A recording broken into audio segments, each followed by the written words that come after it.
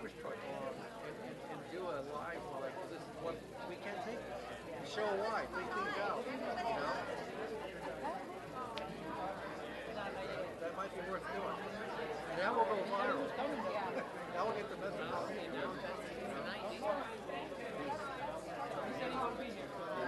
I'm sure you get the high school kids that already don't know. Immediate and we're trying to do that. Yeah, think about it. Yeah, okay. All right. All right. See you later. Good to see you. Yeah.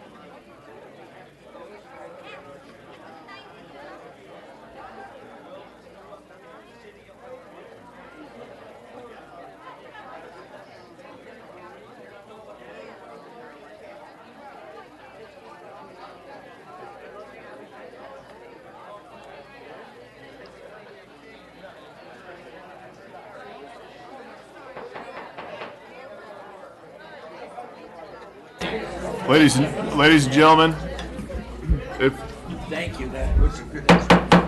we could please call to order the regular City Commission meeting for August 20th, 2019. We have roll call, please. Commissioner Hudak? Here. Commissioner Parnes? Here. Commissioner Preston? Here. Vice Mayor Drosky? Here. Mayor Gantz? Here. If we could have everyone please stand for a moment of silence in our Pledge of Allegiance.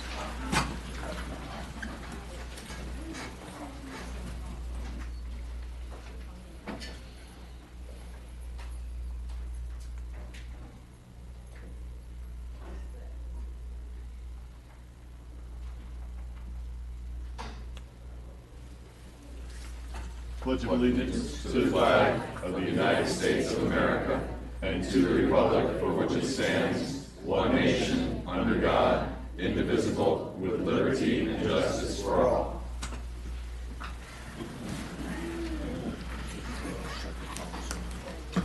If we could have approval of the City Commission meeting minutes for August 6, 2019. Motion to approve. Second. We have a motion and a second. All in favor, say aye. Aye. Aye. We have acknowledgement of the City Board meeting minutes for Planning and Zoning for June 6, 2019. Motion to approve. Second. We have a motion and a second. All in favor, say aye. Aye. Approval of our City Commission meeting agenda for August 20th, 2019. Motion to approve. Second. We have a motion and a second. All in favor, say aye. Aye. Okay. It's approved.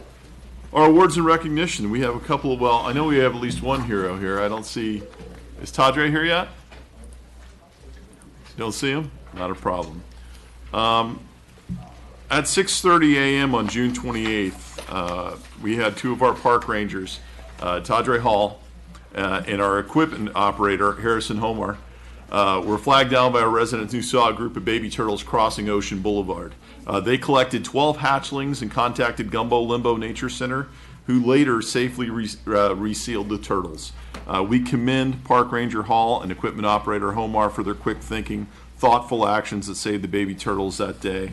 And it's that kind of paying attention and that kind of attention to detail and looking out for our environment we greatly appreciate. So we would like to thank you right now.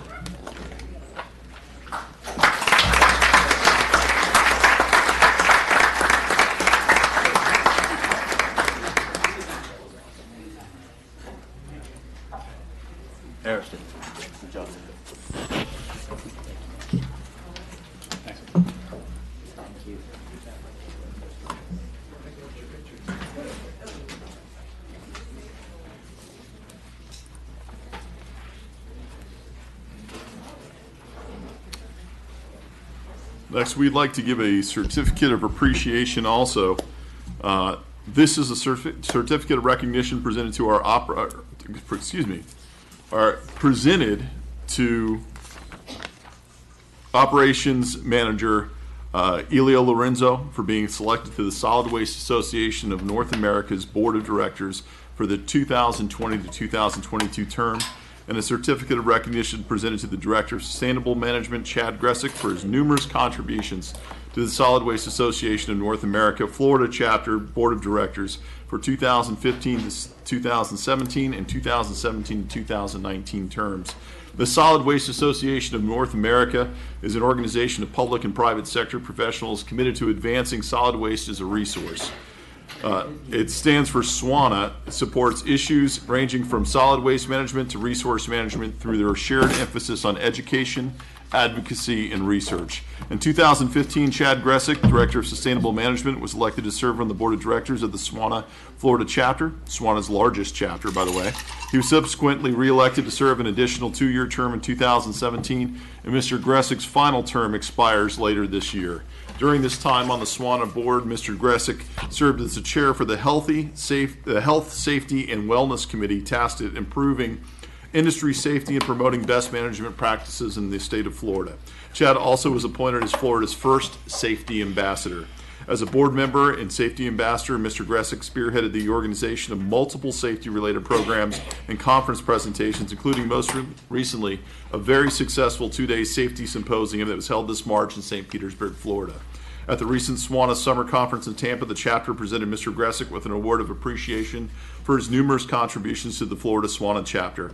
Operations Manager Elio Lorenzo was also recognized at the recent SWANA Summer Conference for his election to the Board of Directors, where he'll be assuming Mr. Gressick's role as a chapter's Board of Directors and as our safety ambassador. We give them a certificate of appreciation for all of their hard work on this prestigious board. Thank you.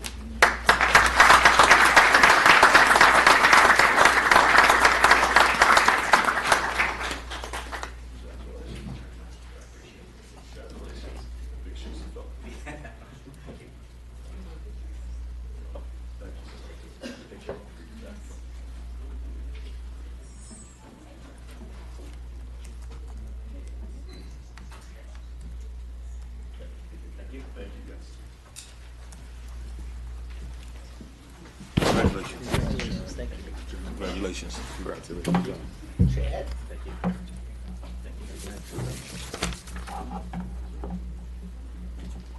Next, we have a certificate of recognition. It's going to be presented by Captain Brimlow.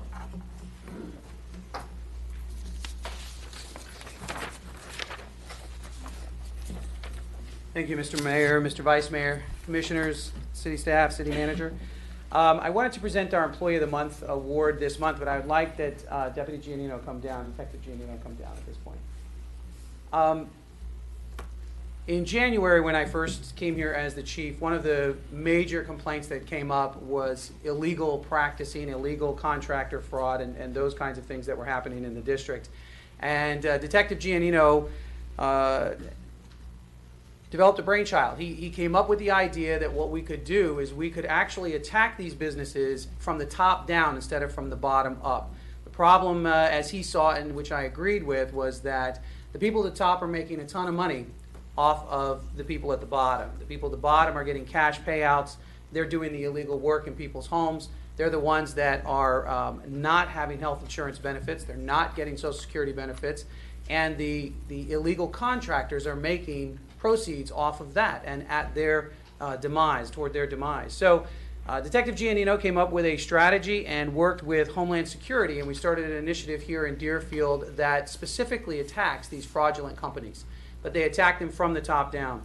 In a very short period of time, in 3 months, he's developed numerous leads, has numerous cases already actively working, and has already successfully made arrests and seizures involving these companies and shut them down. But we're shutting them down from the top and working our way down. The top companies basically are doing millions and millions of dollars worth of work in Deerfield and in Broward County and claiming only $100,000 or a couple $100,000. So there's numerous illegal ventures that are happening. We are shutting them down from the top, and Detective Giannino now already has looked at over $16 million in illegal contractor fraud in the city and in the surrounding areas. So because of that effort and because of his incredible work and dedication, he's developed great relationships for the city of Deerfield Beach with the United States Attorney's Office as well as our own prosecutor's office here at the state level. Done a phenomenal job, and we recognize him as the Employee of the Month for August.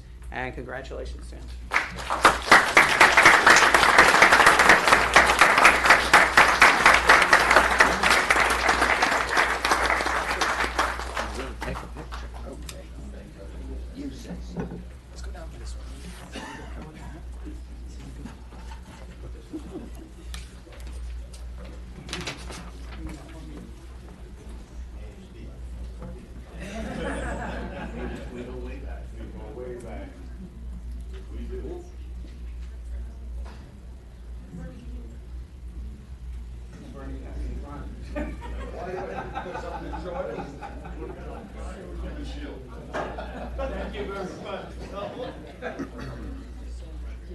Either way, one of the, okay.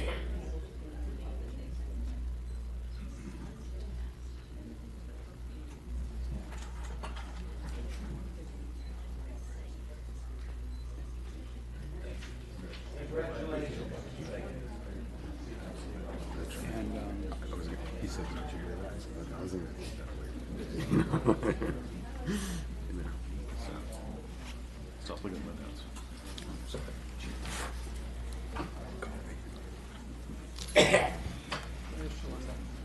Chief, we have one more embarrassment. One more embarrassment, yes, sir. Shalonda Cooper. She in the back? Oh, come back down here. I saw her in the hallway earlier, and now she snuck to the back. She doesn't want to be embarrassed. A lot of the residents here, and certainly the City Commission, knows Shalonda Cooper. She's Deerfield in her blood. From the time she was a kid, she's been in Deerfield, and she's never going to leave Deerfield, although we have temporarily lost Shalonda Cooper. She has been selected to head up Threat Management Unit downtown at the Real-Time Crime Center as well. So she is doing a lot for Deerfield, even while she's downtown at the Threat Management Unit. She keeps a lookout for our stuff. And I know that we will have her back soon, but she has years of dedicated service to this community. She knows everybody in this community. We call her almost every single day, even now, to ask her questions and to get guidance from her. She has been a jewel and a pleasure for us to have here in the district. We've all benefited. The citizens have benefited greatly from her presence, both when she was here as a deputy school resource officer and comes back as a sergeant and runs the community outreach group as well. So we have a small token for her. It says, in appreciation for your guidance, your friendship, and your dedicated service to the BSO Deerfield Beach District, the city of Deerfield Beach, and the community. Thank you for a job well done. June of 2007 to July of 2019. 12 solid years that we had her, and I know we're going to get her back, and I might need some political pull to get her back, but we're going to get her back.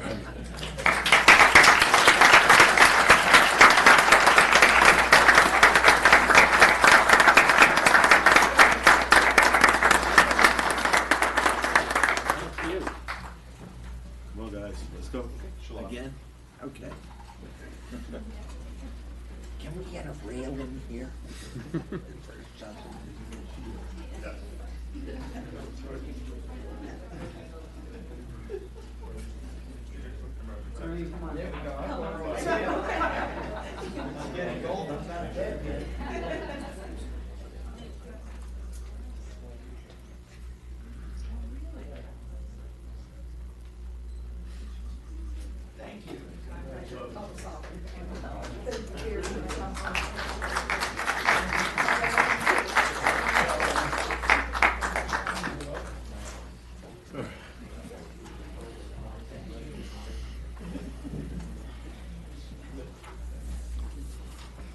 Next up, we have a presentation from our Program and Innovation Manager, Ms. Nicole Giordano, who will be doing an overview of the city's Fix-It application.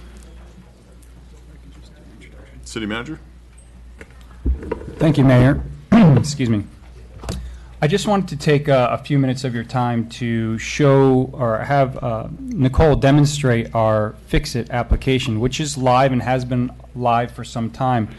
But here in the future, we will be promoting it a little bit more, and did want to provide you the opportunity to see what it is in case you were not aware, as well as the residents, that this application provides residents, myself, yourself, anybody really, the ability to use our online application to report things throughout the city, a pothole, a street light that is out, any other issues of that degree. So with that, I'll give it over to Nicole. Thank you. Good evening, Mayor, Vice Mayor, Commissioners. Nicole Giordano. So tonight I'm happy to introduce the Fix-It application. It is it allows citizens to report quality of life issues and request city services. So they can do this directly through our website as shown here, and also through the mobile app.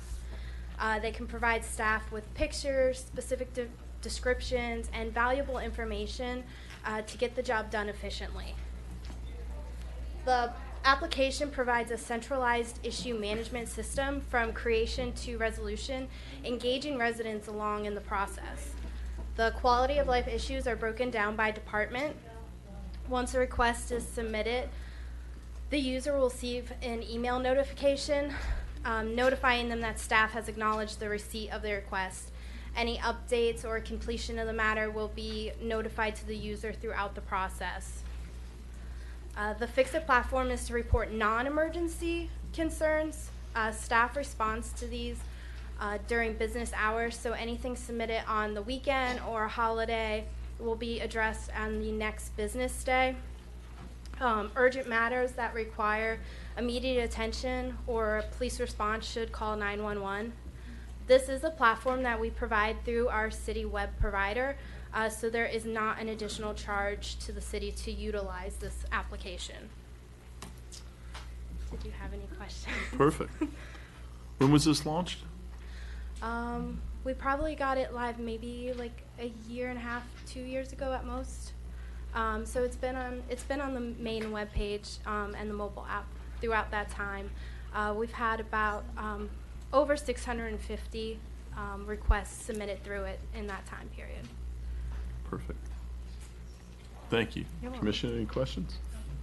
Thank you very much, Thank you. Mr. Giordano. Just a show of hands by the residents, how many of you are aware of this program that we have? Not enough. So now you all can go spread the good news to everyone else, and hopefully we can double up that 650 requests for just things like prettier flowers and not potholes. Hopefully we're taking care of that all by ourselves. Mr. City Attorney? Thank you, Mr. Mayor. The next item is item number 5 on the agenda. It's a major site plan application number 18-RM25-102, filed by 1951 Hillsborough LLC, seeking approval to develop 9 multifamily dwelling units at the property located at 1951 East Hillsborough Boulevard. And I would just ask, I'm sure Mr. Geller already knows this, but his client is entitled to a quasi-judicial hearing, and if he would announce after he states his name on the record whether or not he chooses to waive the formal quasi-judicial hearing. Thank you.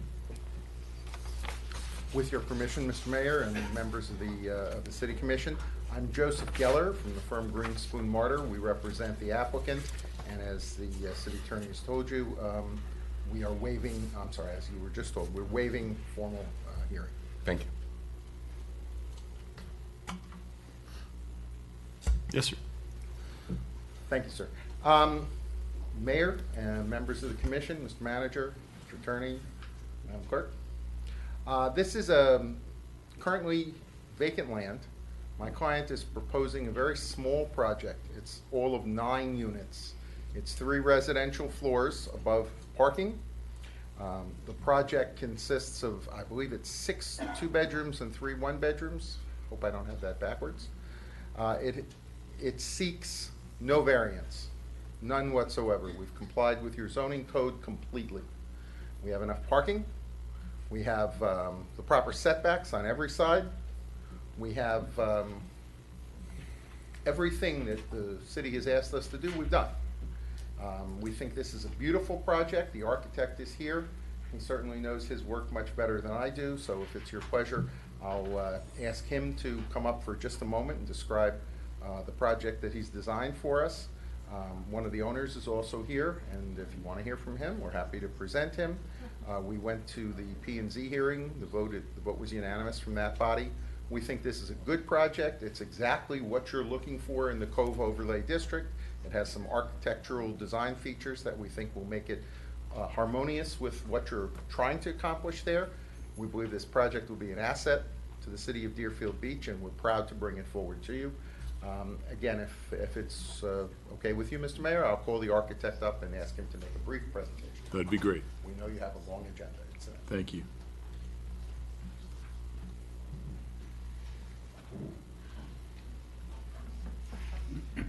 Good evening, Commissioners, Mayor, and members of the board. My name is Javier Negroni from DLW Architects, North Miami Beach. Happy to represent my client, Alejandro Araujo, and happy to be part of this great development as an architect in the city of Deerfield Beach. As Mr. Geller explained, this is a development located in the corner of 19th Terrace and Hillsborough Boulevard. It's an empty lot of approximately 11,614 square feet.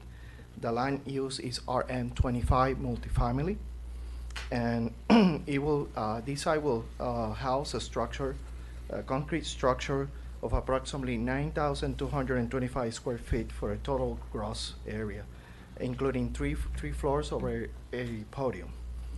Okay, it's gonna house 9 apartment units with approximately 3 one-bedroom units of 886 square feet. Require it's at least 700, and 6 1,070 square feet 2-bedroom units, and it's supposed to be at least 900. We will have 15 parking spaces on the bottom of the building, with a mix of standards and compact spaces and handicap spaces. The building setbacks on the front, we will have 25 feet, corners 25, side 21, and rear 26. Okay, and why do I mention all these? Because these are the building comply with all the requirements for sections 9861 of the Deerfield Land Development Code. We're not seeking for any kind of variances.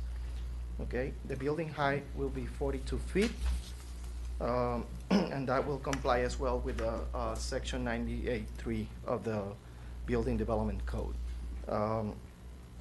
As Mr. Geller mentioned, we are on a Cove Overlay District of the city of Deerfield Beach. And what does that mean is that the city have an objective of implement this code to create an architectural design guidelines to achieve a compatible aesthetic environment for the city. So we will comply with these with the use of light colors on the building, pastel colors. We're using elements of railings and pergolas, just making reference to what they call the Key West look. Okay.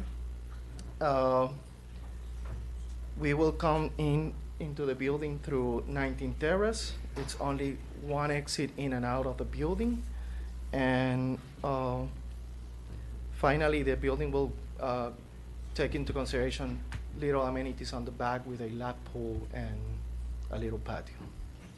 Any questions? Commissioner Hudak? First of all, I want to say the design of the building is tremendous. We have so many developers that come up asking for a variety of different variances because they feel that they need to push the envelope. And so I just want to say that I appreciate that you've come in here, you've followed our guidelines and made an absolutely tremendous building. So I just wanted to commend you for that. Thank Thank you.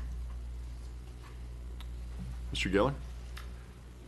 I'd ask Mr. Araujo, who's one of the owners, just to wave his hand. That's him. And let me just say, as to the last point, I was going to say that to close, Commissioner, and took the words out of my mouth. This is a developer who's not trying to push the envelope. He's not trying to squeeze too much onto too little land. He's not looking to cram something in there. We've respected everything you called for. We have a good relationship, I should add, with our next door neighbor. They asked to take a look at could the garbage be moved in front to Deerfield. We said whatever the city wanted. The city took a look, and they made their determination. We're going to do everything the city says. I just do want to place on the record also, we're going to get that garbage out there not too far in advance. We're going to have those cans moved back in as quickly as possible, because we want this is going to be a credit to this developer's portfolio, and we look forward to being a significant, and hopefully the owners, because this is envisioned as individual owners, we're going to try and sell these off. They're individual condominiums. We hope they're going to be responsible, worthwhile, good members of your community, and with that, we ask for your favorable approval. Thank you. Commissioner Preston? Not that I disbelieve you or anything, but I just want to ask Chad, are we okay with everything? Do you have any particular concerns? I mean, Eric.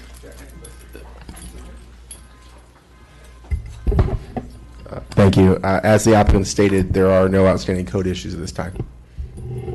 And for the record, I might add, we should probably ask that the staff report be moved into evidence. It was a recommendation. Well, it's an informal hearing, but anyway, it was a recommendation in favor. Thank you, Mr. Geller. I'm going to open it to the public. We have first up Harold Weber.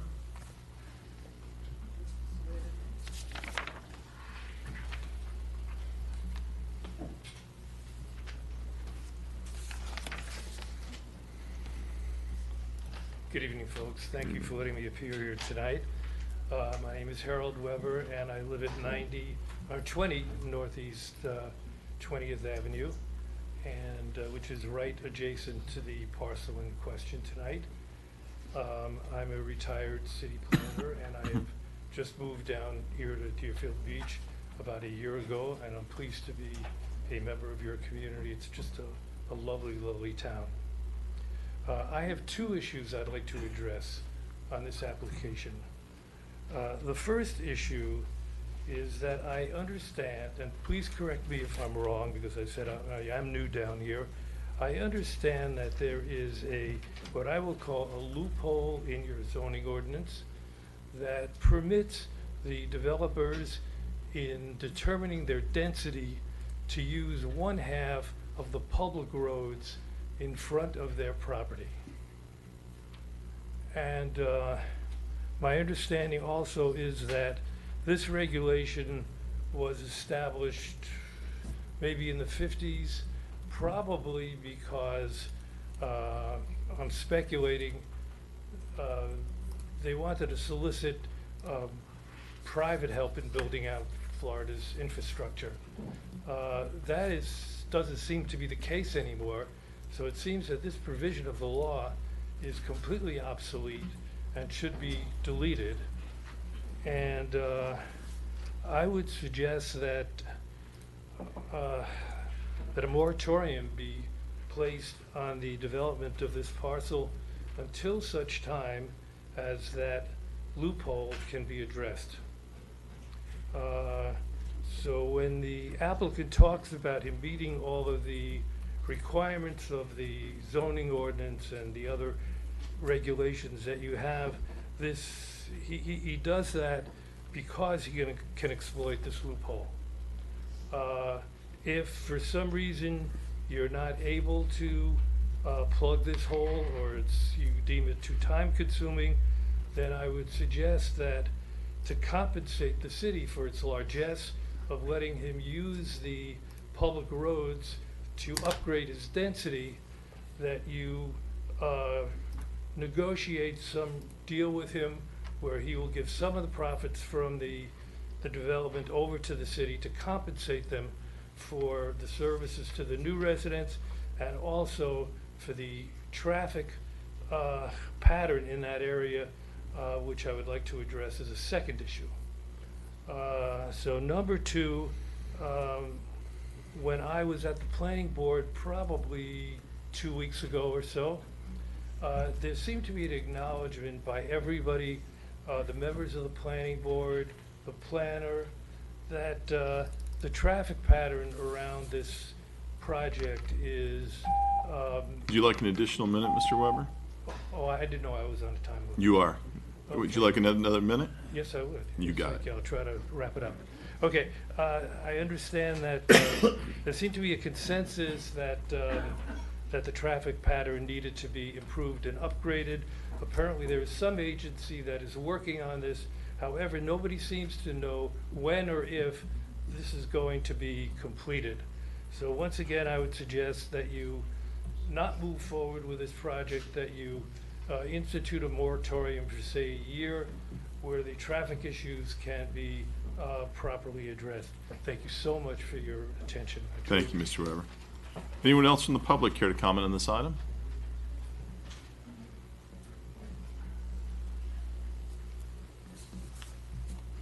I'm Jane Shaffron, 48 Northeast 19th Terrace. I live next door to the proposed condo project, and with my partner Perry Victor. And whether or not the proposed condo project goes through, Perry and I just wanted to thank the city and the commissioners and Eric Power, the planning director, and Tina Jew, the planner, for being so responsive to our concerns about the trash pickup on our little street, Northeast 19th Terrace. Although our concerns and our ideas weren't able to be implemented due to the sanitation department's regulations, we are appreciative of everybody's work toward helping us and understanding and taking the time to listen to us. And we do appreciate Mr. Arroyo's neighborliness and Mr. Geller's responsiveness as well. So thanks. Thank you. Anyone else from the public?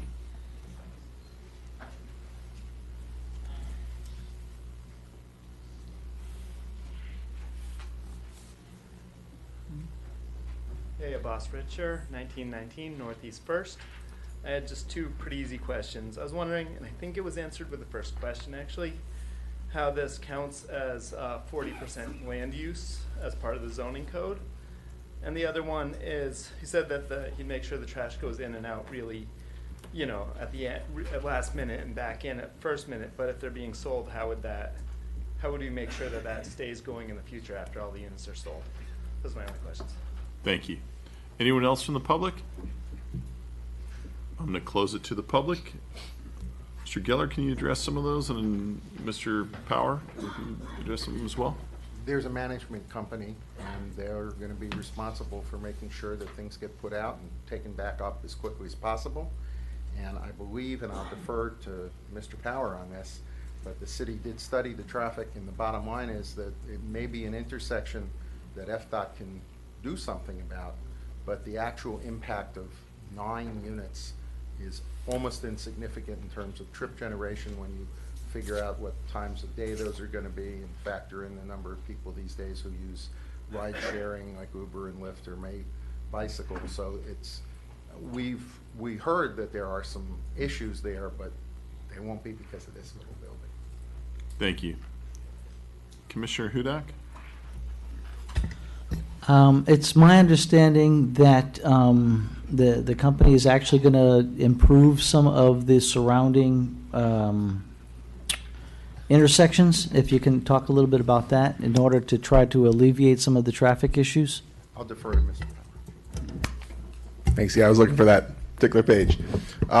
So a traffic analysis was performed for this property, and even though it did not meet the trip generation rate for a traffic study, an analysis was performed, and it was determined that off-site improvements were needed, and the applicant has agreed to create those off-site improvements.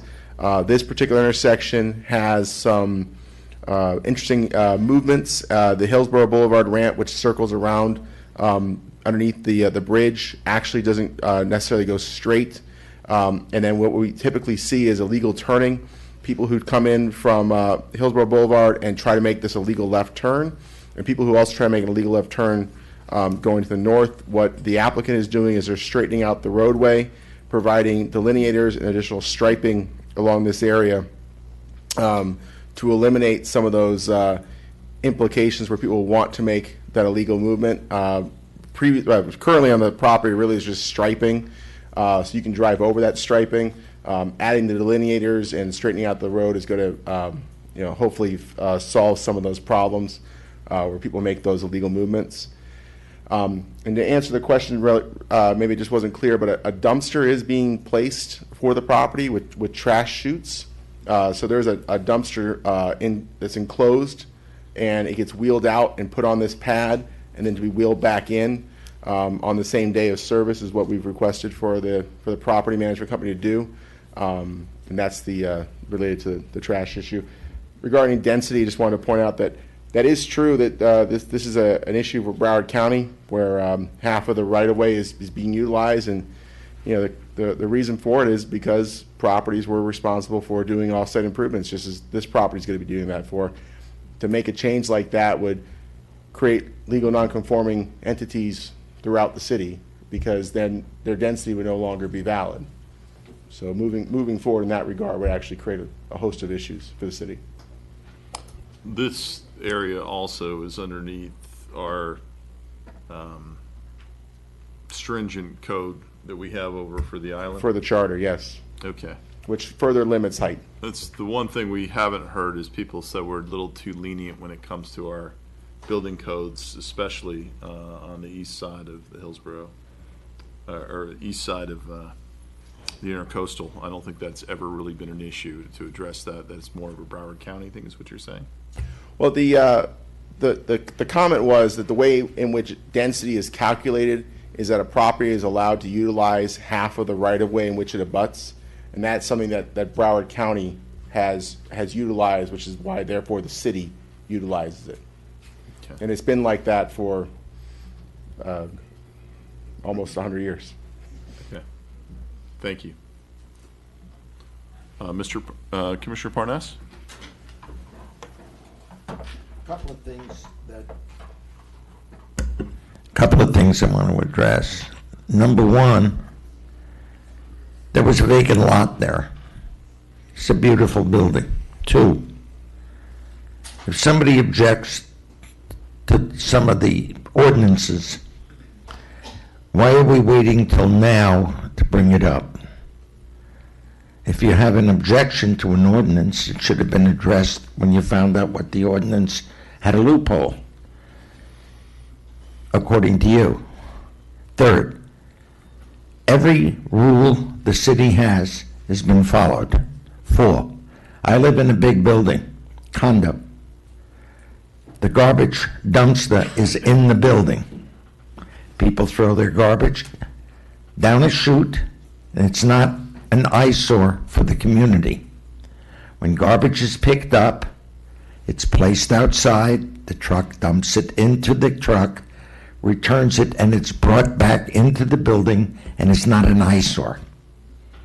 We have plenty of private homes where the garbage cans stay out most of the day because people went to work. When you have a management company like we do, people who pick up the garbage put the dumpster back into the building. So it's not an eyesore. So I don't see that as a problem.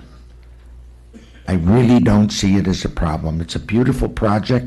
It meets all of the requirements of the city, and I'm going to support it. Thank you. Vice Mayor Drosky.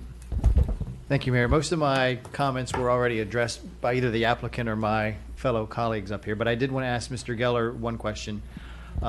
You do have a pool, you do have fencing around here. How do we ensure going forward that those get maintained? You mentioned a management company, but are you creating like some type of association for this property to ensure going forward it gets maintained? My understanding is there will be. Keep in mind, it's contemplated that there are 9 families, whether they're small or slightly larger, that are going to move into these 9 units. So that's up to them to keep their own property values up. They want to protect their investment. The management company that is being put in place is there to make sure that all of these common elements are kept up properly. But the bottom line is, yes, there's a fence. They have a pool. This is viewed as potentially, we consider it an upscale project in keeping with that area of the city, which is elite. And of course, every person that sinks their money into this has an interest in making sure that that property stays looking attractive, that the fencing is properly maintained, and that there are no eyesores there. So I hope that answers. Partially. I mean, while it's developer controlled, excuse me, yes, you'll be contributing, excuse me, my apologies.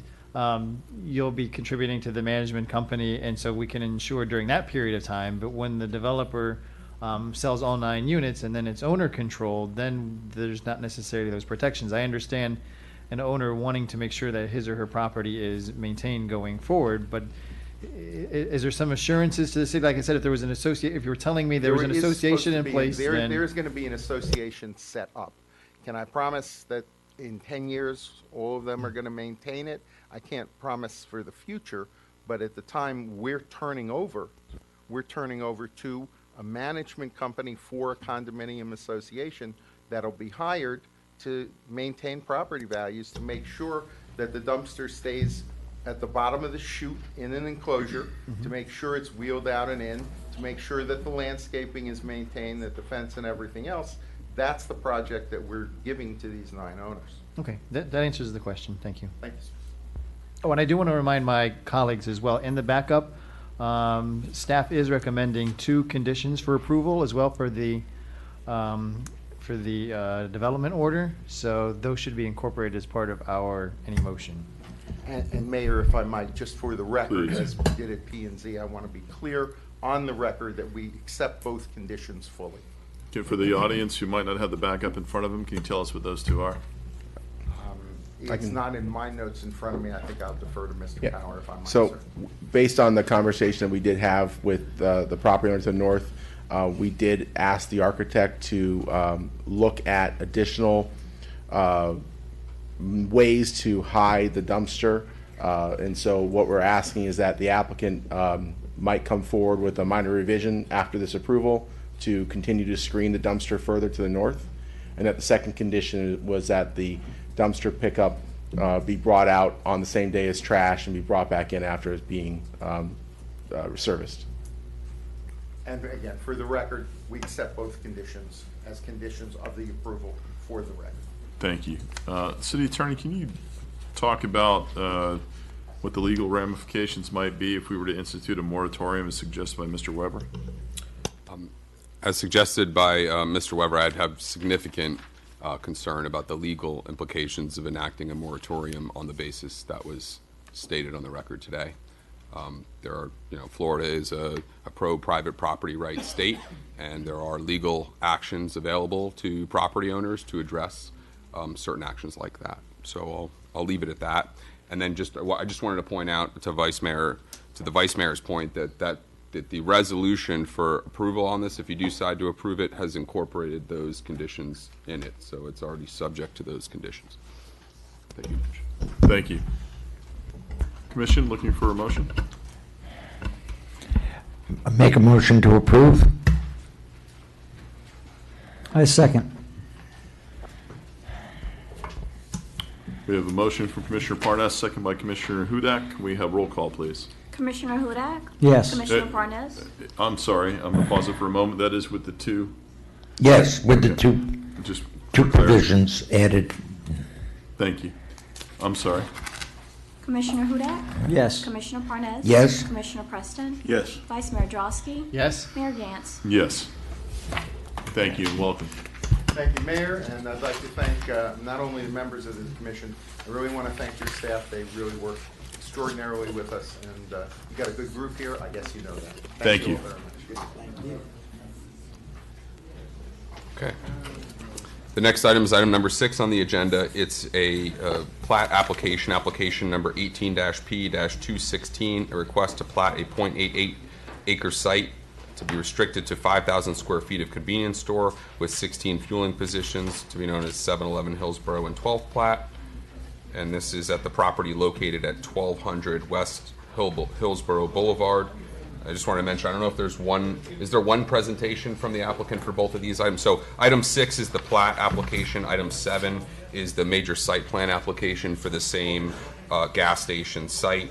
I think you're going to hear one application or one presentation. I'll read both titles in the reso, but we will need separate votes and separate public hearings on them. So the second item, item number 7 on the agenda, is a major site plan application, application 18-B2 128, seeking approval to demolish the existing gas station and construct a new gas station with a 3,050 square foot convenience store and 16 fueling positions at the property located at 1200 West Hillsborough Boulevard. And Mr. Lasco, if you could just mention on the record, as you know, your client has the right to a formal proceeding, whether you choose to waive the quasi-judicial formal hearing or not. Well, for the record, my name is Josh Long. I'm ASCP planner with the Gunster Law Firm for the client 7-Eleven. We will retain the quasi-judicial hearing procedure. You want to have a formal quasi-judicial hearing? That is your right. Is that your choice? Yes. Okay. Okay. So first off, for the record, Josh Long, ASCP certified land use planner for Gunster Law Firm, 777 South Flagler Drive, West Palm Beach, Florida. We will be giving one presentation for 2 applications today. The first is 18P216, which is a plat. This is a property, 0.88 acres, developed in the late 1970s, never platted. It's a required plat. The second application is 18-B2 128, which is a major site plan application. Before you continue, if I believe my city clerk has to make an announcement. City clerk?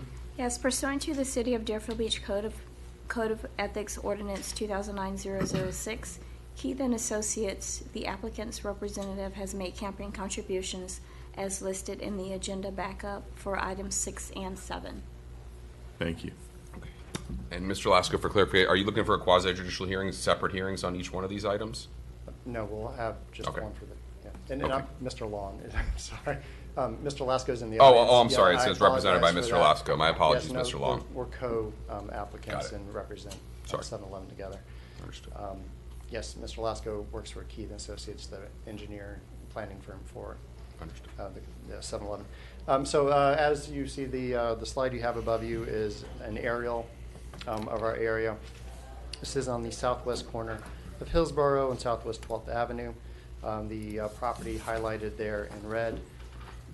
This area is formerly known as the TOD corner, the train station, as you can see in pink there, and then the new currently under construction, almost finished TOD development is on the south and the west side. This is the existing site layout. The pumps are in the center of the property. There is a small C-store that's directly south of that, and then behind that we do have a car wash. The car wash will be removed with this application. We will not be providing a new car wash. This is the proposed site plan. So as you can see, the convenience store has been pushed further south. What this does is it opens up the site and improves the site circulation.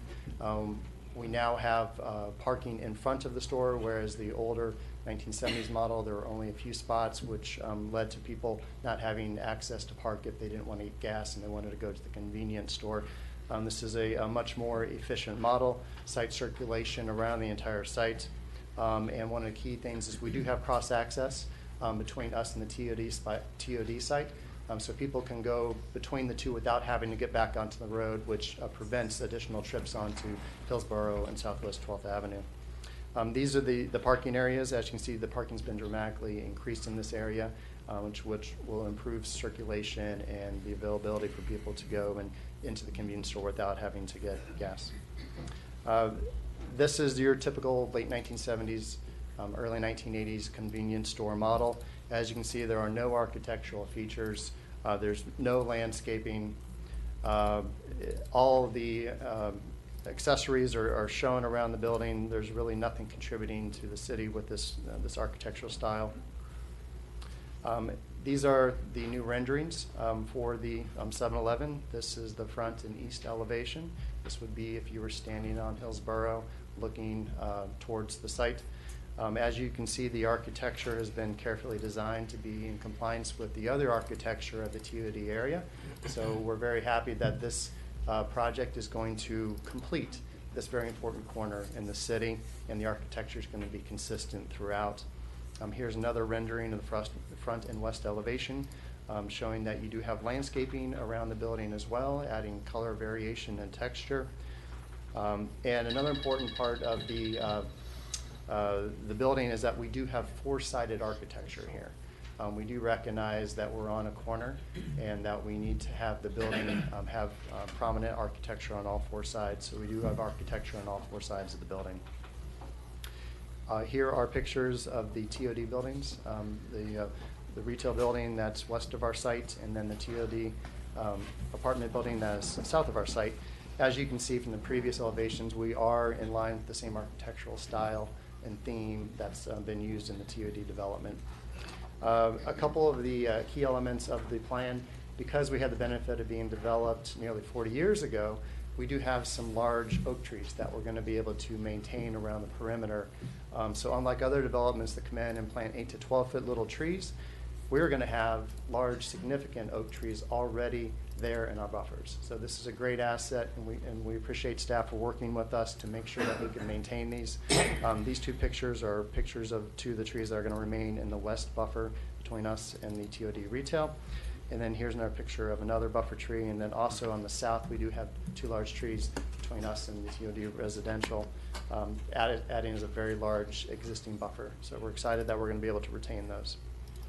And with that concludes our presentation. We do ask approval for both of our applications, the .88 plat and then the request for a major site plan. Our development team is here. If you have any questions, we'd be happy to answer them. Thank you for your time. Thank you. City Attorney? Yeah, before you go any further, Mayor, thank you. And because these items are quasi-judicial in nature, they are governed by the city's quasi-judicial procedures. If you wish to object or comment upon these items, you can do so when we get to the particular item. Keep in mind, we do have a plat and a site plan. You will be required to be sworn in before addressing the commission if you wish to address the commission, and you may be subject to cross-examination by the representative developer or developer's representative. If you refuse to submit to cross-examination, the commission will not consider what you have said in the final deliberations. The material in the city's commission agenda backup and the staff resumes on file with the city clerk will be considered as evidence without authentication. So just keep that in mind.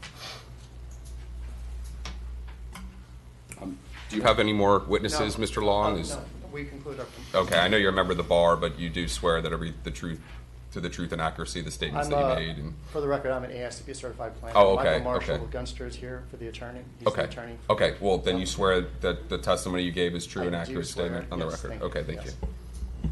Thank you. Okay. Commissioner Parnas? Sir, I have a question. What kind of station is there now? It's a mobile station. It is the mobile? Yes, sir. Just before you get on the highway? Yes, sir. Okay, and across the street is Wawa? Yes, sir. Okay, I thought that's what it was. I wanted to be sure. Yes. Okay, so you're going to compete with Wawa? I hope the prices go down. Yes, sir. Thank you. Commissioner Preston, the Vice Mayor Drosky? I would just like to ask Eric, is there any particular concerns with this project? No, not this time. The applicant has met all the criteria of the Land Development Code. Vice Mayor Drosky? Thank you, Mayor. Thank you, Mayor. I think every time Commissioner Parnas said Wawa, the applicant cringed, so. But I did want to disclose in the backup, I did receive a campaign contribution from Keith and Associates, and it's not listed in their backup material, so I did want to publicly disclose that. Otherwise, this corner is in big need of a change, and so it looks great. I'll be in favor of it. Thank you. Thank you. Commissioner Hudak? And I'm not sure if this is for you or if this is for 7-Eleven, but we have had some challenges with 7-Elevens in our city with regards to the dumpster location and cleaning of the areas. What are the plans for that? Well, I am happy to report that our beach store, 2nd Avenue, we have expedited the corporate review process with 7-Eleven. They bumped that up to the front of the list. That store was on their list far out in the radar. But after approval that we had a couple months ago, we realized that we needed to reinvestigate that store because of the significance and importance of it for the city. And I'm very pleased to say that we are working on an application. In fact, we had a CAB meeting just last month with no comments, and they complimented the architecture. It's going to match the beach theme around there, and the dumpster is going away from the front of the property. That's great news. I'm glad to hear that. And they'll be using plastic straws, I assume? Paper, right? Paper. Okay, good. I'd like to open this up to the public at this moment. Anyone care to comment on item number 6 regarding the plat change? I'm going to close it to the public then. Commission? Motion to approve. Second. We have a motion by Commissioner Preston, second by Commissioner Parnas. We have roll call, please. Commissioner Hudak? Yes. Commissioner Preston? I'm sorry, Commissioner Parnas? Yes. Commissioner Preston? Yes. Vice Mayor Josky? Yes. Mayor Gantz? Yes. And then you have the major site plan item as well. Mayor, we need separate votes on that. Absolutely. And separate Motion to public approve. Before we do that, I'm going to open it up to the public. Anyone care to comment on item number 7, which is the site plan for this site? Out of sight? Perfect. I'm going to close it to the public. Motion to approve. Second. Motion by Commissioner Hudak, second by Commissioner Preston. We have roll call, please. Commissioner Hudak? Yes. Commissioner Parnas? Yes. Commissioner Preston? Yes. Vice Mayor Josky? Yes. Mayor Gantz? Yes. Thank you. Next item is item number 8 on your agenda, an ordinance of the City Commission of the City of Deerfield Beach, Florida, approving a large-scale corrective land use plan amendment to amend the boundaries and the density of the Century Village dash line area on the City of Deerfield Beach future land use map for consistency with the county's future land use map and the density that exists within the Century Village community, providing for severability, conflicts, and an effective date. This is first reading. Okay. City Attorney, can you give us a little better explanation, or perhaps maybe Mr. Power? Yeah. I think You want to go, Mr. Power, or I can do it as well. My understanding, Mr. Power, correct me if you believe differently, but this is essentially an amendment to the land use plan for consistency with the county's plan to reflect the existing density that already exists within Century Village. And it's no additional development is being approved by this. My understanding is as part of an application from Toll Brothers for the community that's being built on that 5th golf course parcel. As part of that review process, it came to the attention of staff, I think at the city and the county level, there was inconsistencies between the county land use map and the city land use map in terms of the density number for the already existing density within the Century Village community. That's Anything correct. to So add to that, this is Mr. a administrative process that is required as part of our charter with the city, that we meet the same future land use map, which is the colored map in front of you, or a portion of that colored map, that our map matches exactly to the county map. So what I can show you is this is the proposed amendment. This is Exhibit A is the existing.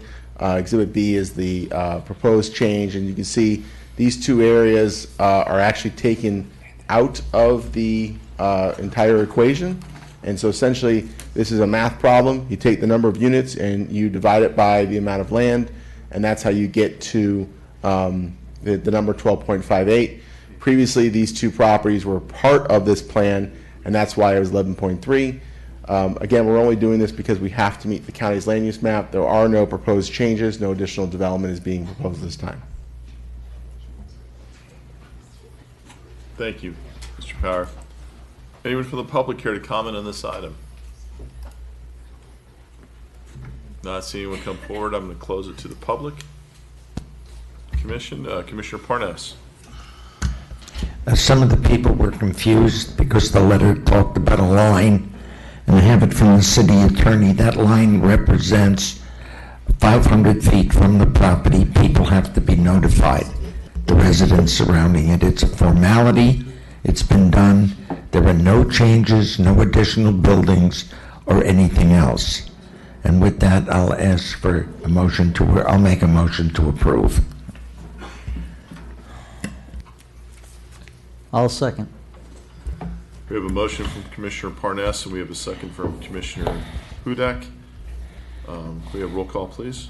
Commissioner Hudak? Yes. Commissioner Parnas? Yes. Commissioner Preston? Yes. Vice Mayor Drosky? Yes. Mayor Gantz? Yes. The next item is item number 9 on the agenda. It's an ordinance of the City of Deerfield Beach, Florida, authorizing the execution and delivery of a lease purchase agreement in an amount not to exceed $9.4 million with respect to the acquisition, purchase, financing, and leasing of certain equipment, authorizing the execution and delivery of documents required in connection therewith, providing certain other matters in connection with such lease purchase, and providing an effective date. Thank you. And this is second reading. Any commission comments? I'm going to open this to the public. Anyone care to comment on item number 9? I'm going to go ahead and close it to the public then. Commission? Commissioner Parnas? Motion to approve. Second. Thank you. We have a motion by Commissioner Parnas, second by Commissioner Preston. We have roll call, please. Commissioner Hudak? Yes. Commissioner Parnas? Yes. Commissioner Preston? Yes. Vice Mayor Drosky? Yes. Mayor Gantz? Yes. Yeah. My God. The next item is item number 10. It's an ordinance of the City Commission of the City of Deerfield Beach, Florida, amending Section 66-58, parking prohibited on certain streets and commercial vehicle parking restrictions of the City Code to prohibit parking on the north and south side of American Way between Powerline Road and Independence Drive, the 700 to 800 block of Northeast 38th Court, the 7 to 800 block of Northeast 39th Street, and the 38 to 3900 block of Northeast 7th and 8th Avenues, providing for severability, conflicts, codification, and an effective date. Thank you. Vice Mayor Drosky, the city attorney signaled to me that you have something you have to say on this? He signaled correct, yes. At the last meeting, this passed 4-0. It's non-controversial. I'm in favor of this particular item.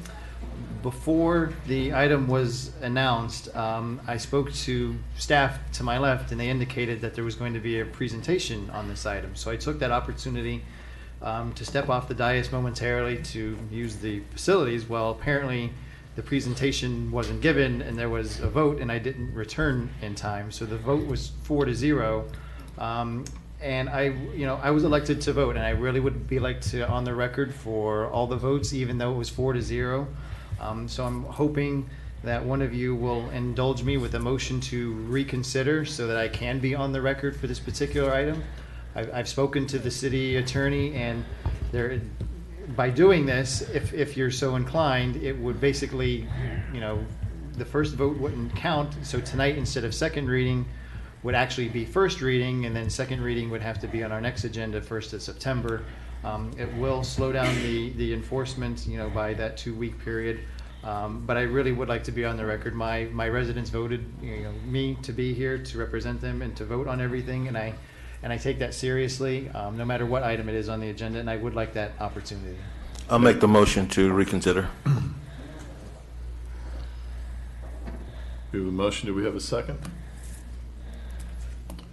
I'm going to pass the gavel to make a second. Well, I guess I can't pass it to you, can I? I suppose I can. The reason why is because it's the person in the middle who runs the meeting. I should have given you the courtesy of waiting for you to return. So I feel it's my responsibility that you missed that vote because I moved it along too fast. So I'd like to second the motion.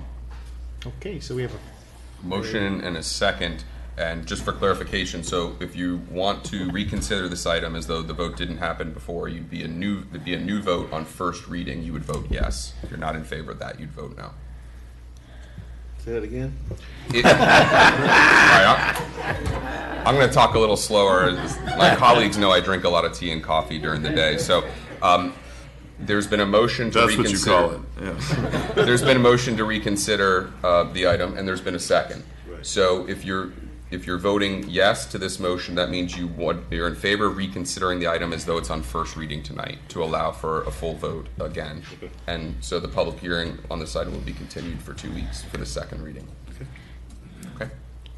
Amendment, if I may? Would it be acceptable if we corrected the record and accepted your vote now? I've asked that question, and I've been told we can't amend the minutes that way. The vote has taken place. Otherwise, I would have pursued that option. Yeah, I think that if you want to have a vote, if you want to give Vice Mayor the ability to vote on first reading, this is the process that. Okay, recommend. fine. I'll make a motion to reconsider. We have a motion and a second. I think we just need a Motion roll by call or a vote. Mr. Preston, seconded by Mayor Gans. Fine. Is there any further discussion? No? Clerk, could we take the roll, please?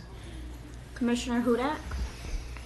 As much as I appreciate you and wanting to vote on this, I'm still going to vote no because this has been waiting a long time to go, and I know it's only 2 weeks, but you know what? I'm going to vote no on that. Commissioner Parnes? Yes. Commissioner Preston? Yes. Mayor Gantz? Yes. Vice Mayor Drosky? Yes. Okay, there's a 4-1 vote. So you're now it's being reconsidered on first reading as a new item. So, Anyone from the public here to comment on item number 10? I'm going to close it to the public. Motion to approve. Motion by Commissioner Hudak, Second? second by Vice Mayor Drosky. We have roll call, please. Commissioner Hudak? Yes. Commissioner Parnes? Yes. Commissioner Preston? Yes. Vice Mayor Drosky? Yes. Mayor Gantz? Yes. okay. And for the record, again, the public hearing on this item will be continued now to the second reading to the September 3rd, 2019 commission meeting agenda. I'm just glad he didn't abstain. I thought that he was going to ruin it. Thank you, gentlemen. Thank you. Okay, we're now at the public comment portion of tonight's agenda. Persons addressing the commission shall state his or her name and address and may speak for 3 minutes unless extended for 1 additional minute by the mayor. As a reminder, if you have a comment regarding an agenda item that's on the agenda, the time to do that is when the agenda item is called. This public comment section is to speak about anything that's not on the agenda that you want to raise before the commission. Also, no comments shall be made related to the personal life or personal qualities of any person, and no language which would offend ordinary persons' sensibilities shall be permitted. Everyone signed up? Is anyone from the public here to comment? Sandra Jackson. Good afternoon, Sandra Jackson, 386 Southwest 35th Avenue. I have some concern. I spoke to Mr. Preston and I had spoke to Mr. Powell before about there's a situation on Southwest First Terrace across from McDonald's. I want you guys, and as you guys commissioners, the commissioners also, if one of you guys, because you represent all of us, you guys need to check that out. From my understanding, it was supposed to be a tool shed. It's something more going on with that, and whoever passed that, to have something proposed like that, to have that built, is not right. That's like me. If I have a piece of property and I want to build a tool shed that close to my property, I should be allowed to do it. You guys have been harassing, mainly District 2. I have been harassed too, with code, and something needs to be done. I want you guys also to get with the code department because a lot of people have liens on their property. I think something needs to be done. Especially with the ones that have hurricane problems, where the attorney is giving information to that department where this stuff should not even come up in front of the magistrate.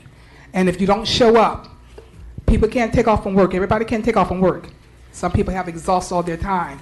So please be considerate. They have liens and you have to go back and fight those liens off. I know we're in a situation, they say once it's done, they'll remove them, but please, you guys need to really check into that. Something needs to be done. There's a lot of people, especially in District 2, they don't even know they have liens on their property. They're not getting the material, not getting the mail. I know you guys need to change how you have the ordinance where they can actually put it on your house, put it on a stick and take a picture of it. Anybody can come along and remove that. So you guys need to go back and reconsider how you guys are doing that, because I'm afraid it's going to be a big lawsuit against the city, especially with District 2. Thank you. Anyone else from the public? Yes. Elise Miller Plotkin, 1998 Northeast 7th Street. I have a question. I have two things that I want to ask you. One is it possible on Northeast 7th Street, the entrance to the beach, it's where Deerfield and Boca meet. There's a beach entrance on 7th Street over there. And I was wondering if it's possible to have a shower put there, because there's a fire hydrant on the corner. There's condos on one side, on the left side, and on the right side is a private house. But I know people that use that entrance to the beach were requesting if there could be a shower put there. I think it would be very helpful because the other entrances to the beach have showers, but this particular one doesn't. And the second part of my question is, on when you go down Hillsborough, on the right side, when you get over the bridge, there's new condo on that side. It's diagonal to the one that they're presenting tonight, just to give you an idea which building I'm talking about. I was just wondering why the power lines are right on top of those people's terraces. Like the terraces along Hillsborough, this is the new condos there, and then they have the cement power lines right in front of those terraces. And then there's a short distance from the street that's empty, that has no landscaping, and then the power lines are right there. And it's a big health issue to have a power line in front of your terrace. And I don't understand how that was allowed. And the power lines were never moved back away from those people where they live. That's all, thank you. Thank you. Anyone else in the public? I'm going to close it to the public. Commissioner Preston?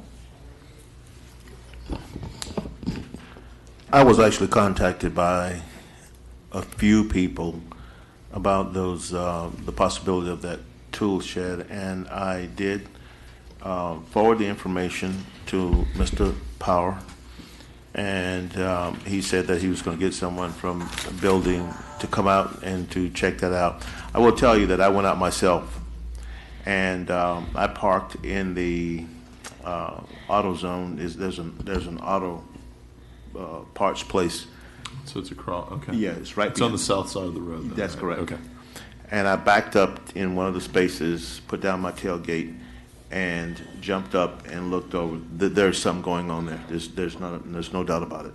There is no doubt. It looks like that they may have asked for a tool shed to get a permit for a tool shed, but what it appears to be is an addition to the building itself, so that it becomes livable space. That's what it looks like. Thank you.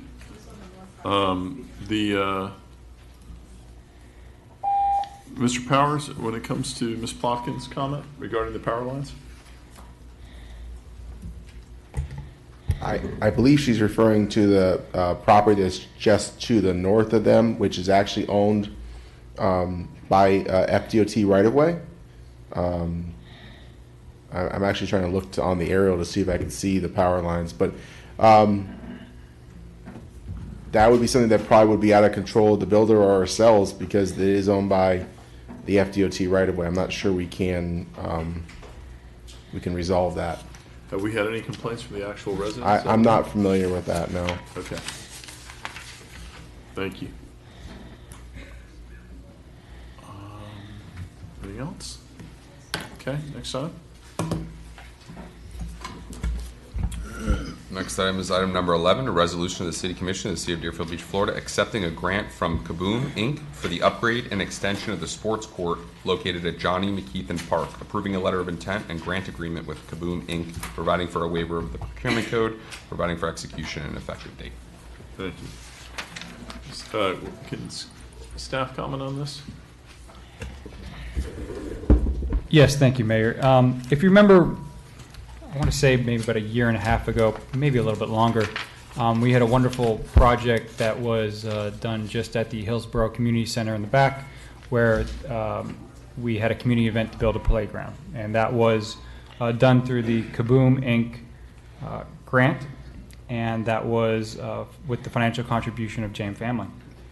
I think Kaboom was so satisfied with the way that project turned out, and the way in which our community came together, that they have approached us again to do another park in our community, and they have chosen Johnny McKeithen Park to do that. So this is a grant agreement with Kaboom to go ahead and build that park. I'm not sure if Kaboom has secured the financial contributor at this point. They have not. But they will be securing the financial contributor for that, and I'll certainly keep you posted on those developments should this item pass. Excellent.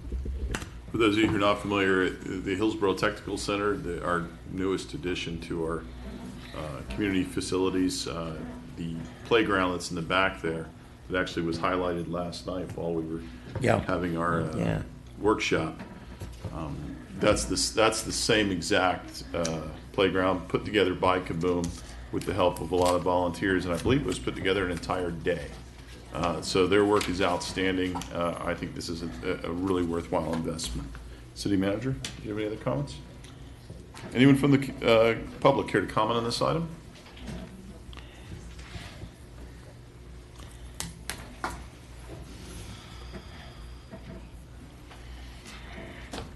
Gwen Clark Reed, 1430 Southwest 6th Way, Deerfield. I wanted to ask, I understood that the last park director, that Johnny McKeithen's park, that the equipment in that park was for special needs. Persons who wanted to use the park. How is this going to change that and make it something else? Or are we going to keep whatever has happened with the designation for special needs there? Are you saying that the special need, that it's currently now special needs, or you were told it was going to be special needs? I was told that it's special, the equipment was placed in there for special needs persons. And I want to know if that equipment is going to stay, or is it whatever has been done there to the enhancement of that park for special needs, will it interfere with it? Okay. Or will Kaboom go on and do something for special needs and leave the park the way it is? Thank you. Anyone else from the public?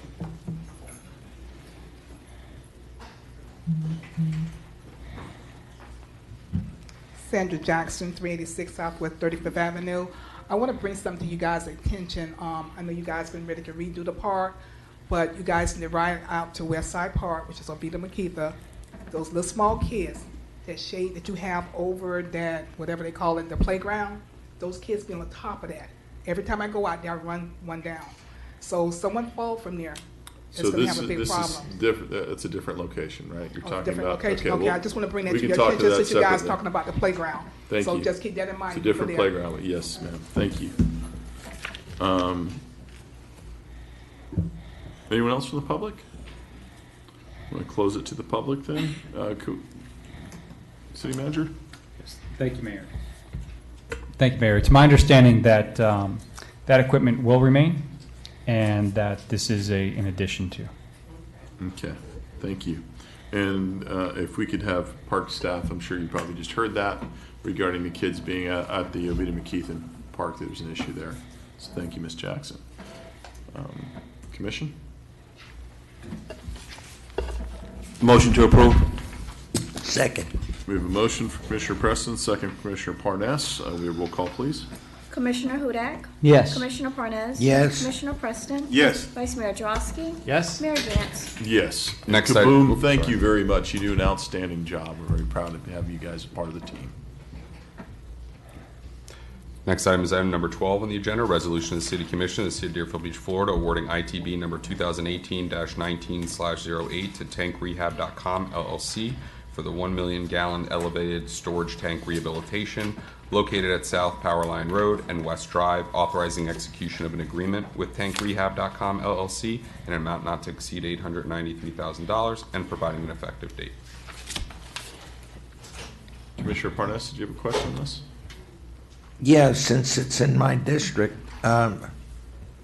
it's been there a long time and needs to be rehabilitated. If we have a major storm or other catastrophe, I understand 1 million gallons of water, that can go a long way in helping people in distress. It's only to be used when there's an emergency, and I think it should be maintained. Thank you. Is there anyone from the public that care to comment on this item? We got to close it to the public then, Commission. Vice Mayor Drosky? Yes, tangentially related to this, can staff look into in the future to perhaps painting that water tower? I don't know what the cost associated with that be. I know like Fort Lauderdale and other cities have painted their water towers so they don't look as gray as ours. So perhaps that's something to look into. I second that. I can tell you, based on estimates I've seen in the past from when others have done it, it can go from expensive to boondoggle. So it certainly is something worth consideration, but I can promise you it won't be cheap. Unless we all want to volunteer at brushes and ladders, and that would be very different. If we do kabooms, we'll start painting. So do we have a motion on this? I'll make a motion to approve. Second. Motion from Commissioner Parnas, second from Commissioner Hudak. Can we please have roll call? Commissioner Hudak? Yes. Commissioner Parnas? Yes. Commissioner Preston? Yes. Vice Mayor Drosky? Yes? Mayor Gantz? Yes. Item number 13 is a resolution of the City Commission of the City of Deerfield Beach, Florida, awarding ITB number 2018-19/27 to Florida Car Wrap LLC for supply and installation of traffic signal box wraps at 46 intersections citywide over a 3-year term, providing for an effective date. Okay. Anyone from the public care to comment on this item? Are you coming up or okay?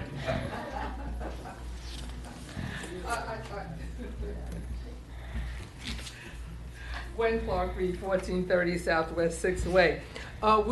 This is just relating to back to the water tank. If we got these people doing the car wrap for the traffic boxes, why can't they car wrap the water tank? That's a big car. That's a big car. Thank you. Anyone else from the public care to comment on this item? I'm going to close it to the public then. Commission? Commissioner Preston. It said here, not to exceed 158,000. How do we get from that to 3 years? Okay, just answer my own question. Okay, and the other thing is that it's 46 intersections that they're supposed to handle, but how many signals is that? Do anybody know?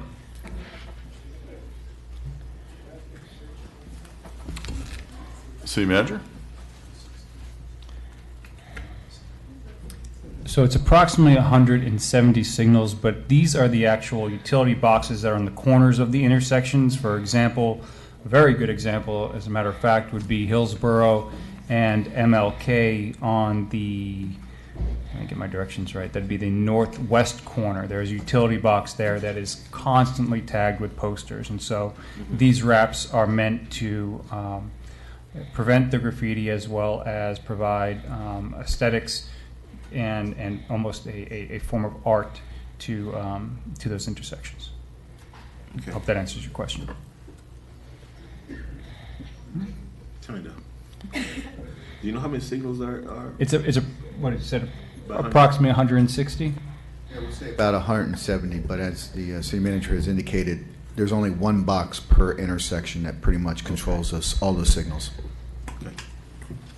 This is something that people have been asking for a long time, actually. It's taken us a while to kind of get there to be able to do. We have some already in the city. If you go to any municipality in South Florida, you will see the wraps that are on these ugly electrical boxes that we have on the intersections. So this is a long time coming, and I think it's a creative way of coming up with a solution for that. So, Commissioner Preston? Motion to approve. Second. We have a motion from Commissioner Preston, second from Commissioner Parnas. We have roll call, please. Commissioner Hudak? Yes. Commissioner Parnas? Yes. Commissioner Preston? Yes. Vice Mayor Drosky? Yes? Mayor Gantz? Yes.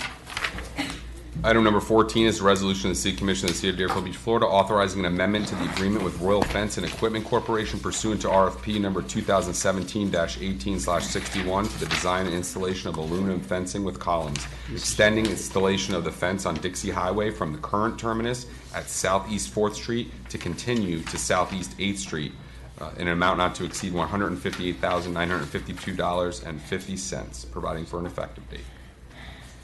Mr. Santucci. If we could have anyone in the audience, please, kind of keep their comments to themselves. Thank you, Mayor. For this particular item, if I could have staff just give a brief presentation on what exactly this is, that would please the commission. Sure. Thank you.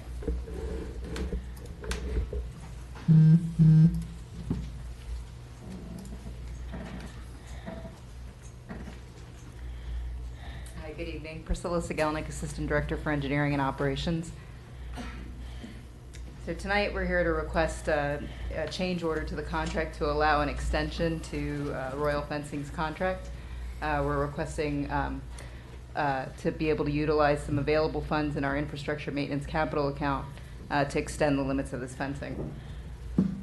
Resolution 2018-177 awarded this contract to Royal Fencing for 2 separate projects. This is the fencing that was installed at the Brunhilde Richardson Knowles Memorial Park and what is currently proposed along the FEC fence along Dixie Highway.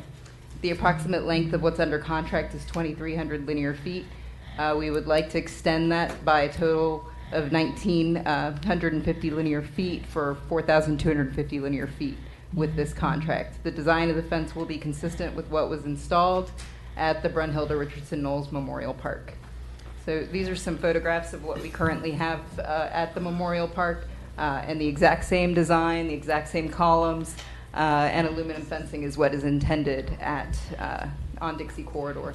So along Dixie Corridor from Hillsborough Boulevard down to the terminus at approximately 8th Street will be the limits of this contract. Our goal is to extend this all the way to 48th Street. However, we'll be doing that over a capital project over the next few years so that we do this in stages. The intent is to get to 10th Street and then 10th Street to 48th in future phases. So we would recommend this amendment so we can utilize these available funds to extend this limit. Thank you. Thank you, Priscilla. There's just a few other things that I wanted to touch upon. If we can go back to the pictures of the, thank you. So the purpose of this fence and this particular type of fence is twofold. One, and most importantly, is for safety. And so to get a fence up there to separate the sidewalk and the roadway from the railroad tracks where the Brightline train is certainly will enhance the safety of that area for our residents. Secondly, this fence is being chosen, or recommended, I should say, because it does incorporate the Pioneer Grove and the Dixie Business Residential design standards. If you remember, the Pioneer Park design standards have been incorporated into the Disney Business Residential Corridor, and as such, we'll be able to provide some continuity in terms of design and aesthetics. Pioneer Grove, not Pioneer Park. Did I say Pioneer? Yes. Excuse me. Well, okay, Pioneer Grove, thank you very much. But it will provide continuity of the aesthetics in both areas. And so for those two reasons, it is this fence that is currently in place over there at the Brunhilde Richardson Knowles Memorial Park and Historical Cemetery. And we will hopefully see this along the Dixie Highway corridor as well. Thank you. Commissioner Hudak? It's a great fence. I really like it. And I've done my calculations twice now, and maybe I'm a little tired, but to me it came out to be over $81 a foot. Is that correct?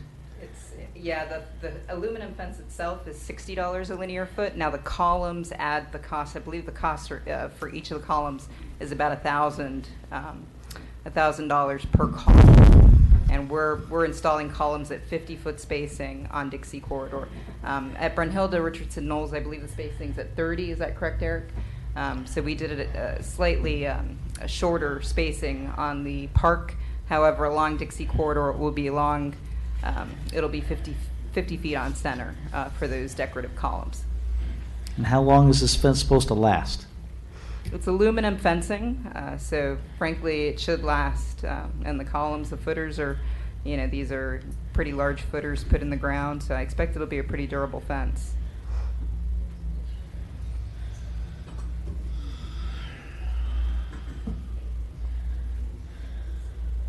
Any other comments? I've had, somebody came to me and said that they heard that this was $1 million fence. Clearly it's not. $158,000 what we're looking to do. This is going to go on one of our major corridors here in the city of Deerfield Beach. Safety was one of the major issues that was brought up by the interim city manager, and that is the fact that we do have issues with people and kids along the Dixie Highway corridor in certain sections that are trying to cut across the railroad tracks in areas. Hedges and bushes aren't going to stop them. This will. nothing's foolproof, but this is a good way to put in there, and it's about investing in our city and making it look nice. So I find it disappointing that there are people that have no problem with wanting to put a lot of enhancements on the beach, but don't want to put anything into the Dixie Highway corridor, and I think this is a nice addition, and I welcome it. So, Commissioner Hudak? Sorry, Commissioner Preston, I missed you. You want to go first? I understand that sentiment fully. I think it's important. It's an important part of District 1, and that area has been neglected a lot. So I do appreciate your sentiments. I do. We've had at least 2 fatalities that I'm aware of in the past year of individuals trying to beat the Bright Line train and coming in second. So it is a little expensive, but I think the people there deserve it. Thank you. Commissioner Preston and Commissioner Parnas? We've talked a lot about trying to spur some interest in the Dixie Corridor area. And the first thing you have to think about is when someone comes in that area for a potential business, they look at how it looks. This changes the aesthetics, and perhaps just this change might be able to spur a conversation about what they might like to bring to the area. But it's always how the area looks. And I think for a long time, so many businesses have been discouraged because just of that, how it looks, the aesthetics. There is no aesthetics. And so that this may help the situation, just enough to even maybe start a conversation. Commissioner Parnas? How high is the fence? I believe it's a 6 foot or 8 foot. 8 foot, fine. 6 foot's not high enough. Forgive me. It's Thank 8 you. foot. 8 foot is fine. Thank you. Thank you very much. Anyone from the public here to comment on this item?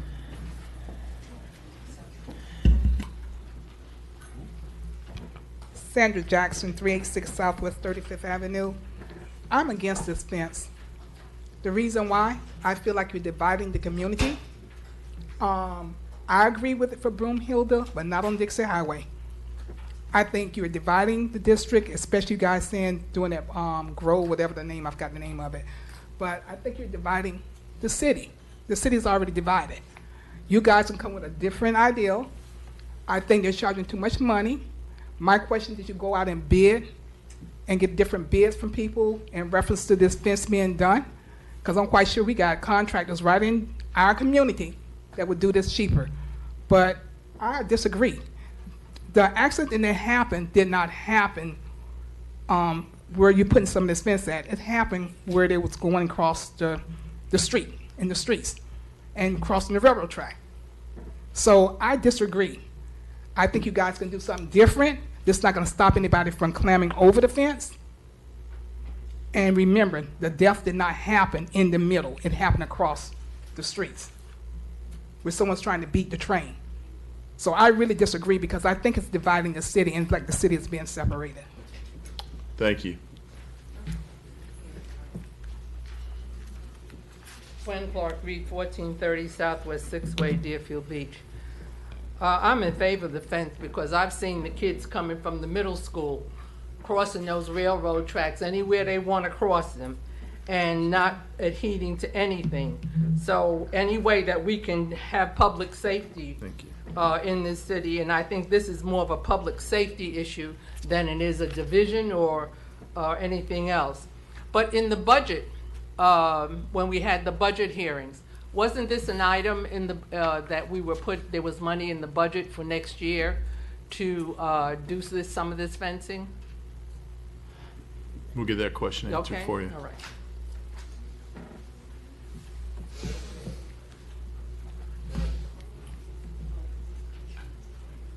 Glory Battle, 1240 Southwest 6th Way, Deerfield Beach, Florida, 33441. I am clearly in favor of this fence. I don't believe that you can put a price on a life. Just today, and even though it didn't happen in Deerfield Beach, another person was killed by the Bright Line train. If we can save one child And If I'm like, we can keep the comments in the audience quiet, please. if we can save one child, and I'm like former Representative Reed said, I see those children every day crossing that railroad track at different points. And if we could use or put in any measures to keep them from doing that so that they will cross where the guards are, I believe that we can potentially save not one life, but more than one life just by putting in this fence. So I'm totally in agreement for putting in this fencing. Thank you. Thank you. Anyone else from the public? I'm going to close it to the public then. Commissioner Hudak? I was wondering if we could have the captain come up and maybe talk a little bit about the fence, maybe from a law enforcement perspective, or in a safety perspective, it'd be appreciated. Before he does, I'll just give you some numbers. And right, some of these have not occurred most of them have occurred at the intersections. And certainly that's an issue, and you're not going to put fencing across an intersection, obviously. But those of us who actually participated in the Broward Metropolitan Planning Organization's trip, in which we did a walk from Dixie Highway from 10th all the way to Hillsborough Boulevard. We had local residents there, people who actually live in the area, talk about where the kids cut across, and that was a safety hazard, and that it was an issue, and it's something that needs to be addressed. I can promise you that the people that might complain about this and say that this is you're not addressing a safety issue, the moment something happens in that stretch of road and we don't do this, we're going to regret it. And this is a small price to pay for adding something that's beautiful for the city of Deerfield Beach and provides a safety issue. In 2017, we had 4 fatalities. 2018, we had 4 fatalities. To date this year, we've had 5. So anything we can do to enhance safety as well as improve the aesthetics is well worth the investment in the city. So, and I don't agree that it is something that separates the city. If we want to bring up the chief, is everyone in favor of doing that? I don't know what more could be added to the fact that it's an 8-foot fence going along a railroad track, but if he has any comments, it might be worthwhile, sure.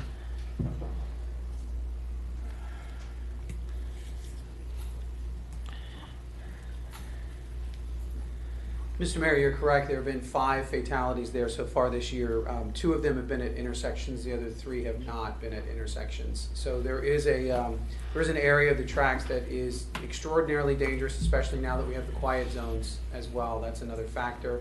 And myself and the fire chief have also discussed some of the safety issues in that area. One of particular concern to us is also when you have both north and southbound trains coming simultaneously.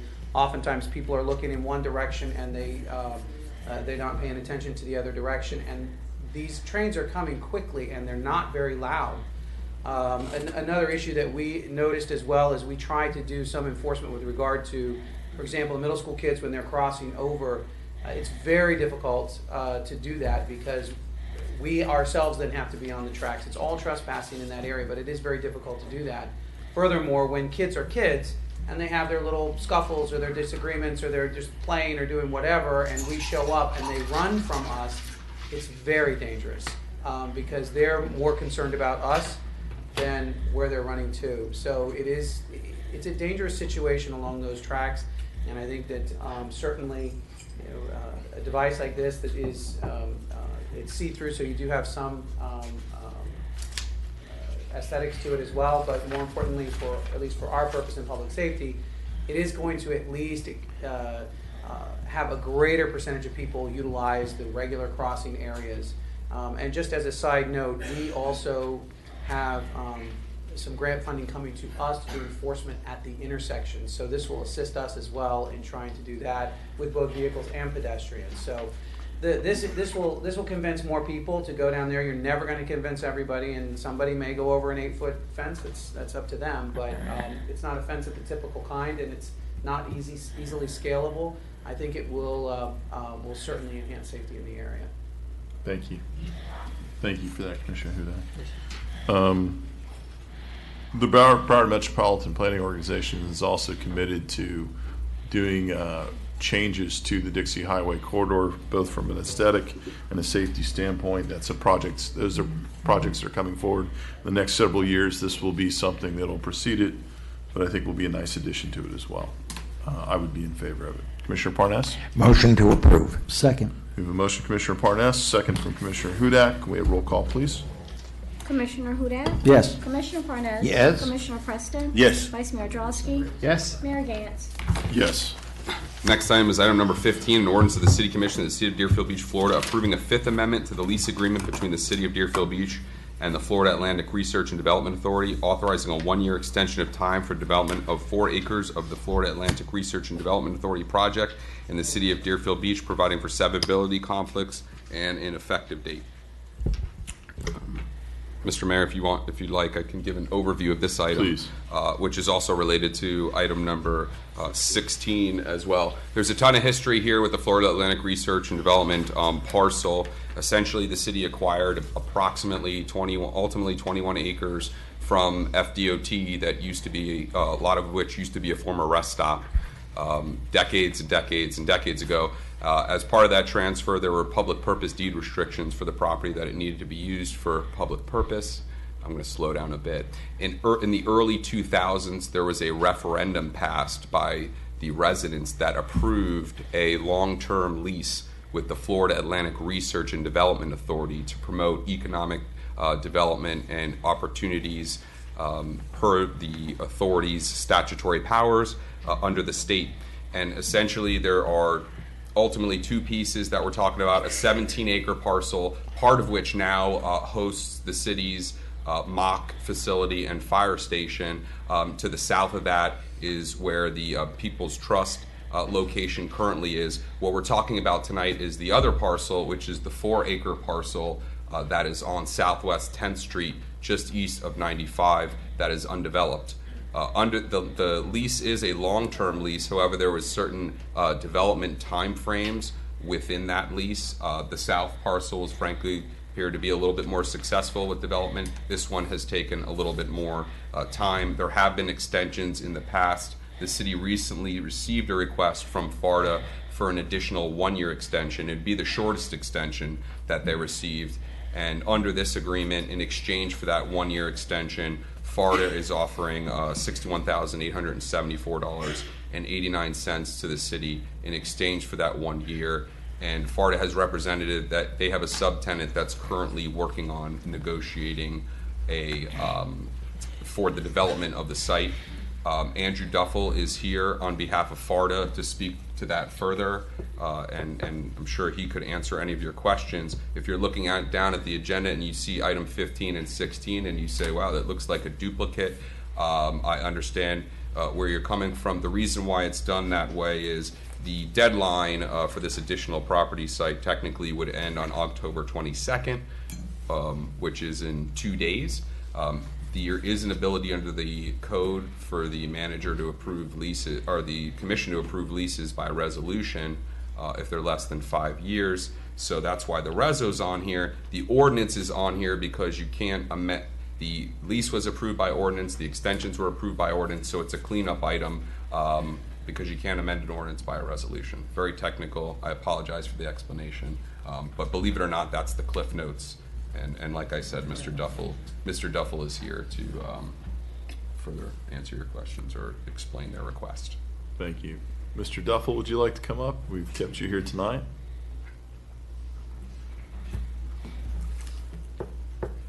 Is there anything you can add to this? Good evening, Mr. Mayor and members of the commission. No, I think the city attorney has summarized the issue pretty well. As he said, we have our long-term tenant is in negotiations to develop the parcel with a healthcare provider. We're hopeful that transaction will be consummated, but if not, we do have some other more recent opportunities that have come about in the last 5 or 6 months that haven't been viable in the past that we think are now. Okay. Thank you. Commissioner Parnas, do you have any questions? Yes. What has the plan been for that piece of land? What do you plan to do with it? Sell it, release it? What would you build on it? Well, Commissioner, the property belongs to the city. Mm-hmm. It's leased long-term to the authority that I represent, which is statutorily limited to what it can develop, and all of our projects have to be related to research and development, technology and economic development, and education. So any development that occurs there will have to fall within those confines. The plan and the transaction that we're working on right now, as I said, is for a healthcare facility that would entail collaborations and cooperation and partnership with Florida Atlantic University, primarily with the College of Medicine, but also potentially other colleges and educational uses with the university. Thank you. Commissioner Preston? My question was actually on the same line that Commissioner Parnas was speaking about.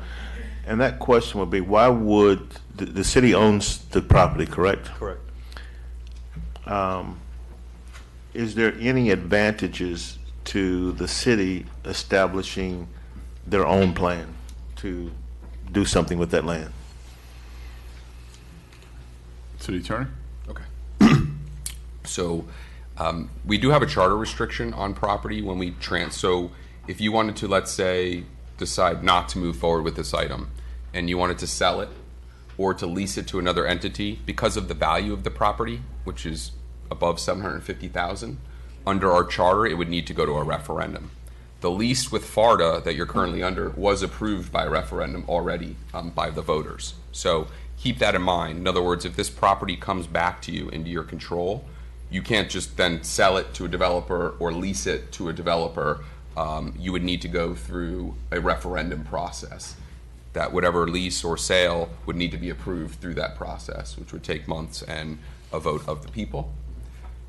So you theoretically could get the property back and use it for the city's own use if there was a viable use for it. But other than that, just understand that there would be limitations or restrictions if you got the property back from immediately transferring it, leasing it, licensing it, or selling it. Are we getting 60,000? 61, almost 62,000 for the 1 year extension. That's right. Okay. Thank you, Mr. Duffel. Anyone from the public care to comment on item number 15? Sure. I'm sure you remember this. Yes, I do. How well I remember it. Gwen Clark Reed, 1430 Southwest 6th Way. It's been some time, Mayor and Commissioners, that FAU has had this property in their, more or less in their control. And we have been asking, at one point we heard there were going to be incubators put there so that small businesses that wanted to develop would have a site to go and develop. And other projects, and nothing has really happened. So I would just giving it back to them for a year.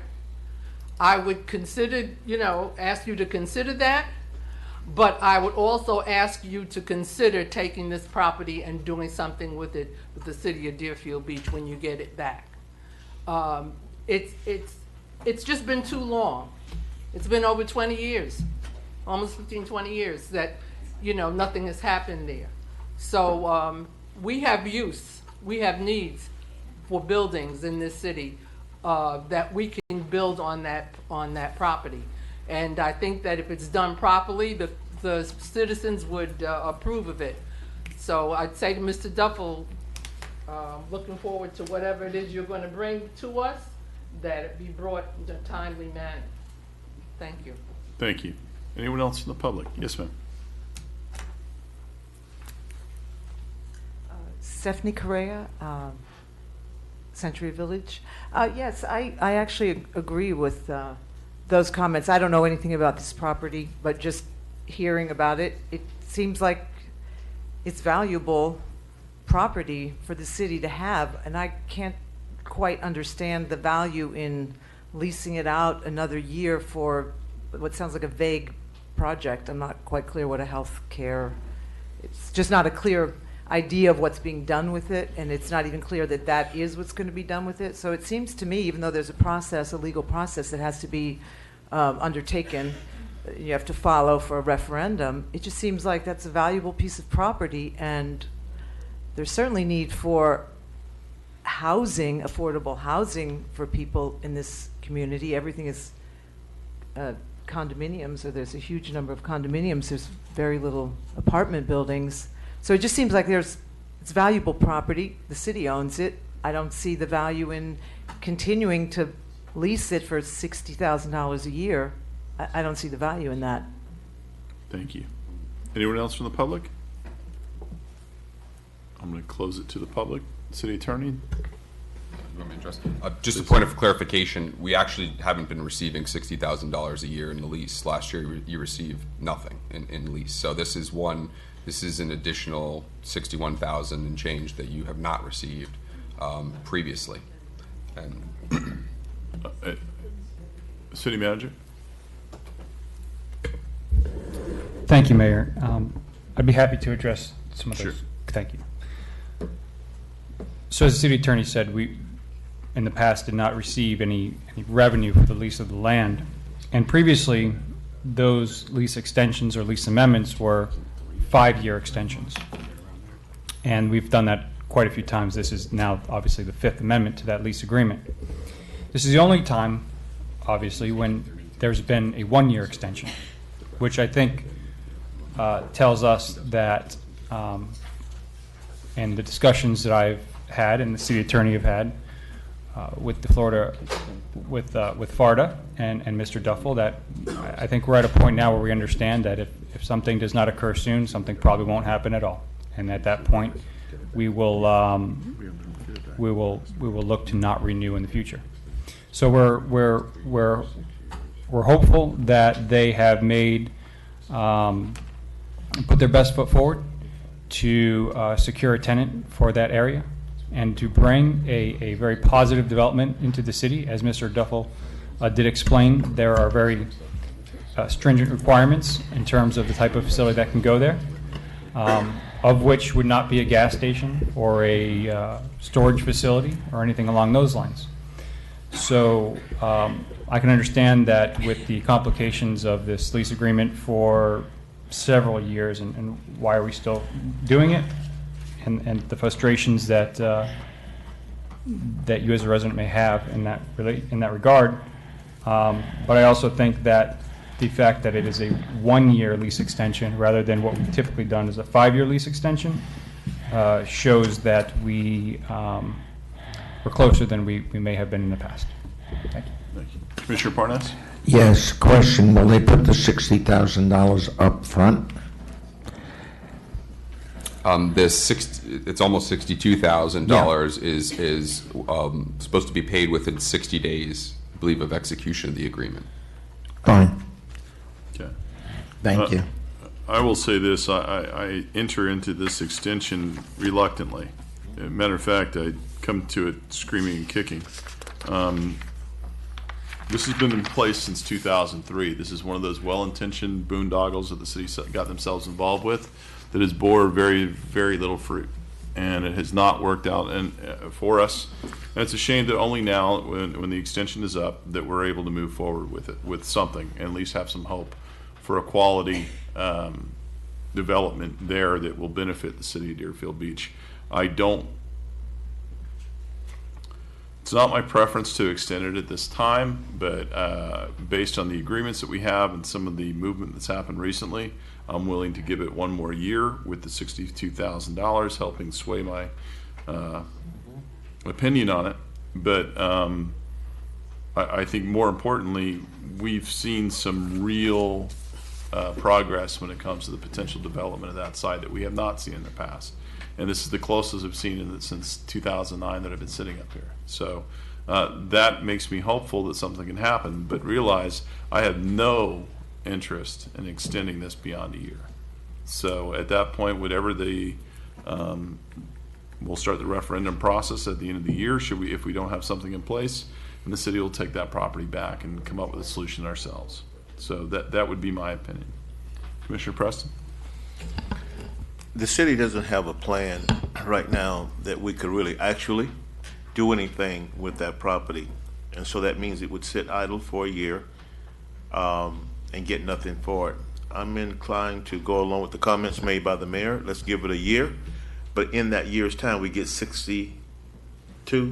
$61,874.89, pretty close. Almost $62,000 that the city can do something with that money. So let's give it a year, see what happens.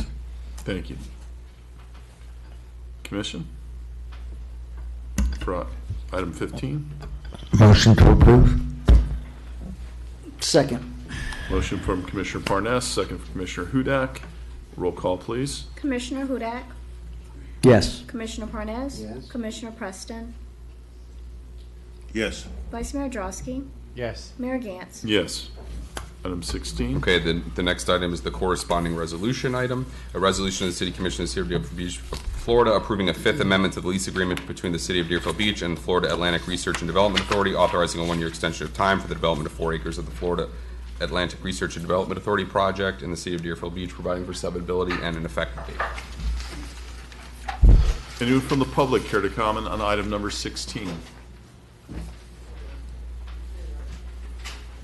I don't see anyone coming forward. Okay, ditto. Okay. I'm going to close it to the public then. Commission? Motion to approve. Second. Motion by Commissioner Parnas, second by Commissioner Hudak. Roll call, please. Commissioner Hudak? Yes. Commissioner Parnas? Yes. Commissioner Preston? Yes. Vice Mayor Drosky? Yes. Mayor Gantz? Yes. Item number 17 is a resolution of the City Commission of the City of Deerfield Beach, Florida, approving the Broward County Housing Authority's request for the allocation of 115 flex units for a future affordable housing development on the vacant property owned by the authority and generally located west of North Dixie Highway, adjacent to Northeast 38th Court and Northeast 39th Street, providing for an effective date. Thank you. City Manager? Any presentations from staff regarding this? I can have staff give a briefing on this. Yes, Mayor. Thank you. So I do want to point out that the property we know as, referred to as Tallman Pines, which is owned by the Broward County Housing Authority, has recently submitted a rezoning application for the property. And in their intention to rezone, they also indicated they would like to request flex units, which is a means and the city can provide additional units to a property. This is an affordable housing opportunity, so it does fit within the requirements of what a flex unit is. The intention that city has indicated to Broward County Housing Authority multiple times that for the property that is adjacent to Northeast 38th Court and Northeast 39th Street, where single-family homes once existed, is that the single-family home concept must continue. The applicant is proposing to submit a site plan in the future that will show villas for senior affordable housing that will have an architectural design to appear as if they are single-family homes. This is a conceptual rendering of what that potentially might look like. In addition, they're requesting another affordable housing project that would be an apartment complex that's along Dixie Highway. That's not what is before you tonight. What's before you tonight is a simple request to ask for the flex units now so that they may apply for additional grant funding. That actually has a short timetable. It's in this September that they would like to ask for that grant funding. If you approve the flex units tonight, the applicant still must come to the City Commission to rezone the property, and they must come forward to the City Commission for a site plan for the property. So if you feel at any time in the future that the project is not to your liking or there's an issue with the project, the flex units would revert back to the city, and there would be no loss to the city in that regard. The city does have an ample amount of flex units, and using these for this is the public purpose in which flex units are designed and intended to be for. Thank you. Commission comments? Commissioner Hudak? So I know this property has been vacant for 12 years now, at least. I know that we have been promised single-family homes on this property, and now they're offering flex units. I know there are residents in that area who are really looking forward. The whole area is single-family homes, and we really want to maintain that continuity. And now we're being presented with flex units.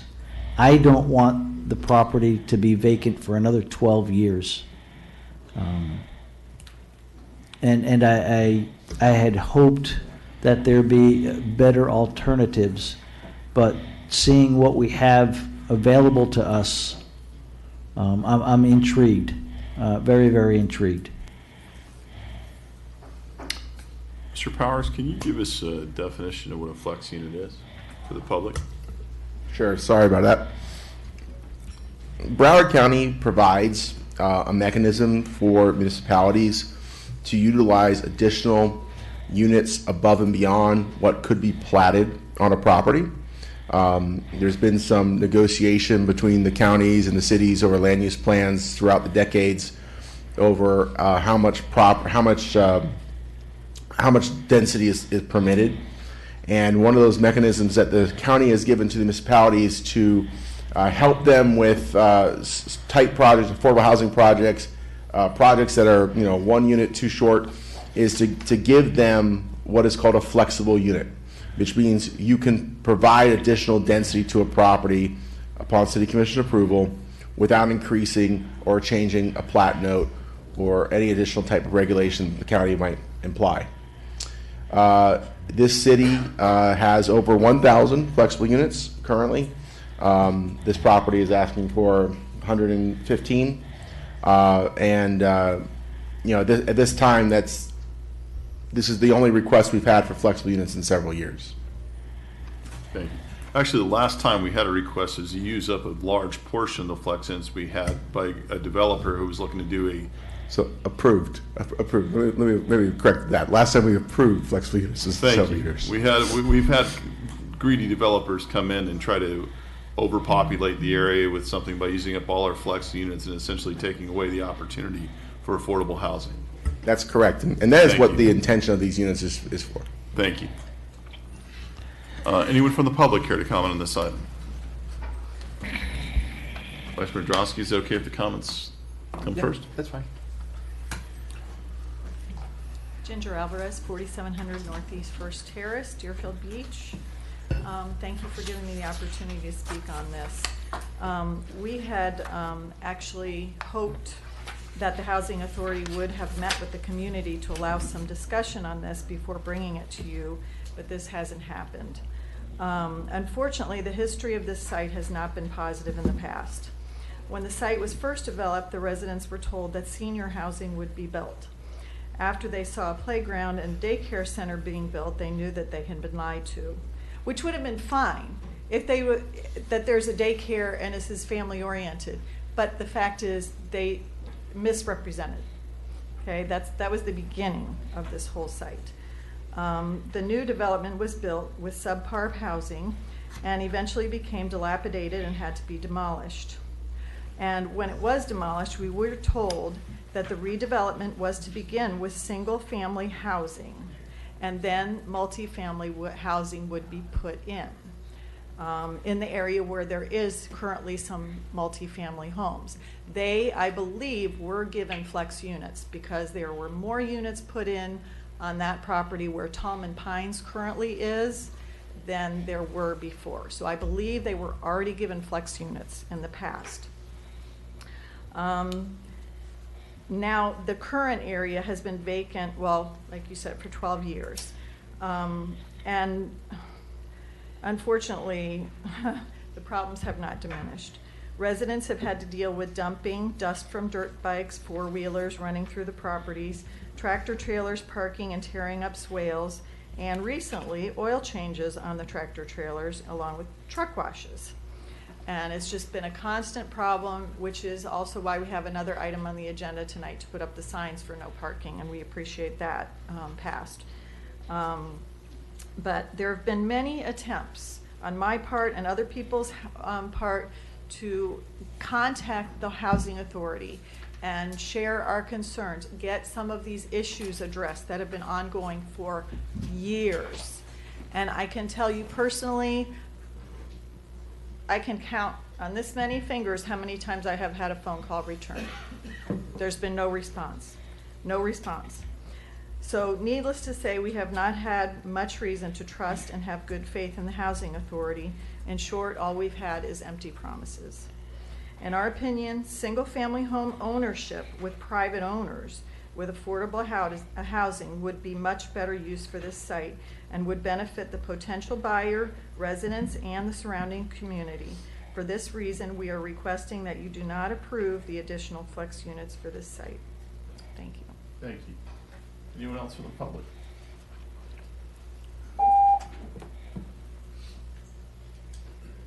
Name and address for the record, sir. My address is 631 North East 39th Street, the same area we're talking about. And your name is?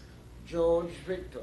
Thank you, sir. And that piece of property taking 47 houses. And I'm there for 47 years. My house is right in front. Night and day, trouble. Tractor trailer, racing car, racing buggy, everything. Calling police. Police won't come. When they do come, people gone. Police say they can't get ticket. Code enforcement say police. Police say code enforcement. It's back and forward. Not even a sign we could get to put there. That's something else, eh?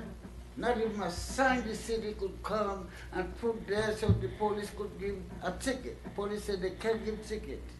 The area, it is not for tractor trailer, period. And police can give a ticket.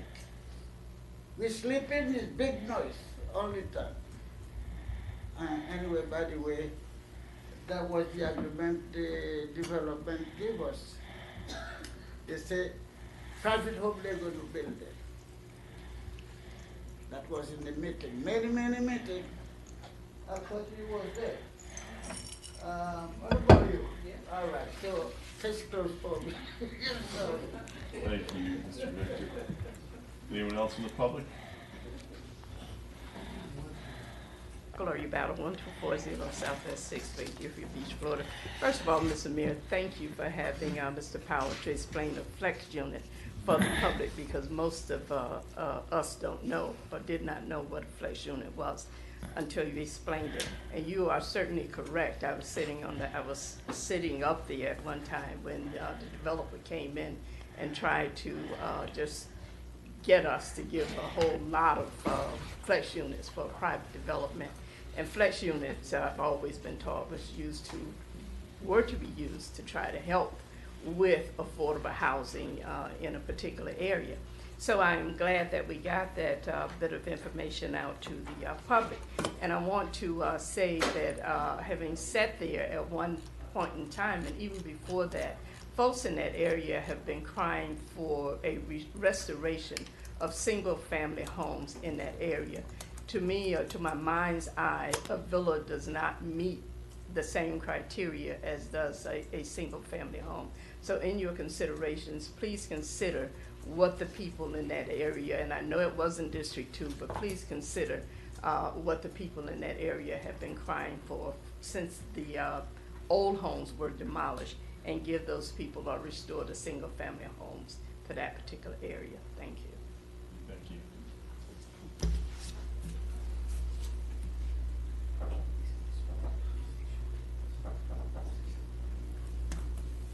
Gwen Clark Reed, 1430 Southwest 6th Way, Deerfield.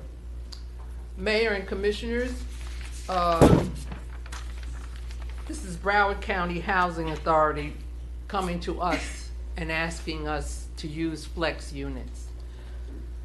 As I heard Ms. Alvarez speak, and she said that they have had no contact, the Housing Authority has had no contact with the community. I would suggest that we speak to our county commissioner and find out how we can get the County Housing Authority to meet with the community, because as she said, they were promised one thing and they haven't gotten anything.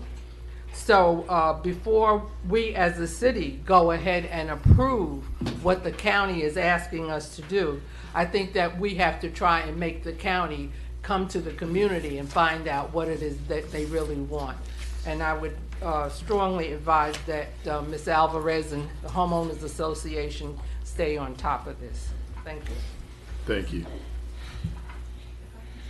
No, I'm sorry. Unfortunately, you only have one chance at it, though. But can I ask you a question?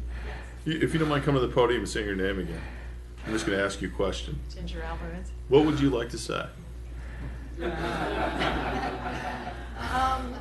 Well, I just wanted to add that there was a private contractor quite a few years ago, about the time we were supposed to get the single-family homes, and we almost thought it was the single-family homes coming in, but it's just a couple blocks to the south of these lots. And he came in and he started taking some of the empty lots that were between homes and left on the end there, and he started developing those properties and building some really nice homes. And it has really added a lot to the community. And I believe it's added value to the community, property values and, aesthetically and just to the community as a whole. So I mean, if you would want to look and see what that has, how nice that's made that part of the community. I just thought I'd make that comment. Thank you, Ms. Alvarez. Appreciate that.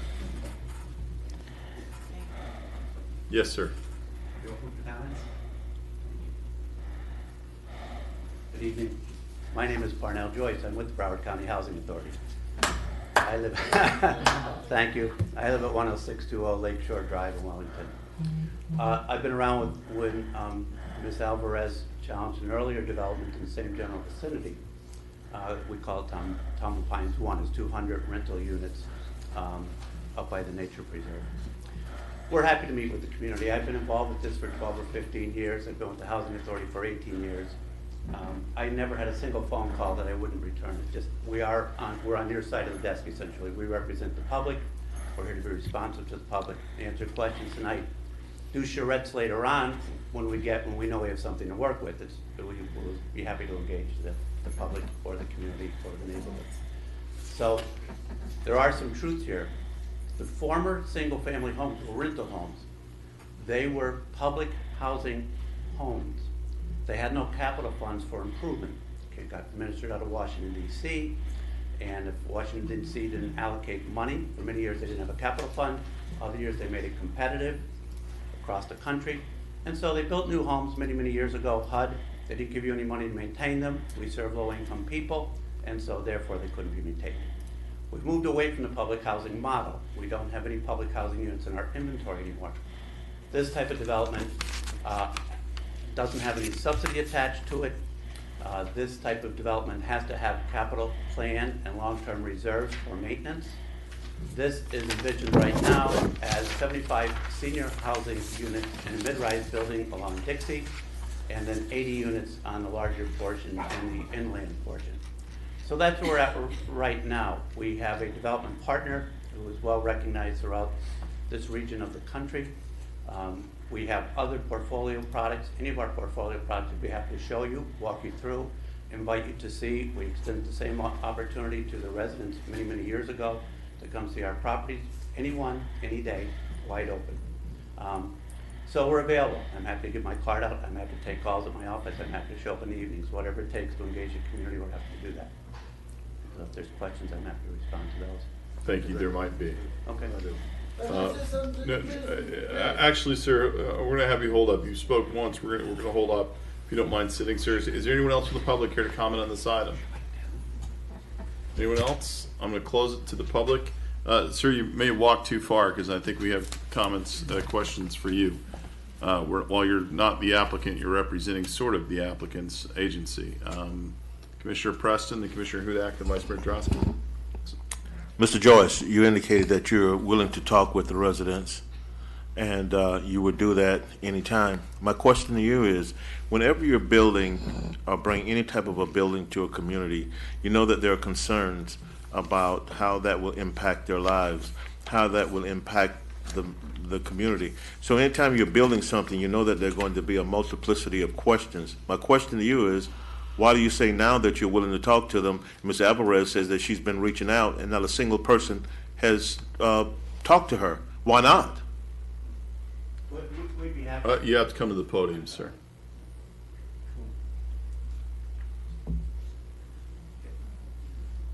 we'd be happy to. If I had a phone call, a letter, a text, an email, be happy to. As I said, we're in the business of representing the public and trying to do right by communities. So I'd be happy to. And so I'm not saying I didn't.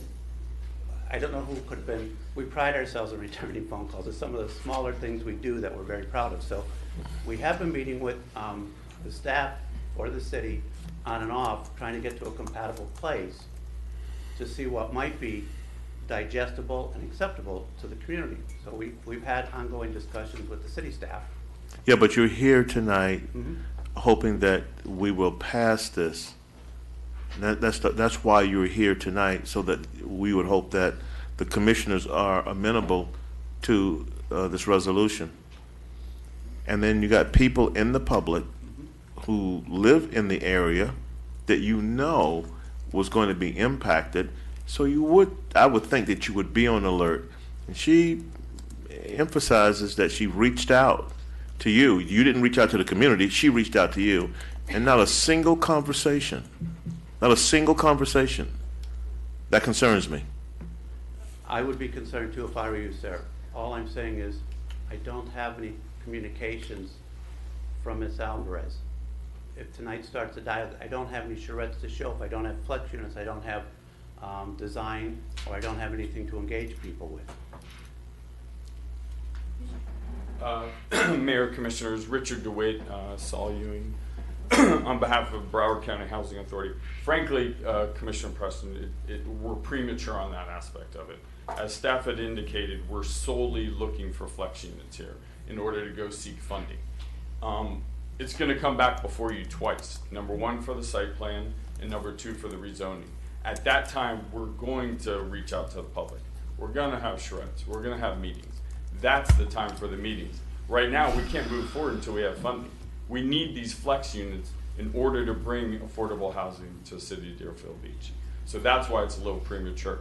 As far as who reached out to them, I can't answer that. But we will reach out to the public, I can assure you that. Thank you. Commissioner Parnas, Hudak, then Vice Mayor. Yeah. I sit on the Broward County Planning Board. We've had many, many discussions about low-income housing, affordable housing. The problem seems to be that if I'm a builder and I can build a project for $2 million, make a $500,000 project, or I can build a project for $4 million, make $8 million profit. What am I going to build where I can make the most profit? In order to establish modest housing for the people that don't make $100,000 a year and are struggling, the county has to either buy inducement to builders with tax abatements, additional funds, or build them themselves. It's not going to happen. Builders are in business to make money, and I have yet to see an inducement given to a builder to take less profit. To what advantage? He puts up his money and his investors to make the best profit he can. And if that means putting up $250,000 homes instead of $50,000 homes, that's what he's going to do. That's what they've been doing. The only way to solve this problem is the county has to step forward and say, we need affordable housing, and we're willing to spend the funds or to give grants to the builders so that they don't lose enough profit to say, I'm not touching it, to get it built. And I haven't yet to see that coming out of Broward County. Maybe you can explain how you're going to convince a builder to build low-income housing when it cuts into his and his investors' profit. Well, you can take that, but also to address that briefly, and I'll turn it over. That's exactly what we're doing here. We have an opportunity to get these flex units in order to go for the grant. Just like it said in the back of the staff, in the backup. We have a rare opportunity. There's a federal grant that allows for direct disaster relief funding. right, from Hurricane Irma. So we have a rare opportunity where this is going to allow, but in order to even apply for that, to try to get that funding, we have to have the density applied to the property. So that's what we're doing. Once we get that, then we're going to come back before you on 2 other occasions, the rezoning and the site plan. So you're going to have full control after all of that to review the project. So that's where we're at now. This is just the initial stage to get the funding. Thank Do you. you have anything to add to that? If I may. Yes. And so if we have commonality of goals, if we say stable housing that's safe and well-maintained is valuable to the community, to your workforce, the way it typically works is because we'll have a donation of land, and we're not Broward County government, we're Broward County Housing Authority, we're an independent special district, so we don't have the largesse of the county, we're an independent special district. The way the developer makes money is people like us are able to donate land, so he doesn't have an investment of land. Then we'll apply for funding sources, whether they're grants or tax credits. And the way the ratios work is, typically, we would get enough equity from the sale of tax credits or from grants that would cover about 80% of the cost, and the land has been donated. So your very small mortgages that only represent, so if it's a $30 million project, we'll have a mortgage representing roughly 20% of that. Therefore, we could build a quality product, same as any product we've built here, same material, same craftsmanship, but we'd be able to keep a lower rents for the workforce.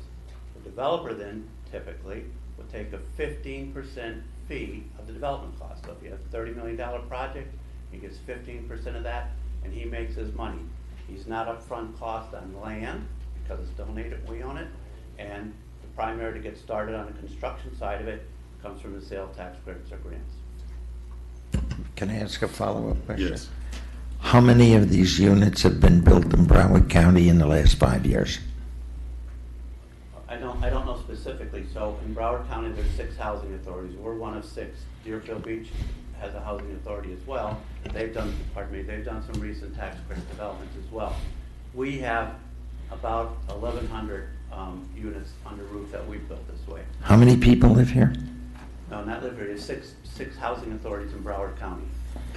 Understood. How many houses have you built in the last 5 years, or apartments? We have built about 1,100. And how many people live here? Oh, 1.6 million, 1.8 million, depends what report you make. 1,100 for 1.6 million. Right. Okay, thank you. Vice Mayor Drosky? Thank you, Mayor. I understand the animus towards the Broward County Housing Authority and the strained history involved with this particular piece of property. But the options for affordable housing sometimes are few and far between. Before being elected, was on the Planning and Zoning Board, and I was a very avid guardian of the flex units that the city has, because what hasn't been mentioned is once a flex unit is used, it's gone forever. We don't get it back. We currently have 1,168 flex units. If we were to use these 115, we would be down to 1,053. That's not a low number by any stretch of the imagination. But those 115 would never come back to the city. While I've been up here, I don't think we've had any request for the flex units, so it's not like they're in high demand. All you have to do is pick up any newspaper or read online about the affordable housing crisis. We can debate another day as to what's the cause of that and what the state legislature isn't doing to exacerbate that problem, and that's putting it mildly. But this is an opportunity that we have. Would I prefer single family there? Yes, of course, but that's not what we're being presented with tonight. In fact, we're not even being presented with any project tonight. We're just being presented with a request for the 115 units. And from there, we'll see what project is brought forth. They may not even get their funding, so this could be an exercise in futility. And if that is the case, it's my understanding those flex units would revert back to the city if they're not able to use them. But affordable housing is a huge issue. You talk to any city in Broward County. I'm your representative on the Broward League of Cities, and every single city is talking about affordable housing. Every single city in Broward County. And some cities would probably like to have this dilemma because some cities don't have any options for affordable housing or don't have any currently. Is it perfect? No. But it's an opportunity that a lot of other cities don't have, so I'd be willing to use the 115 flex units, see if they get their funding. They're gonna have to come back anyway before us. So I don't see the harm in allowing the 115 units now, and then we can dissect the project later. Thank you, Vice Mayor. I will say this, if you look at Section 3 and what's in front of us, the flex units would revert back to us if at 18 months they don't have a site plan approved. So in other words, the commission rejects it and does not allow it to move forward.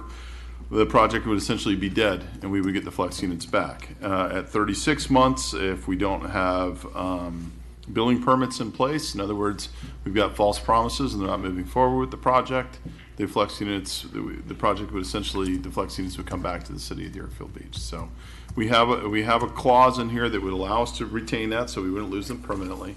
I think it would be very embarrassing for this housing authority to come back to us should you get the funding for this project and not have done your due diligence by outreach to the community, because I promised you any feelings of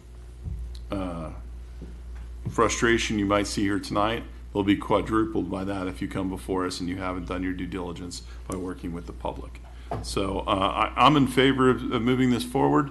I know that this is something that Broward County wants to see us do, because there's a high priority on affordable housing. It certainly is a need. I'm willing to let this move forward, but knowing that if funding does appear, and this gives you the opportunity to go get it, when you come back, you better be ready to make sure that the residents are pleased with the project and moves forward. So, I'd like to make my comment now. Commissioner Hudak? Thank you very much. Mr. Joyce, what's the number that we can reach you at? The telephone number? 954 954 739 739 1114 direct dial extension 2342. 2342. And I'm sorry, I missed your first name, sir? Parnell, P-A-R-N-E-L-L. Why don't you give me your personal cell? 954-993-0264. I have family. I wouldn't normally put that on a record, but we're happy to. I'm happy to be available to you. We have a Crime Watch meeting, and we've had it for about 20 years now, and it's the last Monday of every month. So the next one will be next Monday. It's at 7 o'clock, and 7 o'clock?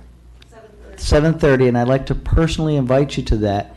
Like I said, these units have been vacant for 12 years, and I think, at least reaching out to the community there, will show a good faith effort. I concur entirely with the sentiments. So I'm sending you a personal invitation to meet me at Crime Watch meeting next Monday. That's great. All right. And if I may just, from a historical perspective, there wasn't so much a renege on anything. We discussed single family at one point, and the market went against us in 2008. We had a developer who could not get mortgages for his end user clients. He was a developer builder and also provider of mortgages, mortgage broker. And we could not get that off the ground. So we had permissions from HUD to use the land. We did talk single family some years ago, but the market turned against us at that time. Okay, well, I'm willing to vote for you if you show up, but if you don't show up next week, then I might have a different vote next time. I appreciate all you're saying. Commission? I'll make a motion to move forward. Commissioner, we have a motion for Commissioner Hudak, second for Commissioner Parnes. Commissioner Hudak, I'm sorry for skipping you before. My apologies. We have roll call, please. Commissioner Hudak? Yes. Commissioner Parnes? Yes. Commissioner Preston? I was going to vote no until my colleague asked the request and I saw Ms. Alvarez nodding her head in acceptance. So as with that, I will vote yes. Vice Mayor Drosky? Yes. Mayor Gantz? Yes. Item number 18 is a resolution of the City Commission of the City of Deerfield Beach, Florida, authorizing an amended fee schedule to increase solid waste, recycling, and sanitation service rates in accordance with the schedule attached as Exhibit A, providing an effective date.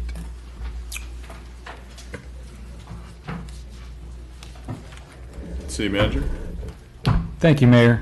Back during the budget workshops, we discussed this enterprise fund and its ability to maintain a level funding on the balance sheet. Since that time, myself, Mr. Gressick, Mr. Good, and Mr. Gressick's staff have worked extensively to analyze the enterprise fund, the rates, and to make this recommendation that we have before you tonight. I think it's important to understand that the proposed budget that will come before you on September 3rd does not include this proposed rate increase. So it would be obviously pretty preemptive to go ahead and propose a budget that included a rate that had not been approved. So what you have in the proposed budget is the status quo should this rate not be approved, which also includes a general fund contribution to the solid waste fund that Mr. Gressick will explain to you during his presentation.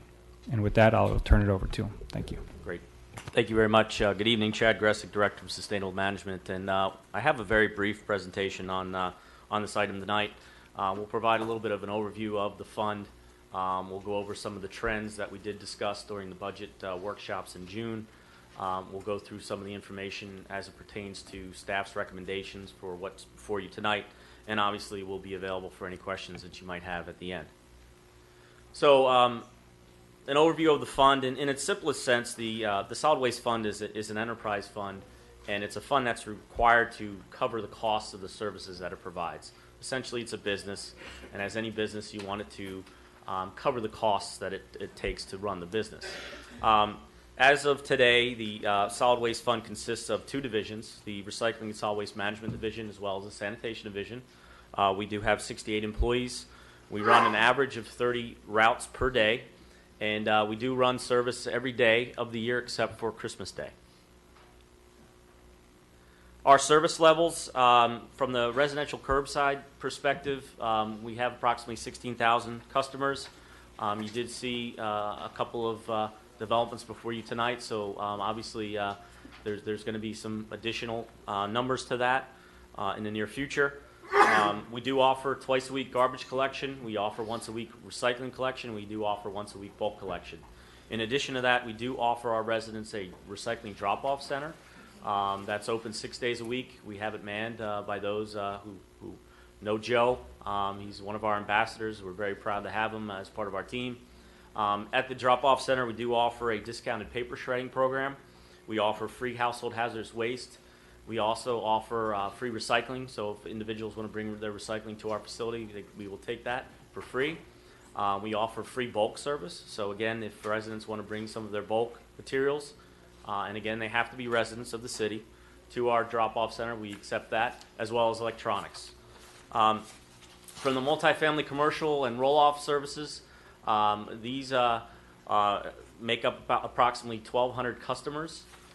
We do have about 6,500 roll-off pulls, and the roll-offs are the large dumpsters that you see typically at construction sites. And we do also provide services to all cities' facilities. In 2014, the fund added some new services. Initially, the sanitation division was created to address litter throughout the city and address just cleaning things up. In 2015, the roles of that division were expanded significantly to cover the garbage and recyclable collections at the parks, at the beach, at bus stops, as well as at special events. And in addition to that, we also now provide a waterway cleanup that we do once a week. This slide may look familiar. This is similar to a slide we presented to you at the budget workshops in June. And what you're seeing here, back in 2015, you can see this is a revenue versus expense. You can see in 2015 the revenues were exceeding the expense, which is where you want to be. However, due to a variety of factors, that trend flipped over, and we now have a situation where our expenses are exceeding our revenues. Now, why did that occur? Again, for several reasons. Number one, our operational costs just have exceeded 2% every year. They grow up every year. Our contracts with our disposal contractor has an automatic escalator in it for 3%. We also, obviously, I'm sure you're well aware of the situation with recycling. That processing charge also escalates by a CPI adjuster every year. We've seen population growth since 2015 of approximately 1,600 new residents. As I mentioned, you saw a couple of new developments that came before you tonight. That happens at a regular basis, obviously. As I mentioned, the sanitation division was created in 2014 and expanded in 2015, so that resulted in a significant increase in expenses. And so, again, we're now at a situation, if you look at the table here, where our revenues are not meeting our expenses, and it's essentially created a deficit in the fund. What you can see here in the proposed 2020 is what would happen if these rates are approved tonight. It gets us back into a positive position, and I'll explain to you a little bit more on this slide in regards to some of the figures. So just to walk you through this table, so the first column is obviously fiscal year 19. You can see our personnel expenses, our disposal expenses, our operating expenses, and you can see what the total expense is, and you can see that we're operating at a deficit. As the city manager indicated, the budget as it's proposed today also indicates that we are running at a deficit, and in order to balance the solid waste fund, a contribution of $258,000 and change would need to be made from the general fund to help to support the solid waste fund. So with the fiscal year 20, with the rate increase, you can see that with that additional revenue, we will then be in a position where we'll have a net positive position. And it will essentially have a projected $478,000 in a net positive. And I'll explain to you what that is in the next slide. But before we do that, you can see the last column illustrates some of the major factors contributing to our escalating operational costs. So you can see, again, disposal, our operating costs, our fuel, the cost of equipment, all those escalate year over year. So what this slide is illustrating here is again, I indicated that our expenses are escalating approximately 2% per year. So what some of this funds that would come through as part of this rate adjustment would be used to actually stabilize the rate for the next several years. Again, we know operational costs are going to escalate, so with some of those reserves, we will utilize those monies to help cover those escalating costs so that hopefully we don't have to come before you in some time to actually ask for an additional rate increase. This is really a pretty important slide because it really illustrates how the rate stabilizer would work. So you can see initially in fiscal year 2020, you've got the $478,000. The following years, it bumps up to $735,000, and then you can see that it starts to go back in the other way as you start to deplete that to cover some of the costs and expenses. And one of the major expenses that we obviously need to cover in our fund is the cost of equipment. You know, we are an equipment intensive operation. You know, as I indicated, we have 30 routes in addition to that. So obviously we have 30 trucks, but we also have spares. And the minute, as it's similar with a car, the minute you drive that car off the lot, it begins to depreciate in value. So we need to account for that. We need to account for the ability to purchase new equipment because we're going to need it in order to service the customers, in order to provide the level of service that the customers deserve. So in summary, what's before you tonight, basically we are requesting a $1.50 per month increase on the residential curbside service, which constitutes an annual increase of $18. From the multifamily side, which is the dumpster collection service, we're looking at approximately a 6.7% increase. which on average is about $27.60 per month. So our multifamily service collection on average is a twice a week 4-yard container. In your backup, you see the various schedules of fees and services. So we provide a good menu of services. So this is the average. This is most of what we provide in the multifamily segment. On the commercial side, we are looking at approximately 10% increase. And what that looks like, again, the average customer from the commercial side is a 4-yard container that we service once per week. And that average monthly increase would be about $23. Obviously, we need to make adjustments on the recycle side. As you may or may not know, currently we do not charge for multifamily recycling. So that will be addressed in this proposed rate adjustment. So what this will do is create an average increase for the commercial customers that currently do pay for recycling and put that rate in line for the multifamily customers. What we've also made sure we've done is, because recycling is an open market, and basically what that means is anybody who's registered in our city to collect recyclables, they can offer that service to those facilities. But we provided a rate that's the lowest cost option. So if somebody wanted to shop that around, they certainly could, but we still believe we have the lowest rate in the market. And that was important to us to be able to continue to provide that. On the roll-off services, again, this is your large construction dumpsters. We are looking at an increase per haul of $20. And then in addition to that, we are adding some recycling charges to, again, cover the cost of those rising recycling costs for processing and so on and so forth. What we want to do, obviously, is do provide you with some level of comparison. I will emphasize, in the solid waste industry, we use a term that basically states that all solid waste is local. And what that basically means is that there's no two systems that are identically alike. You know, every city is different. The way every city has their collections is different. However, what we wanted to illustrate on this slide is that most everybody in our region is going up.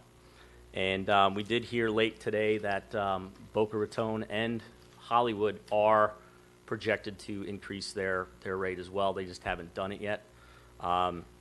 We don't know what the specifics are on that. I'm guessing they're going to be meeting in the near future to go over that and get those approved. But as you can see, Coconut Creek, 26% increase, Fort Lauderdale, 33% increase. And again, you know, Hollywood and Boca Raton, we do anticipate that they're going to have increases as well.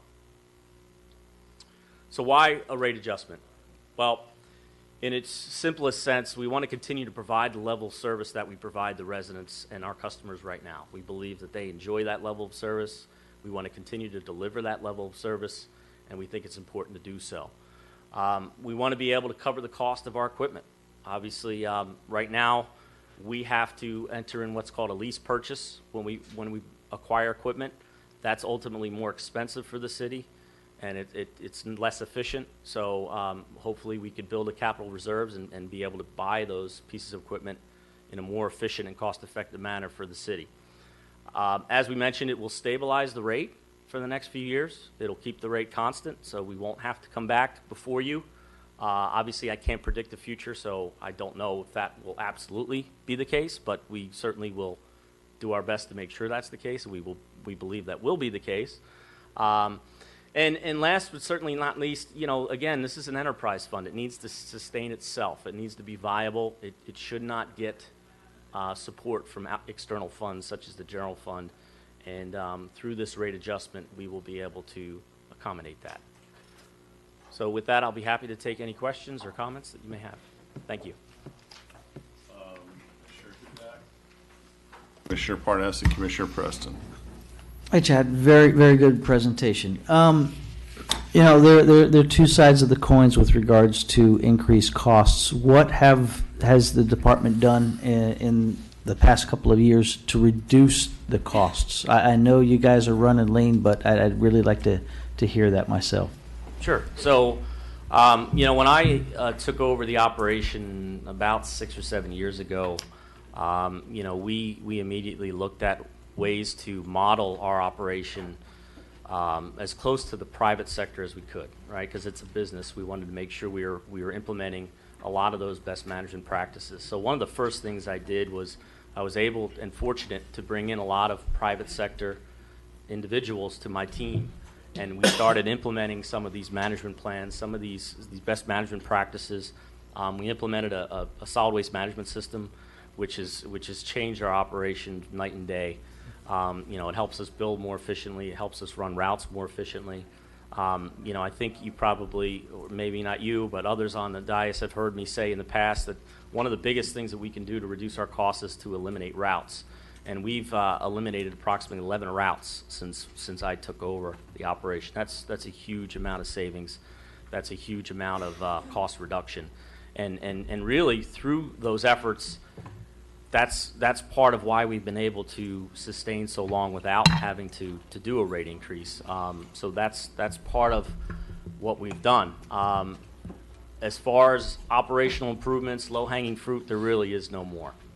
We've really run this thing as efficient as we can.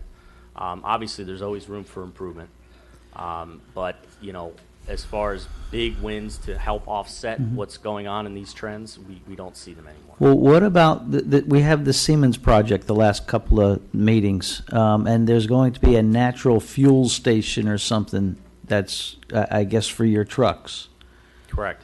What will that do? Will that increase the costs, decrease the costs? How is that even in consideration here? Yeah, so that is part of the performance contract. So those savings are already captured in that project. Right, okay. So those operational savings are actually captured as part of that to help pay for that program. So those savings are absolutely going to happen. They don't really affect this per se because they're already in the bank, so to speak, paying for that other project. So really, the only thing we could do to reduce cost is reducing service. I mean, if you got rid of recycling, which I know, I don't get when people throwing stuff at me. But I mean, if you did something like that, how much would that reduce your budget by? We estimate, so we run 4 recycling routes. Uh-huh. If we were to eliminate all those routes, and that includes the personnel with those routes, we would be looking at about $450,000 in savings approximate.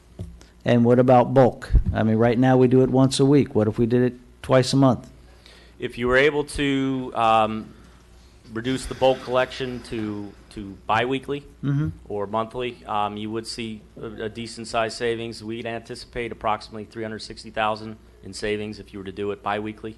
So if you did both of those, you reduce it by $700,000, and you're running at a $935,000 deficit.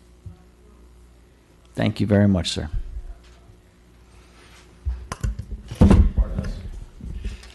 I just got my tax bill and it's up 20%. I wish the timing could be different. Our fire fee's going up and now garbage is going up at the same time. My community is a great deal of fixed income retirees, and it's going to hurt them. I wish we could have done it in smaller increments all along rather than hit them with almost 7%.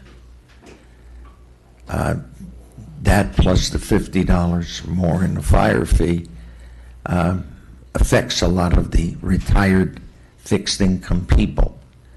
I know we need the money and that we know we have to pass it, but we're the guys up here who've got to make people swallow it.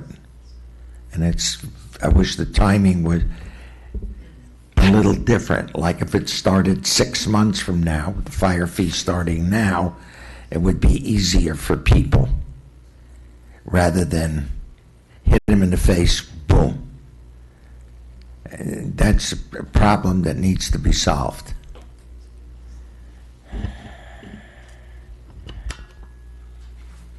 Commissioner Preston? Well, we have options because we don't have to approve this. But my question becomes, if we did nothing, what happens? Well, in essence, you continue to run the fund in the negative. Okay. And ultimately, the fund would have to be balanced, so the money would have to come somewhere to balance the fund. And ultimately, that could result in some sort of a negative effect on the overall city's ability to obtain credit in the future. You know, if something, if a credit agency sees that as a continuing negative operating item, that could be something that could affect the rating down the road. What if we decide to live with that? What happens then? If I may, Chad. So keeping it the status quo is certainly an option. This year, the general fund is contributing $235,000? $258,000. $258,000 to the fund in order to balance that.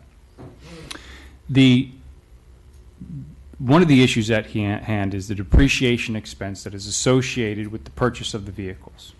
And as you buy a vehicle, you buy, let's say you buy a garbage truck for $250,000. It depreciates over 5 years. Every year, you're going to have a depreciation value associated with that. The idea behind that concept is that within the 5 years, you're building your capital reserves of $50,000 every year to replace that vehicle. When you don't do that and you maintain the lease purchase program that we do, you're actually creating a double negative, really. You've got the expense, the actual expense, you've got the interest expense, and you've got the depreciation value. So maintaining what we're doing is going to probably, it will likely keep the overall net operating in the red, and that is from a business perspective. And again, this is a business fund that should fund itself. It would we're not here to make money, so we don't need to be largely in the black. We need just enough money to maintain the operations and the reserves and the capital expenses, and that's our goal with this.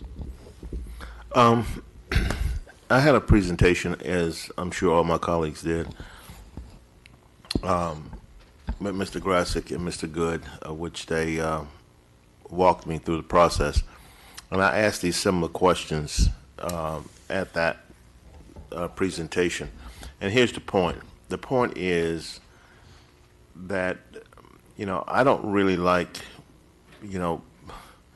where the constituents have to pay more money. But if we did nothing, there is no way you can continue to operate in the red. It's just it's not sustainable.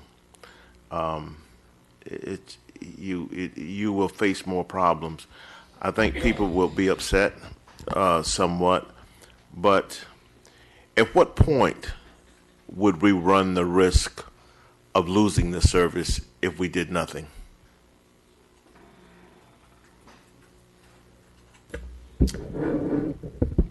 Commissioner, that's a little difficult to predict. We have no desire to reduce the level of service. We can still continue to maintain that level of service.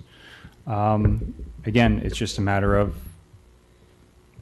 our ability to balance that fund. If it continues on this path, we will continue to see it.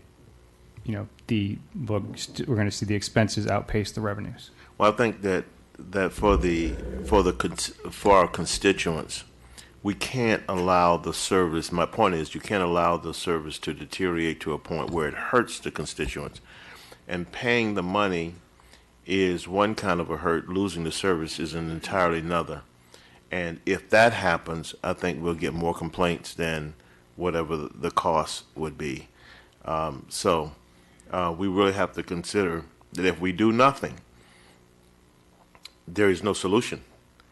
And that means it continues to get not a little bit better. It can't even stabilize at that rate. It has to get worse. And if that happens, it's going to be very devastating to the city and to our constituents. Vice Mayor Jarosky. Thank you, Mayor. Pardon me. Listen, nobody wants an increase. It's just simple. Nobody wants an increase. We've had a good run for the last 11 years.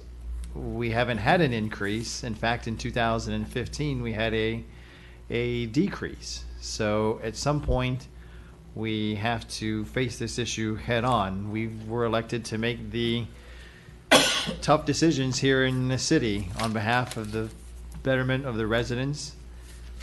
And the easy decision to me would be to do nothing and continue to kick the can down the road. The hard decision is to pass this increase, although I am going to offer a modification later on in my comments, but we can't do nothing. As far as touching bulk recycling, I say stay away from that. We have that weekly service. We take that away. We try to go to bi-weekly or once a month, and I think we will have a revolution here in the city of Deerfield Beach. And I've heard the mayor, when I was a private citizen, say that many times up here on the dais. I would not touch recycling either. We all heard the outcry when the recycling, when we had that moratorium that went, last year. We all got the phone calls and the emails from the residents with their pitchforks. They want their recycling program. I think that is one of the lessons that we have learned loud and clear. So to touch those two aspects, I wouldn't with a 10-foot pole. It's what the services that our residents want, and it's the services that we should give to our residents. On the same hand, I don't want this to be costs are escalating. Let's raise rates, and therefore problem solved. It sounds too easy. There's got to be more accountability to that. And there was during the presentation a slide, I think it was slide 2. You don't need to bring it up, but you can if you want at the bottom, that showed that the city is offering extended services beyond what they were before. There's the beach cleanup, the special events cleanup, the parks, the waterways. So there's services that are being offered now that weren't offered before, which go into the increase. I could talk ad nauseum about the increase for the recycling program, how there is no market for our recycling products anymore. So nobody's buying it. So we're not getting that revenue that we have before. We're getting a huge, increase by Waste Management. The cap went away. It goes up. It's only continuing to go up. So that's an expense there. But we have some self-control over that as well. I mean, we have some cost containment. We talked before about enforcement in our recycling program. That not only should there be a consideration of a rate increase, which we're doing tonight, but also enforcement of our recycling program. Whether that be, we talked about the Tampa model, which is 3 strikes and you're out. We talked about code enforcement, kind of monitoring or inspecting the different units. I mean, there are a lot of programs. Complexes are out of our recycling program because their contamination rate is way too high. So there's things that we can do internally, I think, to get these costs down, but the numbers just don't show up. We're not going to save enough to offset all of these particular numbers. I just don't think we can cut here, a little there, but I don't think you're going to prevent in the long term some type of rate increase. And it's the difficult decision to make. The proposal that's being given to us tonight is $1.50 for residential. I don't think that the residents are contributing that much into all of the factors. If you were to go through the presentation again, which I'm not recommending, by the way, I think those lend more toward commercial increases in our fees than the residential. I think the burden is too high on the residential. I think the closer to $1 a month would be appropriate than $1.50, and shift that extra burden to the commercial. I'm not saying that the commercial can better bear it. I'm saying the commercial is more responsible for the causes that come into the recycling and the garbage rates. I don't know that there's another route to cut as far as what we have, in our services to the residents. If there were an easy answer, then I'm sure, or would have hoped, that staff would have recommended that by now and been part of the presentation. So we've had conversations. We've gone through the options. There isn't a lot of low-hanging fruit to offset this, and the low-hanging fruit that we have isn't nearly going to offset what the increase costs are for this particular program. If you go back to the slide, please, that shows the upcoming years, or go forward, one more. There. So it's showing over the next 5 years at the $1.50 rate residential what it would look like. So in 20, it goes to 478,000 surplus, 735, and then it hits a peak in 2022, and then it starts to come down till it's in the negative again in 2025, when this will presumably all have to be reassessed at that particular point in time. So there is some adjustment in the rate, because you'll see that we're planning for the future, which is a good thing. So I think we can adjust the rate to get a lower burden on the residential and maintain that kind of spike that they're looking for, so that we don't have to do this exercise every year. I don't think any of us want to do this every year. I don't think it's in the residents' best interest to do it every year. So I think some type of a more nominal increase would be the tougher decision to make than to do nothing at all. And that's kind of my thoughts, but I'd be happy to hear from the rest of you. Commissioner Parnas, you already spoke, so I'm going to come back to you if that's all right. I'm open to the public. Anyone from the public care to comment on this item? I'm not seeing anybody come forward. I'm going to close it to the public. Commissioner Parnas, before I make my comments. Yeah. I really think 6.9% is high. I would be more apt to take 4% this year and come back next year and see how it works out. I don't anticipate our fire fee going up next year, but we have 2 in 1 year. And I think that can be a burden for many, many of our citizens. So I'm asking you to sharpen the pencil and lower the increases. Commissioner Drotsky has suggested. I could go along with that. Commissioner Preston. I don't think we're being precipitous in looking at what we're looking at, and should we make that decision.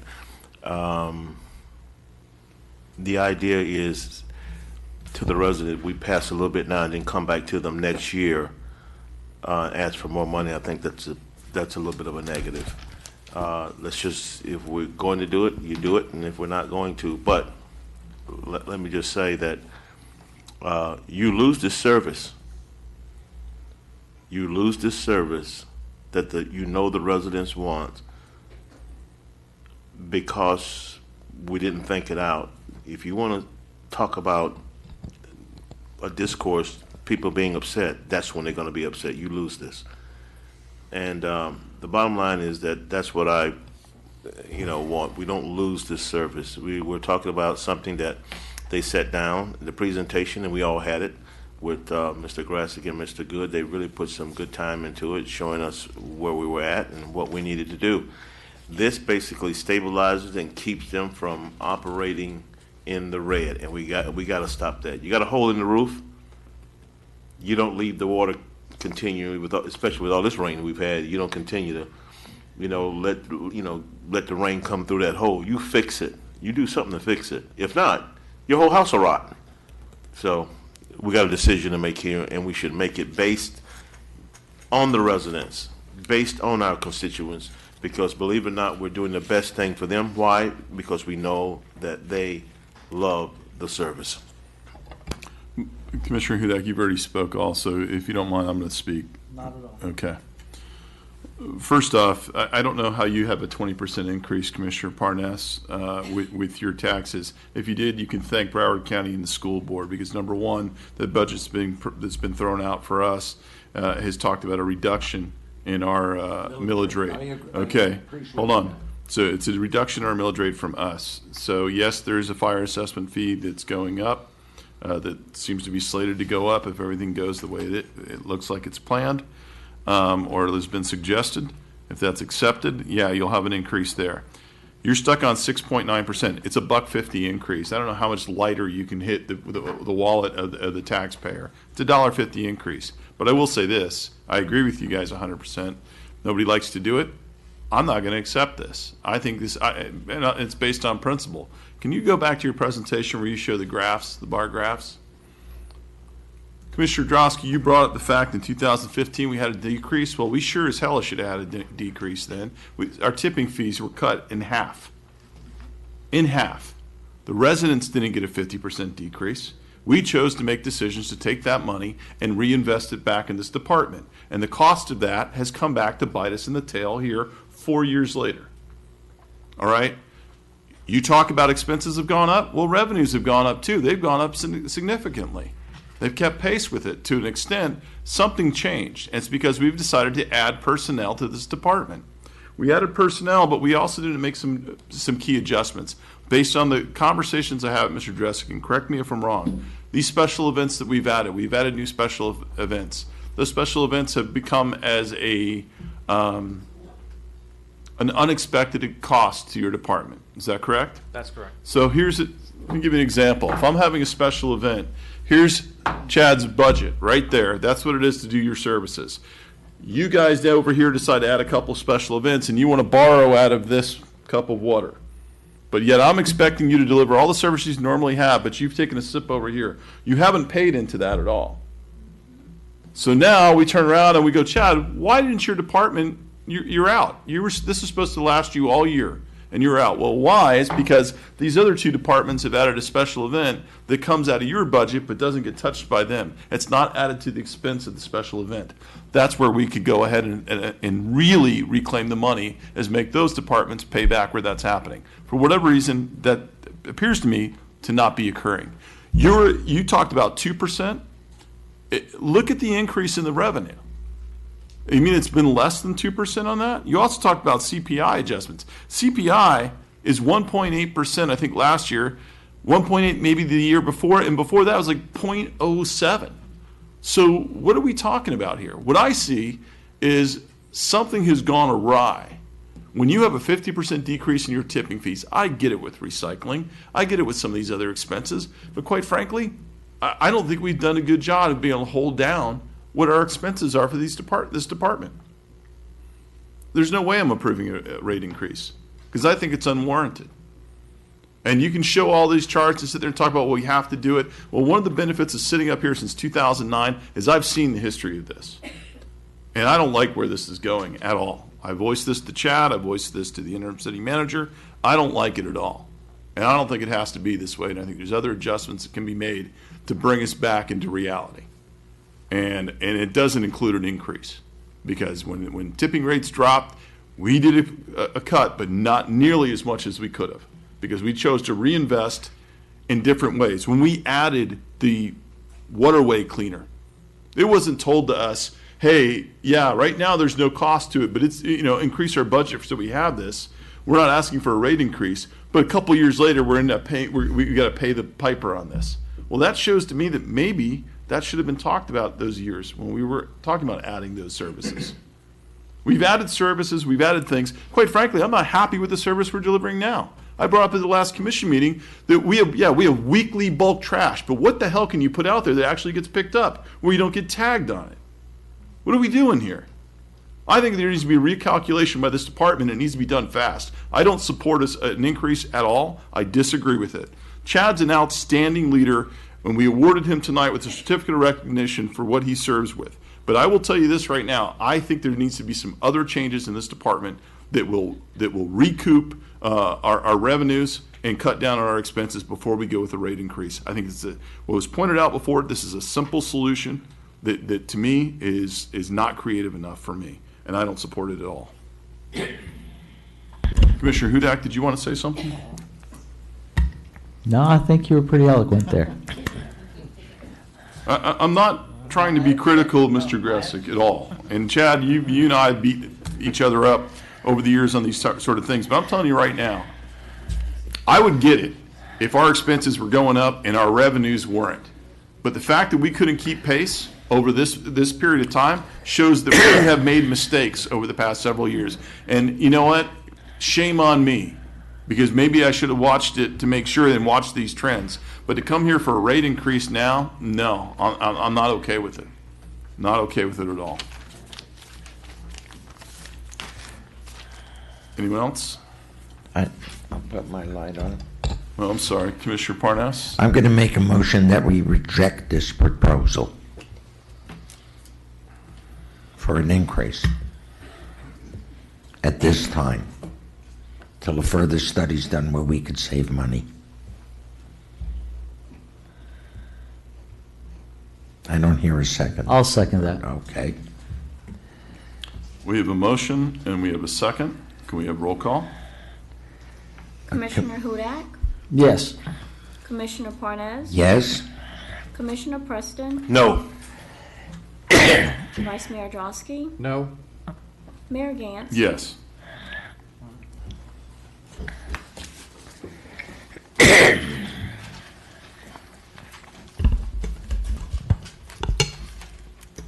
City Manager? Thank you, Mayor. Thank you, Mayor.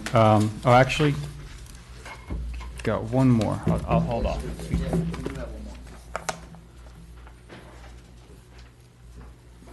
These are comments from administration and legal, but if it's all right, I'd like to really see if we could jump forward to Number this. 19.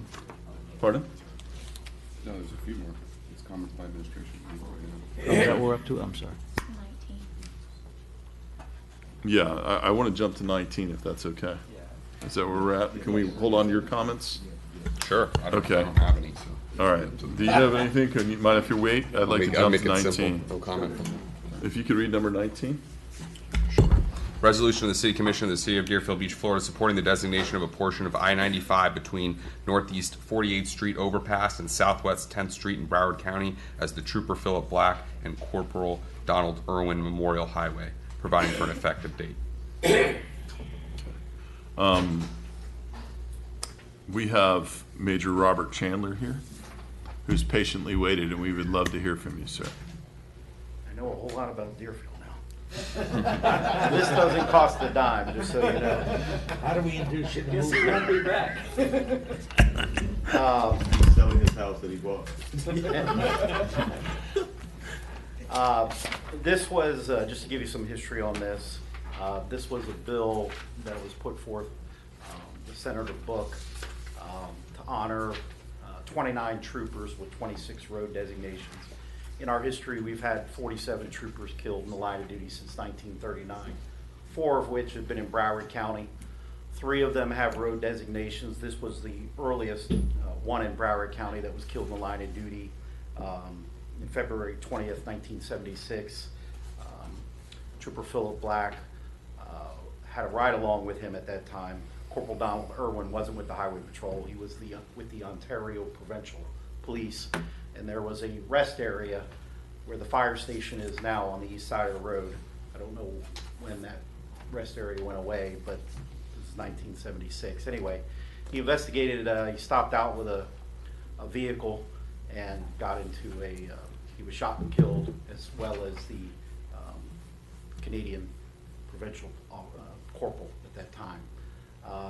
His widow is still alive. She comes to a memorial I do every year for fallen troopers. Her son at the time, he was 6 years old, he's alive.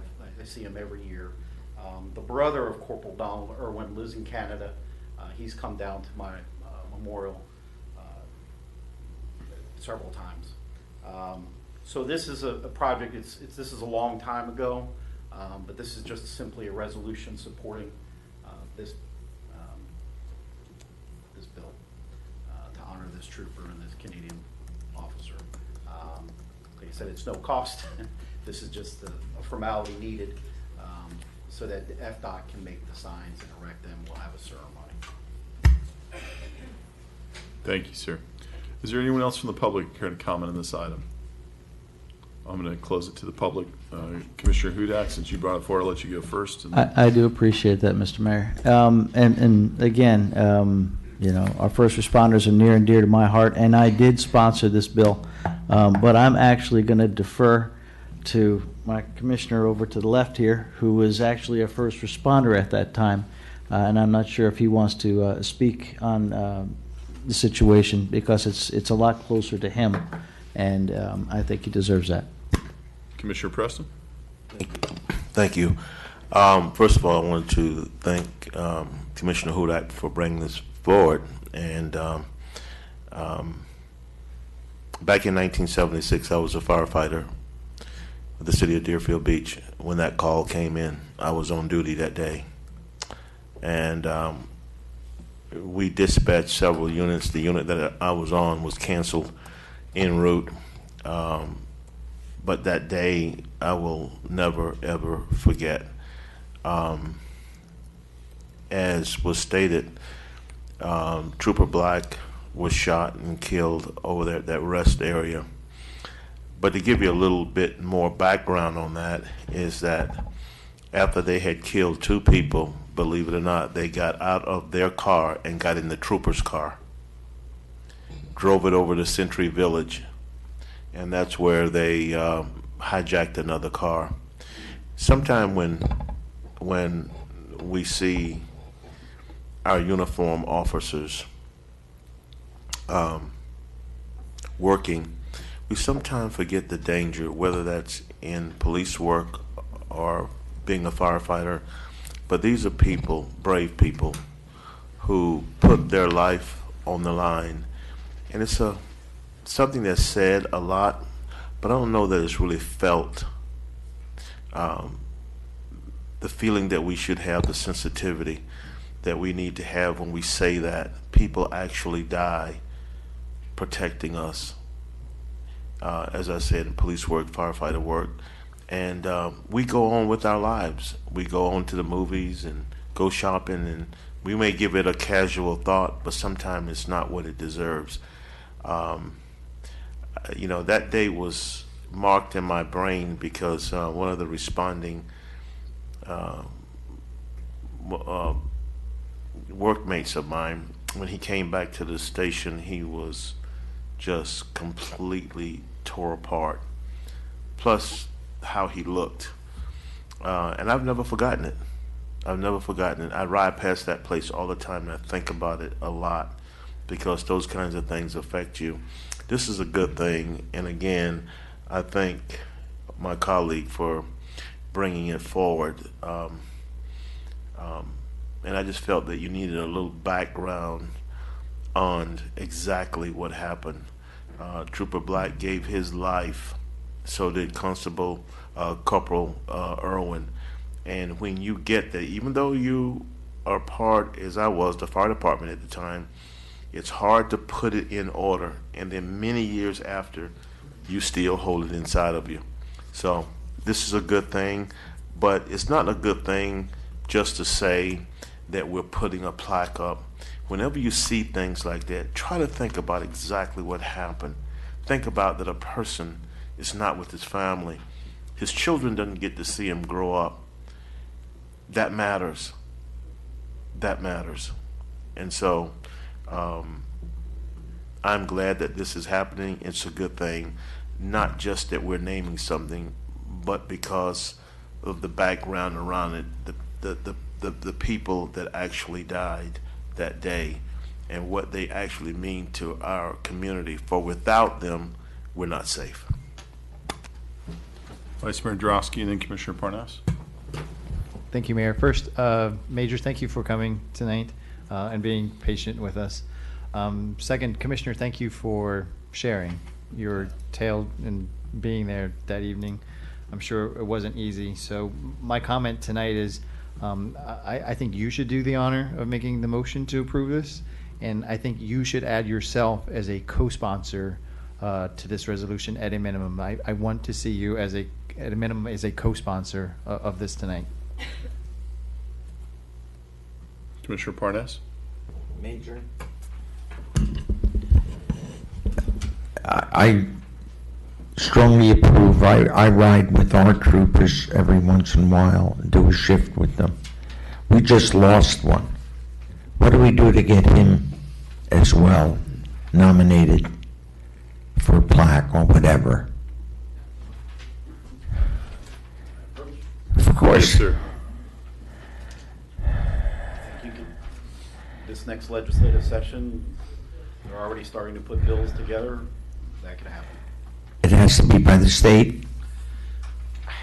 in order to get a state, if it's on a state road, to get a state road designation, I believe so. He was on Military Trail, which is a county road. It's a county road. Yeah. I'll take this one. I'll bail you out on this one. Okay. We have a few options, Commissioner Parnas, Okay. and we can discuss those further if that's something Fine. you want to look into, certainly. Absolutely. Okay. And the state route is one of them. It's one option. You could do, yeah. It's not difficult. I think there were 40 done this year, and about 28, 29 of them were officers across the state. So. Thank you. And just on a side note, his killer was executed in Florida in 1990. Thank you, Major. Commissioner Preston? I will make this motion, but again, I want to thank my colleague for bringing this forward. So I will make a motion for the designation of this for Trooper Black between Northeast 48th Street overpass and Southwest 10th Street in Broward County as Trooper Philip Black and Corporal Donald Irwin Memorial Highway. And I will second that as long as we amend that to make sure that my commissioner here is co-sponsor. Do you agree to the amendment of your original motion to include yourself as a co-sponsor? Yes, but it's not really. I really appreciate that, Vice Mayor. But it's really not about me at all, not at all. But I'll accept it. We have a motion and a second. All in favor, say aye. Aye. Those opposed, passes unanimously. Thank you, Major. And I'll make sure you get an invite when we do this. Thank you. City Manager? Back to your comments. There are no administrative comments from me tonight. Thank you. Okay. And no legal comments as well. All right. So the next item that we have then is our addendum. Next item is an addendum, item A1. It's a discussion regarding the city manager selection process and potential shortlisting of city manager candidates. The city manager has requested if it's all right for him to step down from the dais as this is being discussed, as he has put his hat in the ring as one of the candidates. Correct. Thank you. You may. City manager. And I believe, Mr. Mayor, you have your contracted consultant, Mr. Benzinger, is here. Absolutely. And prepared to give you a presentation. Thank you, Or give Mr. you some Benzinger. direction on this matter.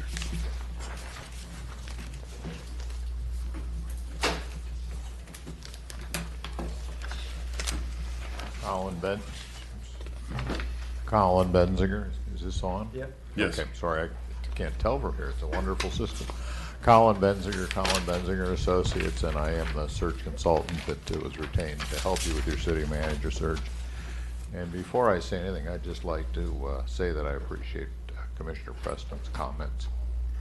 It's something that I don't think we think enough about as a civilian and about the people that protect us. So, having said that, your city manager search, we had approximately 41 candidates. We culled that down to about 11. And we have given you a ballot that lists those those 11 candidates. My suggestion is that if you would each pick 5 candidates from those 11, we'll collect the ballots. This is a straw ballot. It's not definitive, but it's a good place to start a discussion. Once we know who the majority of the commission is most interested in and who the commission is not interested in, it should speed up our discussion considerably because, you know, frankly, if all 5 of you are interested in candidate X, there's really not a lot of point in discussing that candidate X. And if none of you are interested in candidate A, I mean, candidate A may be a wonderful candidate, but it's just not the right fit. There's no point in discussing candidate A. So my suggestion for how you proceed would be for you each to pick 5 candidates. I'll collect the ballots. I will read off the ballots for each commissioner so that the public is completely aware of who's voting for whom. And I guess the city clerk can tally those ballots. There's a summary sheet. I assume you have one. And we'll read the results, and then we can proceed with the discussion from there.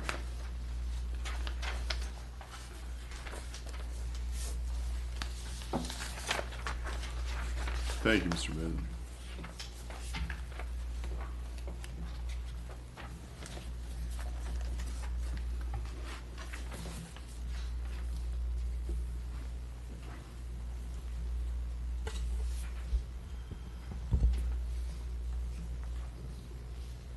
I would say it's not mandatory that you pick 5. If there's 4 that you like or 6, that's fine, but ideally 5.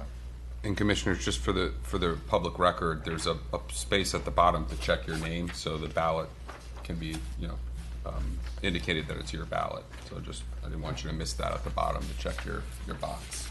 Thank you for Make sure noting I cross that. I should. Sometimes it's difficult to read handwriting. Yeah, exactly. Well, right, in case it's difficult to read signatures. Yours are pretty good. That's a great point.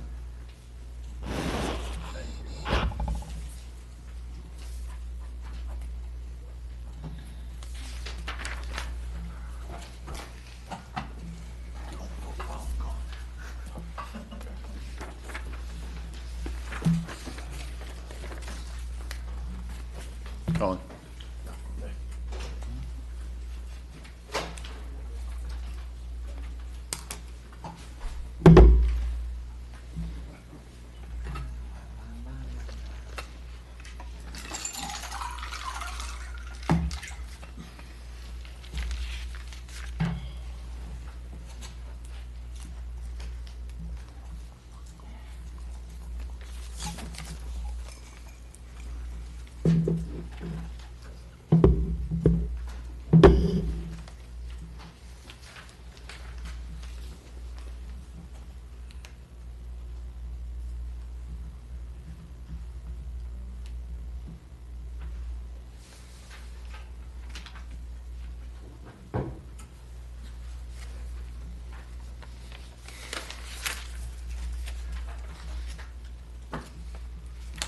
Okay. Let's see how we come out.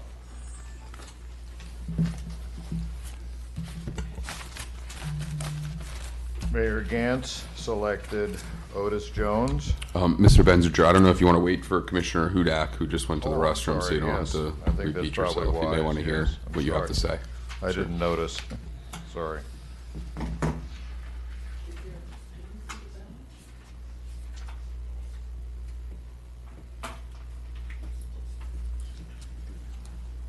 Here he comes.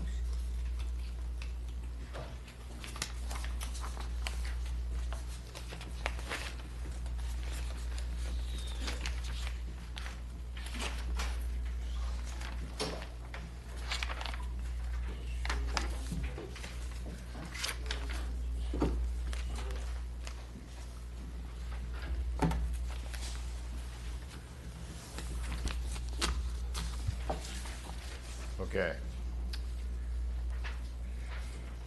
Mayor Gantz selected Otis Jones, Joseph Napoli, Anthony O'Rourke, David Santucci, Leonard Sossaman. Commissioner Drotsky selected Aaron Blair, Greg Link, Joseph Napoli, David Santucci, Leonard Sossaman. Commissioner Hudak selected Scott Lambers, Greg Link, David Santucci, William Shanahan, Thomas Thomas. Commissioner Parnas selected David Santucci. That's the only selection. And Commissioner Preston selected Otis Jones, Scott Lambers, J.J. Murphy, David Santucci, Thomas Thomas.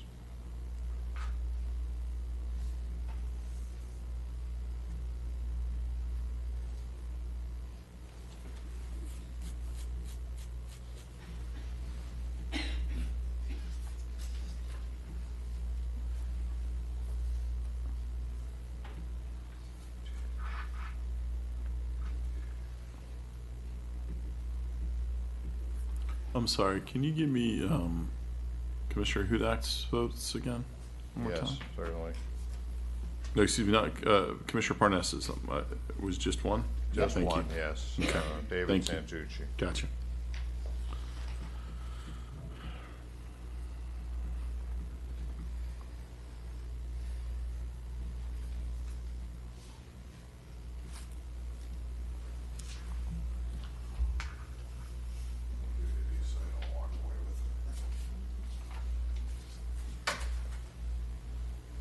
Do we have the results?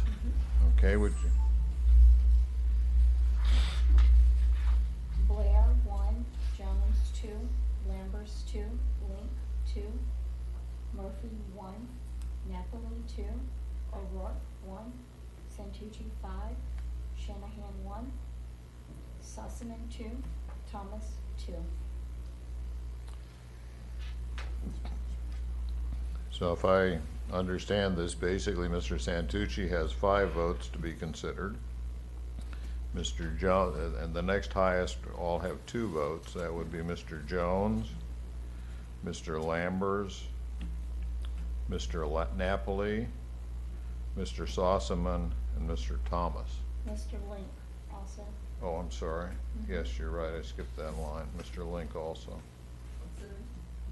Link. So we have 6 people who have 2 votes each. We could have another ballot if you like, and try and narrow that to 4, 6. I would suggest we not consider the ones that have just 1 vote.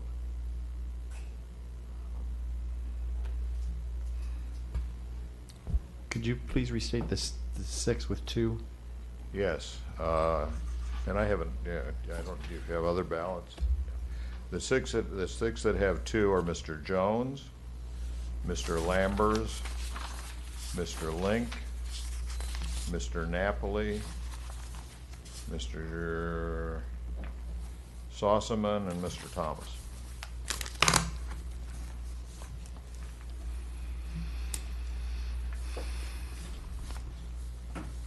Sounds like we need another ballot.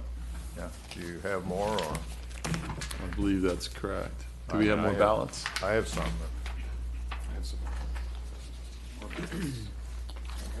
It seems to be a stack of 50 up here. I have a feeling you thought we'd be indecisive on this. I normally recommend we have enough for 3 rounds because this sometimes happens, but I do have 2 more rounds in my briefcase if need be.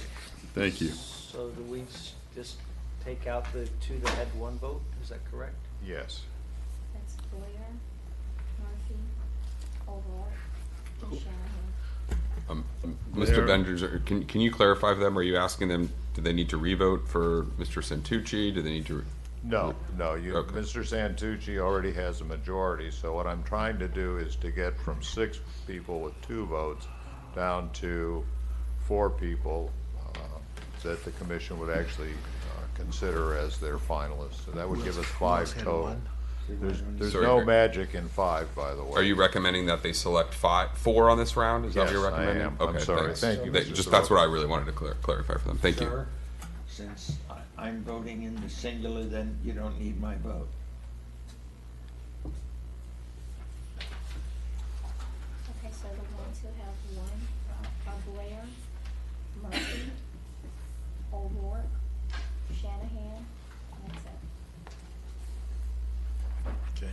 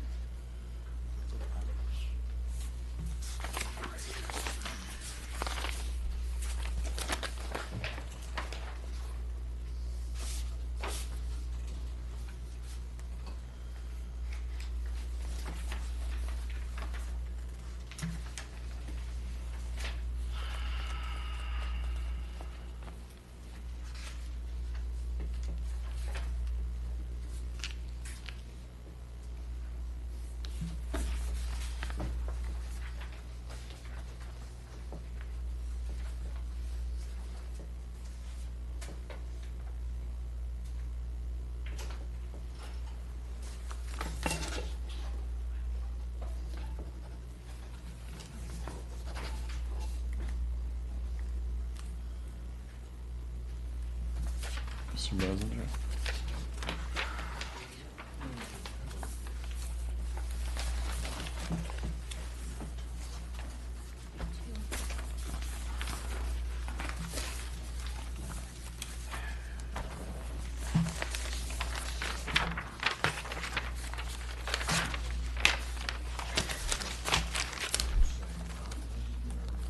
No, that's a yes.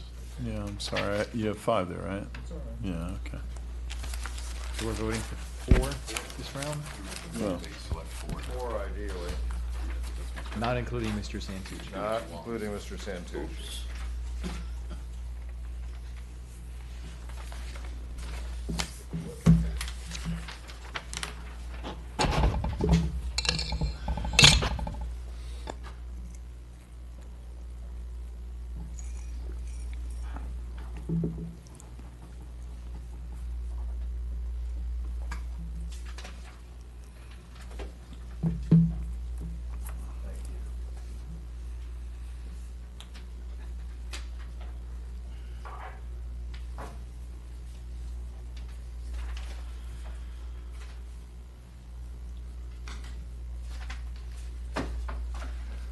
Okay.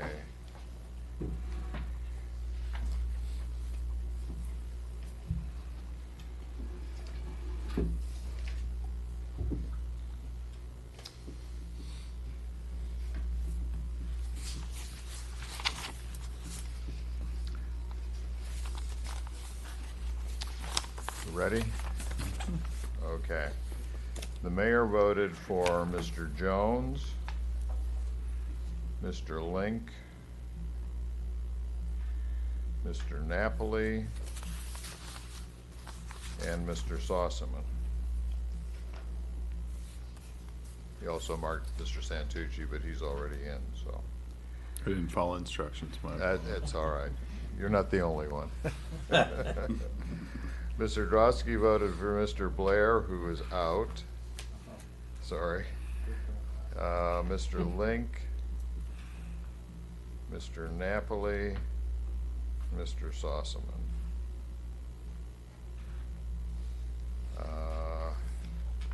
Commissioner Hudak voted for Mr. Lambers, Mr. Link, Mr. Napoli, Mr. Thomas, and also Mr. Santucci, who's out. Commissioner Parnas voted for Mr. Santucci again, so that's it. And Commissioner Preston voted for Mr. Jones, Mr. Lambers, Mr. Napoli, and Mr. Thomas. So,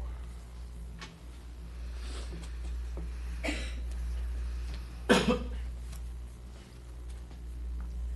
like we're down to 3.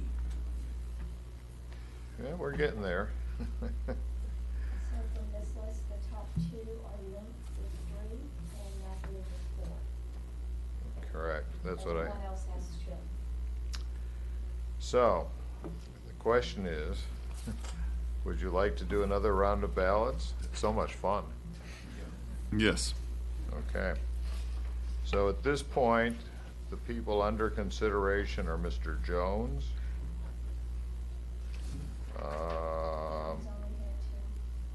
I'm sorry?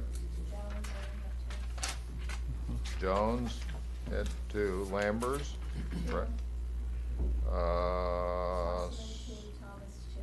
Sossaman and Thomas. 2. Okay, so we need to select, do we all have ballots? No. One minute.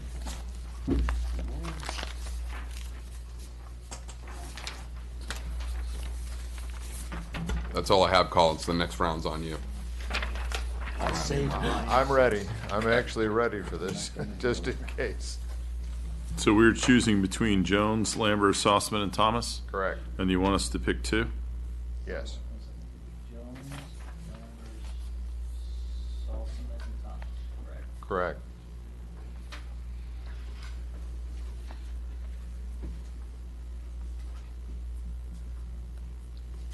Abstaining. You're abstaining. Well, what's the point of putting Santucci down again?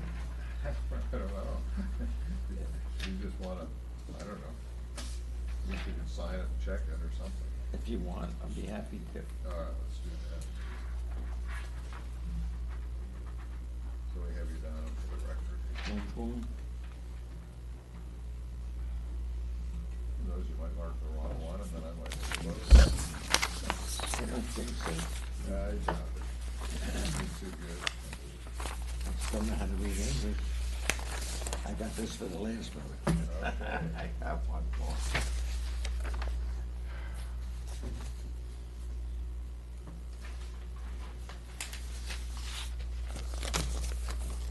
Done there, or? You're only supposed to pick two? Yeah. Let's see, did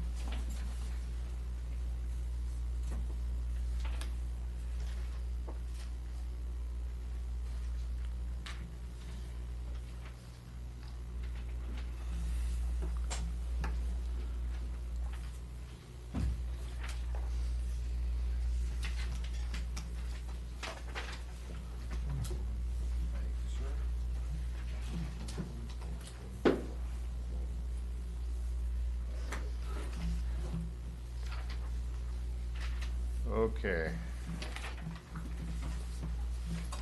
The mayor voted for Mr. Jones and Mr. Sossaman.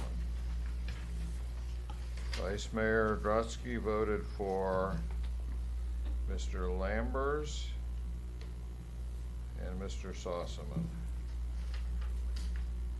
Mr. Hudak, Commissioner Hudak voted for Sossaman and Thomas.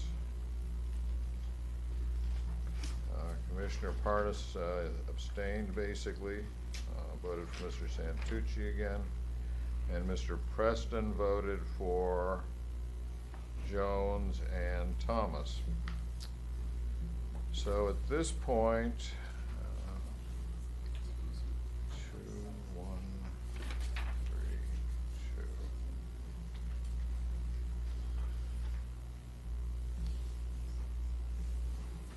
2. You ready? Go ahead. 2 for Jones, 1 for Lambers, 3 for Sossaman, 2 for Thomas. Well, we're getting there. We have Mr. Sossaman in now. We have 2 candidates with 2 votes. Would you like to do another ballot, or should we want to talk about them, or do you want to invite both of them, or either? Or? You have 4 at this point. Santucci, let's see. Sorry, Santucci with Lincoln Napoli and Sossaman. Okay, we got 4. Link, Sorsina,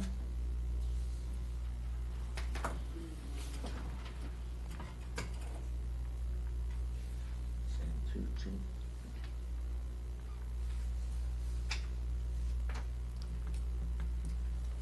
I would like to see one more personally, but that's just me. Yeah, I think we should come up with a total of 5 for sure. 5? I have another ballot if you like. Yeah. All right. We have 4 now? Pick 1 out of 2. So we pick one out of. Well, You want 2, 1 out of 2? Oh, wow. 1 out of 2, and what I would suggest is that the one who gets fewer votes, we will make the alternate. Alternate, okay.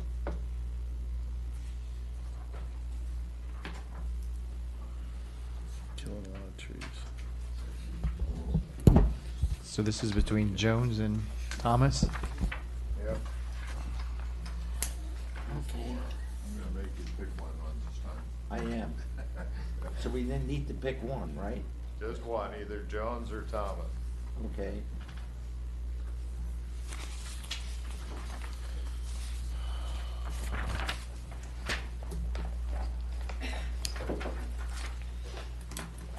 Doesn't take long to pick one.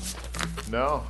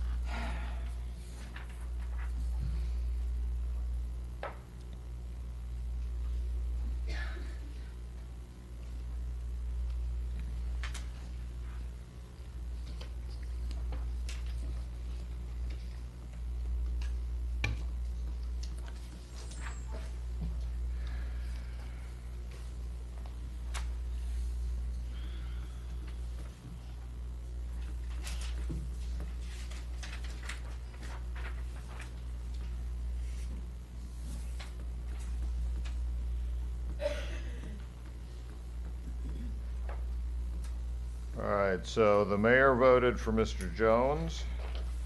The vice mayor voted for Mr. Jones. Commissioner Hudak voted for Mr. Thomas. Commissioner Parlinis voted for Mr. Jones. And Commissioner Preston voted for Mr. Jones. So Mr. Jones has it with 4 votes to 1 for Mr. Thomas. And as I said, what I would suggest is that with those, our 5 would then be Mr. Jones, Mr. Link, Mr. Napoli, Mr. Santucci, Mr. Sossaman. Mr. Thomas would be our alternate, assuming the commission's agreeable to that. Why do we need an alternate? Go ahead. City Attorney had something? Did you have a, I don't know, did you have a comment? Well, Commissioner Martinez. yeah, why do we need an alternate? If we have 5 candidates, one drops out, we have 4 to choose from. I mean, we voted that way. You can do it that way if you like. It's your choice. I mean, I'm not telling you Well, what I you suggest 5 is enough, no? Does anybody object to having just the 5? I'm okay with going just 5. Anybody else? Do we need to put it to a vote? It'd be nice to have a motion I'll make a motion that we accept the 5. that you move forward and interview the five. And Interview the five. And just for clarification on the record, the five that you're referencing are Mr. Napoli, Mr. Link, Mr. Santucci, Mr. Sossaman, and Mr. Jones, correct? Correct. Okay.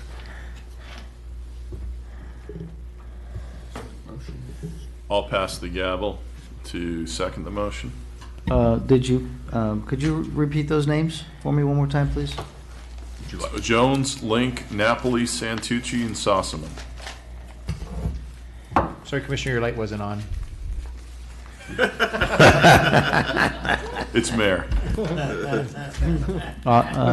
This the one at the end. Commissioner Hudak, do Yes, sir. you have something to add? No, I'll second it. Your light's I on, think I that's did. what he's. Yeah, your light was on. We have a motion and a second already, right? Yeah. We do. Motion by Commissioner Preston, seconded by Commissioner Hudak. Motion by Commissioner Parnas. Parnas, sorry. New guy. New to this role. Roll call.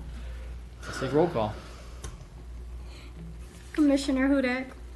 Yes. Commissioner Parnas? Yes. Commissioner Preston? No. Vice Mayor Drosky? Yes. Mayor Gantz? Yes. Okay, our interviews are scheduled for September 6th, I believe, Friday. I'm assuming that's okay with everyone? No, it's not actually. Oh, It's okay. not okay, and especially during the daytime, I have a problem with that. I think most of the citizens would have a problem with that as well. I don't know if this is open to the public at that point or not, but I think I think we need to make some adjustments on that, in my opinion. Okay. Check my calendar. Would that Saturday be better? You're looking at Saturday. 7th. That would work for me. I know that Wouldn't work for conflicts me. with something. It Pardon? will work. No? Okay. How about that the following Monday evening?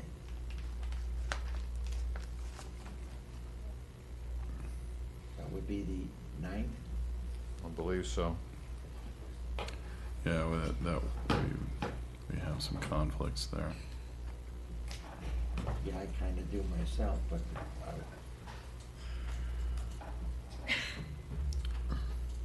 Does anyone else have a problem with the 6th, or is it just me?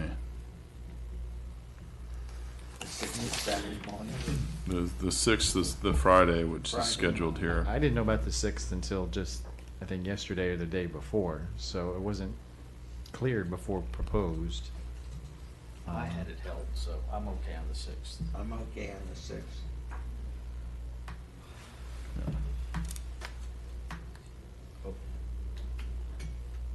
Commissioner Hudak? I just didn't want to get yelled again by the vice mayor.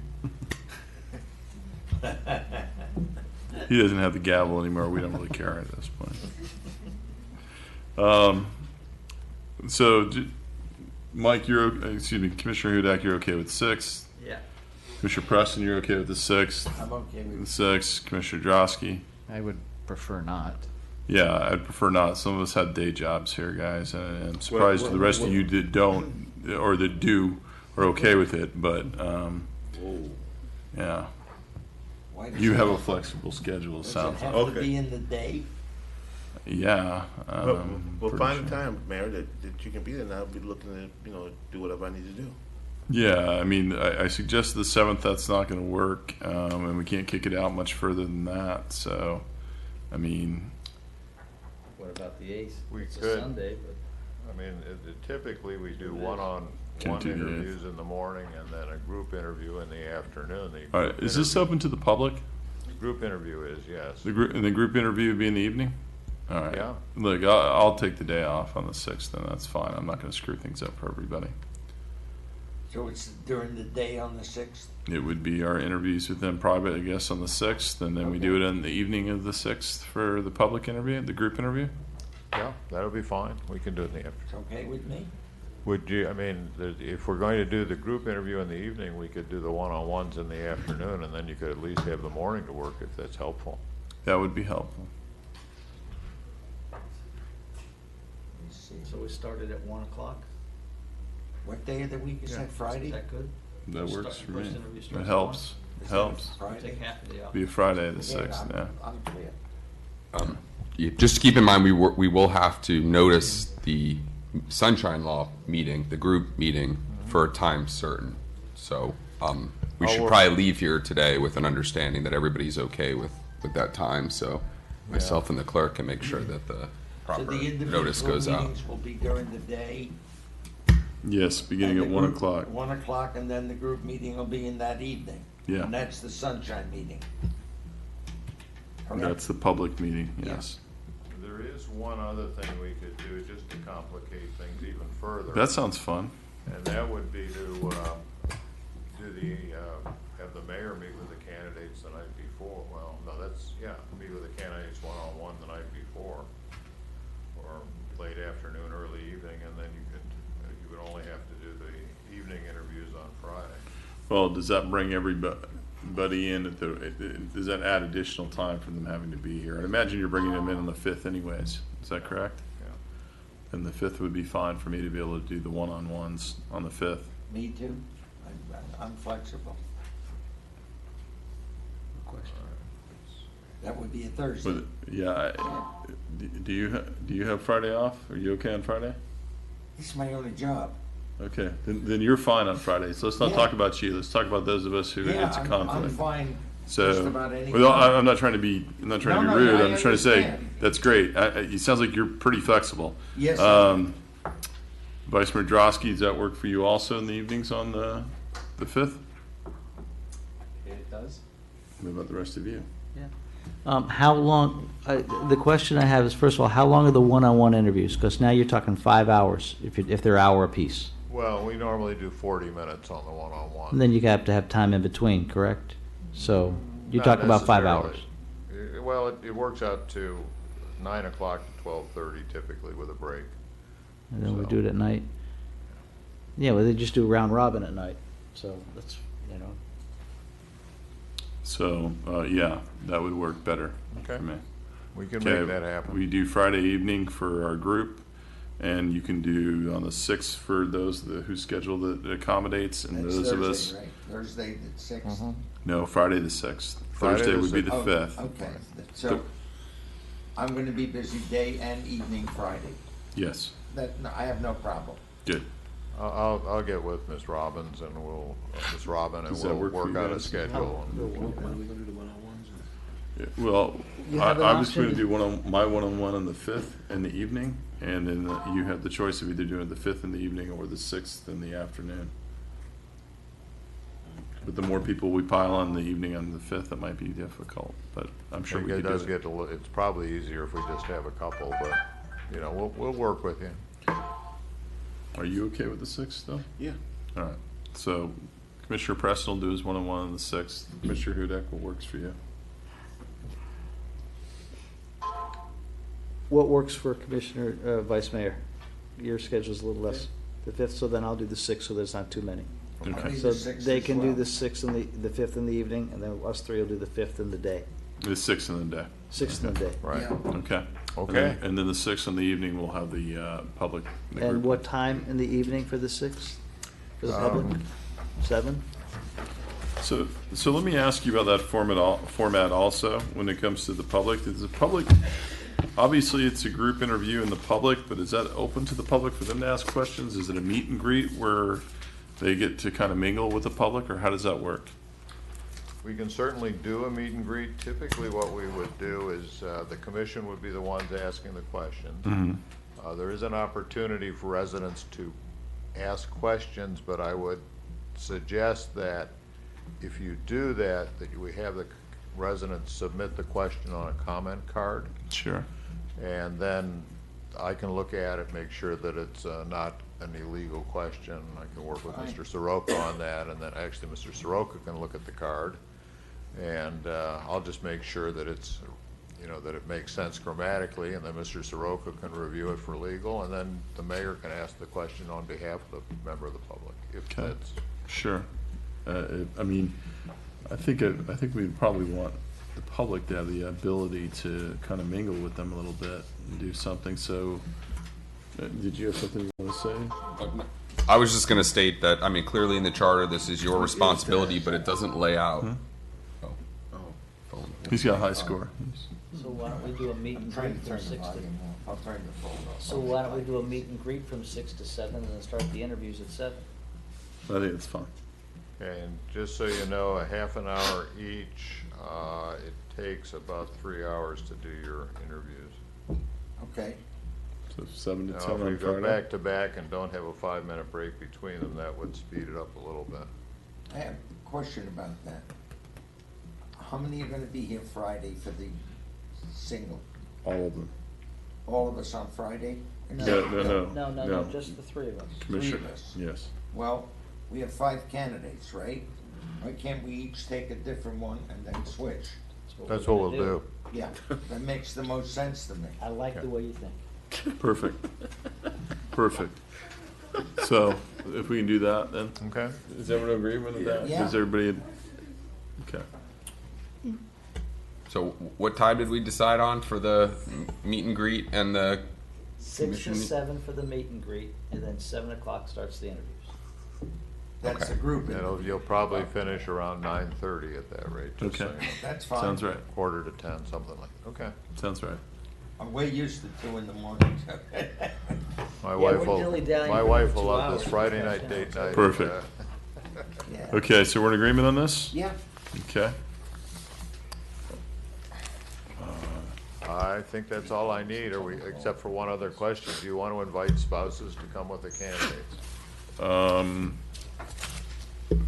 It's an extra expense to bring in a spouse. It's up to you all.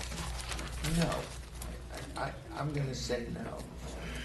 And I'll give you my reason. Well, yeah, Commissioner Preston first, and then Commissioner Parnas and Commissioner Hudak. I just wanted my colleagues to know that I spoke with Colin about the fact that if you noticed on the list there was no women. Yep. That bothered me. And I wish that there were some women being considered, but there were not. And he explained to me why there wasn't. There wasn't a really, high number of women candidates that applied for the job. But my thing is that, when it comes to women and minorities, we need to work hard to allow them to be a part of the process, because oftentimes in situations like this, they're just simply overlooked, and it's not right. But in this situation, he said that there was only like 2 or 3, I think. 3. And they just didn't make the cut, so to speak. But my point is this: as qualified as we saw these men tonight, there are women out there equally as qualified. And whenever we do things like this, we must, look hard to find applicants like that so they're a part of the process. Thank you, Commissioner Parnas. Yeah, I felt the same way. I expressed my concern to Colin. I think there's an awful lot of qualified women out there, and I think the decision should have been the commission's. Okay. Commissioner Hudak? With regards to flying in spouses, so after this round of interviews, is there going to be a second round where we pare it down to the top 1 or 2? Or is this is the interviews and then we're going to make a decision? Because that alters things. Because if someone's going to take a position, they're going to want their spouse to see the location. So if this is the only time they're flying in, then it's probably beneficial to bring the spouse in. It shows the type of employer we are. It shows that we're a family-oriented city. If there are going to be a second round after this where we bring in the final 2 candidates, then I can understand waiting to bring the spouse. Just typically, it's done in 1 round. It's not to say you couldn't do it in 2 rounds. It's really your call. At the end of round 1, typically, our clients make a decision. But there are occasions where they'll take the top two and bring them back. So I would say as a general rule, it's one shot. If that's the case, I would definitely have the spouses come in then. Commissioner Parnas? Yeah, I disagree. I think we're hiring a city manager, and like most married couples, if the possibility of moving to Deerfield Beach from wherever they come from, I'm sure has been discussed before he gets on a plane and comes here. I don't think it's necessary for us to fly in the spouse who's already knows that he's going for a job in Deerfield Beach. Commissioner Hudak? I hire people all the time, and the spouse is always extremely supportive. And then when the husband goes back and says, you know what, I got the job, it's like, you got the job? I don't want to move. So that's, I've seen that happen. And again, what type of an employer do we want to present to the candidate? Yes, we are hiring the city manager for the position. This isn't a 40-hour a year, an hour a week job. It's a big job. So they're going to be away from their family a lot, just like we are. And so, yeah, granted, we're just hiring the city manager, but we've also, the families of all of our employees are greatly affected by the job that they're going to be doing. And I think it's got to be a family decision. Mr. Good's here, and it's 11 o'clock at night. I'm sure he'd love to be home with his family, just like the rest of us would. And I think I just think it's a family decision if the individual is married, and I would think that they'd want that option to bring their spouse in. If I could just make a quick comment too. Mr. Santucci obviously already lives in the area. Mr. Napoli lives in Weston. Mr. Link lives in Palm Bay. So there's three right there that are not coming from very far. I'm not sure about Mr. Sossman right at the moment, but I believe his wife is working in the Tampa area. So there's four from Florida. The only one you're really going to have airfare or cost for is Mr. Jones. So Yeah, if that makes a difference. Let's not be so cheap here. Okay. Let's bring him in. Commissioner Preston? Please, no comments from the audience. It's not helpful. Thank you. I think that I agree with my colleague that we should present ourselves as welcoming. If you want to contribute to the divorce rate, well, let's not assume they're married. Let's not assume they have a wife, and let's not assume anything, except to say that if they have a partner or spouse, and they want to bring him in, I think it's the right thing to do. So. Treat that as consensus to bring in the spouse Yes. or his partner or whatever. Yeah, and I'm gonna open it to the public now. So if you don't mind, Mr. Messenger, anyone from the public, this would be the appropriate time for you to share your thoughts.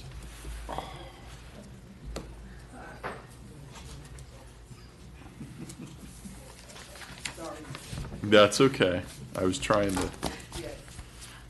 Gwen Clark, Reed, 1430 Southwest 6th Way. I know it's a trying time when you're going through this, hiring a city manager. I understand that there were 41 candidates, sir? Yes. Okay. And you said you had 3 females that were in that group? Yes. I would have liked to have seen the most qualified of those 3 females have been brought to us. It's very important that we do see females in the roles that males are predominantly holding. And we know that it's very important for the balance of thoughts and how this city in particular runs. As far as having a Friday night event, I don't know how many members of the public you're going to get to be out. I would have chosen another day, but I'll look forward to seeing these candidates and their spouses, and hoping that The city commission can make the best decision, will make the best decision for our residents. Thank you. Thank you. Anyone else from the public? I'm going to close it to the public then.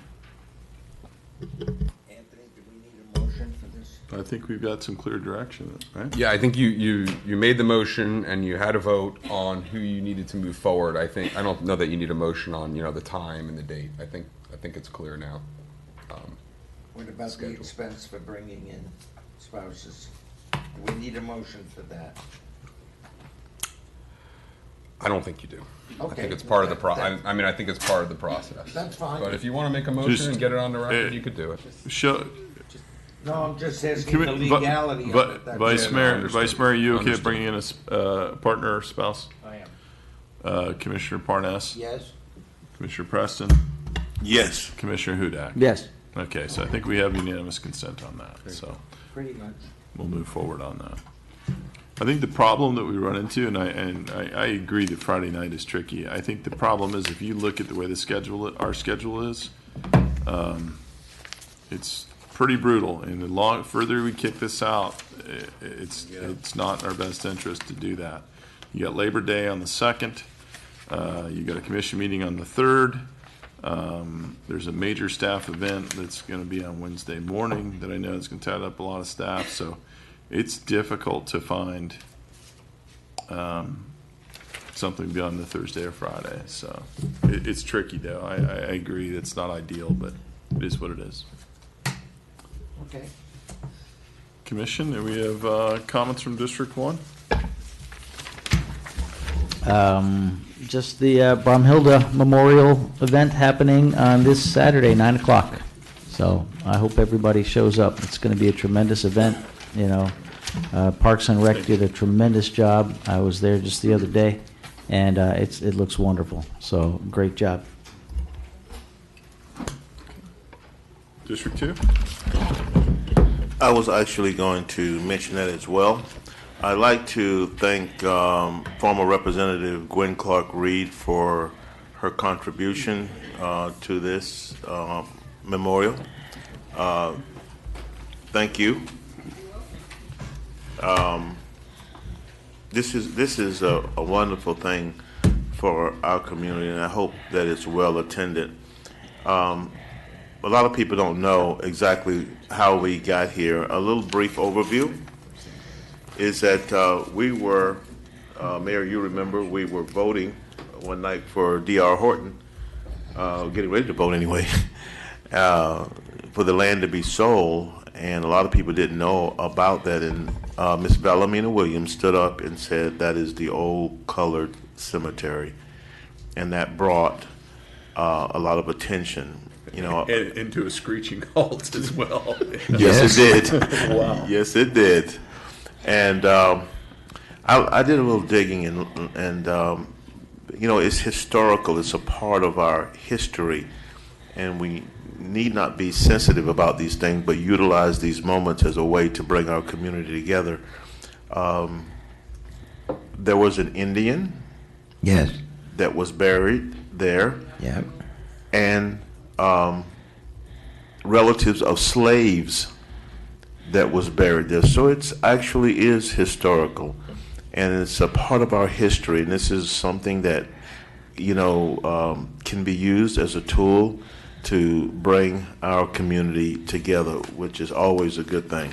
Always a good thing when a community can come together. Secondly, we're having a problem with coyotes. There are people that's telling me that they're brazenly walking around and they're seeing them all over the place. Now, I don't really think a coyote would attack an adult, but under the right circumstances, a small kid could become a problem. And so we need to look at it. I talked with Mr. Power about it, and I'm sure we should find a resolution for this. Next, I'm going to ask staff to send out to all of the churches my request to recruit kids in the community for the chess club, okay? And so let's get that information out. When that information comes back, get back with me, and we'll start to put the building blocks in place for that. The next thing is that is a lot of people have come to me and said, Commissioner, thanks a lot for bringing the Packer Rattlers back, and because their first game is this coming Saturday. Now we don't know where that game is going to be. No, I'm just kidding. I'm just kidding. Yeah, it changes. But I didn't bring the Packer Rattlers back, so that's incorrect to say so. But my colleagues, all of us did. I'd like to thank all of my colleagues for having an open mind, for understanding something that was sensitive to this community, and that you would really look at it, because I go out to the practices and I'm going to urge you to do the same thing. There's a joy out there, and a lot of people are very happy. And one of the things that I wanted to implement is that it not be just something for District 2, because truth of the matter is, now we may not want to talk about it, but truth of the matter is there's a lot of people in the city of Deerfield Beach that are white that are taking their kids other places to play football. And that needs to stop. And the only way that can stop is that we need to build a program where all of our citizens are welcome. Now, if you go out there right now, you'll see white kids out there, you'll see parents, but it should be more. We don't need our citizens of Deerfield Beach going to Boca Raton, Margate, all these different places when they have a league right here. So the city needs to embrace the Packer Rattlers. We need to promote this program so it's completely diverse, so that all of the citizens in Deerfield Beach, whether you live in District 1, whether you live in District 2, 3, or 4, that everybody is welcome to be a part of it. And like I said, I want to make it clear, there are white kids out there. There are white parents out there that are coaching, but it could be better.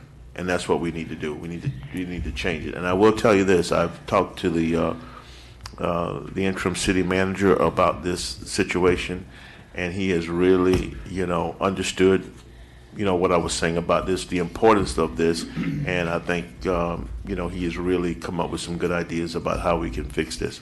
So this coming Saturday, the Packer Rattlers will have their first game. Hooray? No? Hooray. Okay, thank you. District 3? Yeah, I will be there Saturday for the dedication of the Memorial Park. I felt very strongly over the years that it should be maintained, respected. When somebody like Vellamina Williams, who you mentioned, comes to me and say, my grandma was buried there, I took that very seriously. And I'm happy to see that Ms. Reed, thank you for your efforts on the state level. You really came through to help them. And actually, you're helping the city, because it's long overdue that we respected the past. And that, to me, is holy ground. Thank you again. Vice Mayor Drosky? Thank you, Mayor. At the July 2nd commission meeting, we had the residents from Praxis here. And at the end of that discussion, I challenged somebody from the Praxis organization, anyone, to come to our next commission meeting, which would have been August 6th, because we didn't have a meeting in the middle of July. They were a no-show. Our next meeting is today, August 20th, and they're a no-show again. So unless there's something I don't know, I intend to escalate further with Praxis as to why they are continuing to be a no-show and thumb their nose at this commission for the continuing violations at their property and not addressing the residents' concerns. Vice Mayor, I did speak with one of the principals from the management company, and they were totally amenable to coming. They were had something arranged with the the residents, that they wanted to have I guess, a meeting with them. But I asked the lady, were you willing to come before the commission? And she said, yes, she will come. If you want me to request that, I will do that. If they've reached out to you, I mean, obviously because of Sunshine, we couldn't have this conversation before tonight. So, That's right. So I'm glad that they did reach out. I mean, I'd rather them meet with the residents than with us. They did. To be honest with you. They're supposed to. May I add something, please? No, let's let them two finish, and then we'll all just pile in here. So, whatever the commission wants, because I have her number, and she's amenable to coming before the commission. I don't know what the temperature is for the rest of you, but I would like to see her here. Okay. I'm going to let Commissioner Parnas speak before I do. Go ahead, Commissioner. I've been in contact with Code, if you remember, Ben, with your permission for me to go there. And I had been advised by our city attorney not to. Let Code do its job. Mr. Peter has called me. They have written and opened several cases for violations at Praxis, and they're following up on it. They'd like to see the place operating full tilt on a great level for the residents. So they're working on it. Here's my belief. I'm still getting calls from residents over at Praxis for horrible conditions.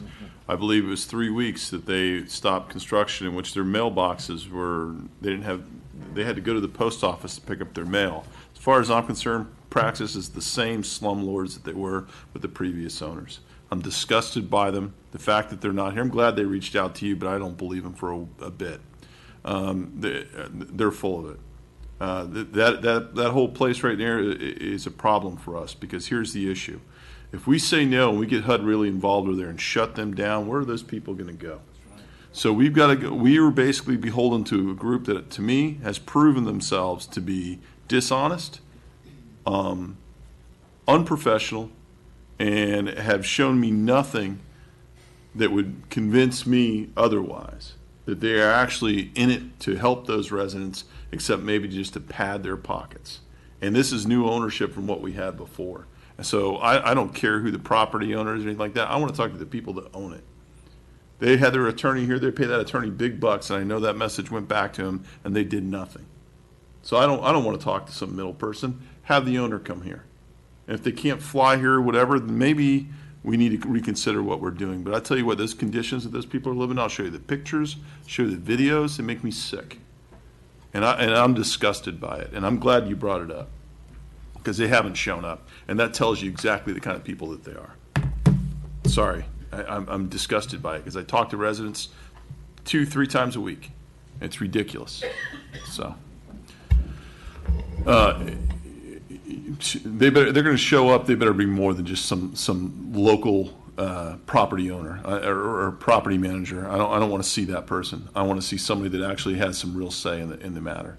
That's my opinion. Commissioner Hudak? Mr. City Attorney, what options do we have? What would you like to, in terms of what would you like to do? I want to help these residents. We all want to help these residents. What options does the city have? All right. Well, I mean, there's a number of options, but each one of them has their own, benefits and consequences. I think the city manager wants to chime in. Yeah, and the manager may want to recommend some. Go ahead.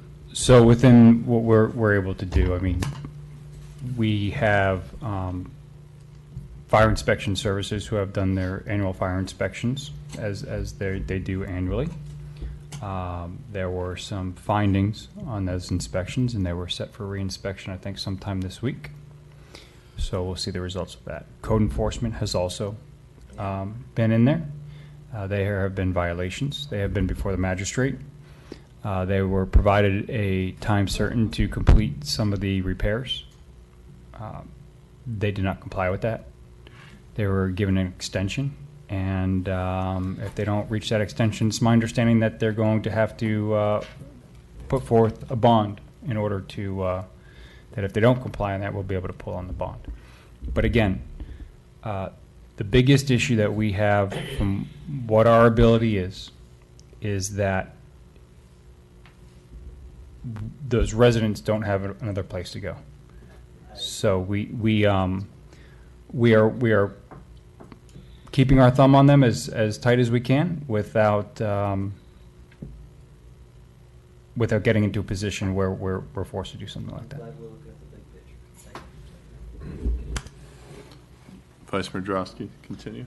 Yeah, I mean, I'm willing to, Commissioner Preston, it's your district, but I'd be willing to reach out to Scott Backman himself and tell him that it's his client, that the owner of his client needs to come before our commission instead of some property manager, and see what that goes. I mean, but if you want to make that call, it's your district.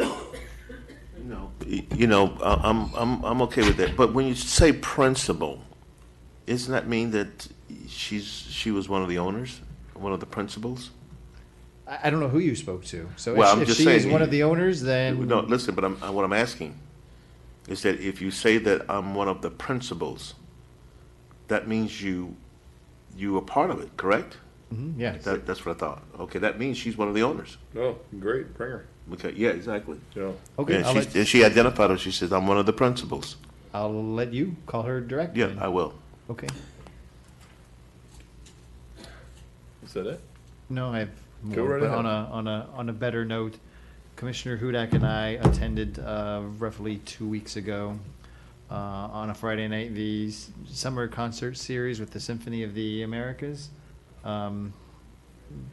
Poozer was there as well that evening, and that was a great event, and I think I'd like to see more of that at the beach instead of one of these one-offs. I think it was a good event. It was a good atmosphere. It was a good environment. It was well attended, and for a muggy evening, it was well attended. And I think if we do these, quarterly or like monthly during the summer or monthly during the winter. Now I know we have a winter series. They do something else. But this is something I'd like to see promoted more in Deerfield Beach than just a one-off. I mean, it was a good crowd. I think we can even get better crowds if it's something on a regular basis that the residents are aware of. I don't think it was a large contribution by the city, but just something to explore for staff to look at further. In addition to that, the apiary is in works to get its own camera for the bees. We have an underwater camera for the pier. The apiary is in the works to get its own live camera through Comcast, so that will be coming soon. So if you have nothing better to do, you can stare at bees all day. But that is coming. And then because our next commission meeting isn't until September, my next Saturday office hours is the first Saturday of the month, which is September 7, from 10 to noon here at City Hall. Otherwise, I look forward to seeing all you Saturday morning. Thank you. Right before 4th of July, we lost someone in the community. For those of us in West Deerfield Beach, you might not have known who this person was, but you certainly recognize the impact they had on the neighborhoods out there. Barbara Connery was a longtime Waterford Homes resident who was a local realtor, and her tradition every year was to put American flags at every single mailbox in all of West Deerfield, I believe it was, all of the residential areas in which you could. It was the first year in the 20 years I lived in the city of Deerfield Beach that we didn't have flags at the mailbox. And we found out right after that Barbara had passed away. So it was a tremendous loss for those of us in West Deerfield. We're grateful for Barbara's many contributions to the city because she volunteered her time. She wasn't one who liked the grandstand. She would show up occasionally to this podium, but she was a wonderful asset to the city, and she's going to be greatly missed. I do want to congratulate St. Mary's Episcopal Church for their 100-year anniversary that will be marked this Saturday at the Doubletree Hotel, and that's an outstanding event to cap off a great day in honoring the opening of the Brandhilder Richardson Knowles Memorial Park.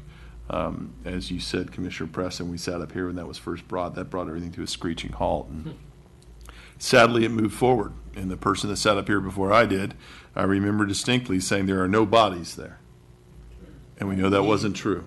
No, it wasn't. And I'm glad we're able to rectify a long time wrong. and look forward to that event because I think it's something. One thing I will say about our staff, and I can be critical, and as poor Mr. Gressick had to bear the brunt of it tonight, they deserve to be praised, and you guys have done an outstanding job, all of you, with your contributions to that park from what we can see, and we're going to be ready to be amazed on Saturday. So I thank you for that. Obviously, we are starting our artificial reef off the shore. We had a glitch yesterday. There's been some questions and concerns that have been brought up. I know I'm working with city staff to address those and look into that. I also want to say that the Mayor's Chess Challenge, you mentioned the chess club. Mayor's Chess Challenge, this will be our third year having it here. It's the mayor, it rotates from city to city. We have one event per year, and the kids come around from different schools and they participate in each city. They get a little passport stamped, but we have that on September 14th at 10 a.m. at the Hillsborough Community Center. So whatever kids you get together for that chess club, see if they can come out to that, because it's a lot of fun. And if you want to get smoked by a 7-year-old who can play chess, you can watch me routinely get whipped on that. So I do want to thank staff for all they've been doing, and I do want to thank my colleagues, because while we debate and we beat each other up at times, there's a lot of respect, there's a lot of enjoyment in doing this job up here with all of you. So I thank each one of you. With that, looking for a motion to adjourn the meeting. Motion to adjourn. All in favor? Aye. Meeting adjourned. Nice meeting.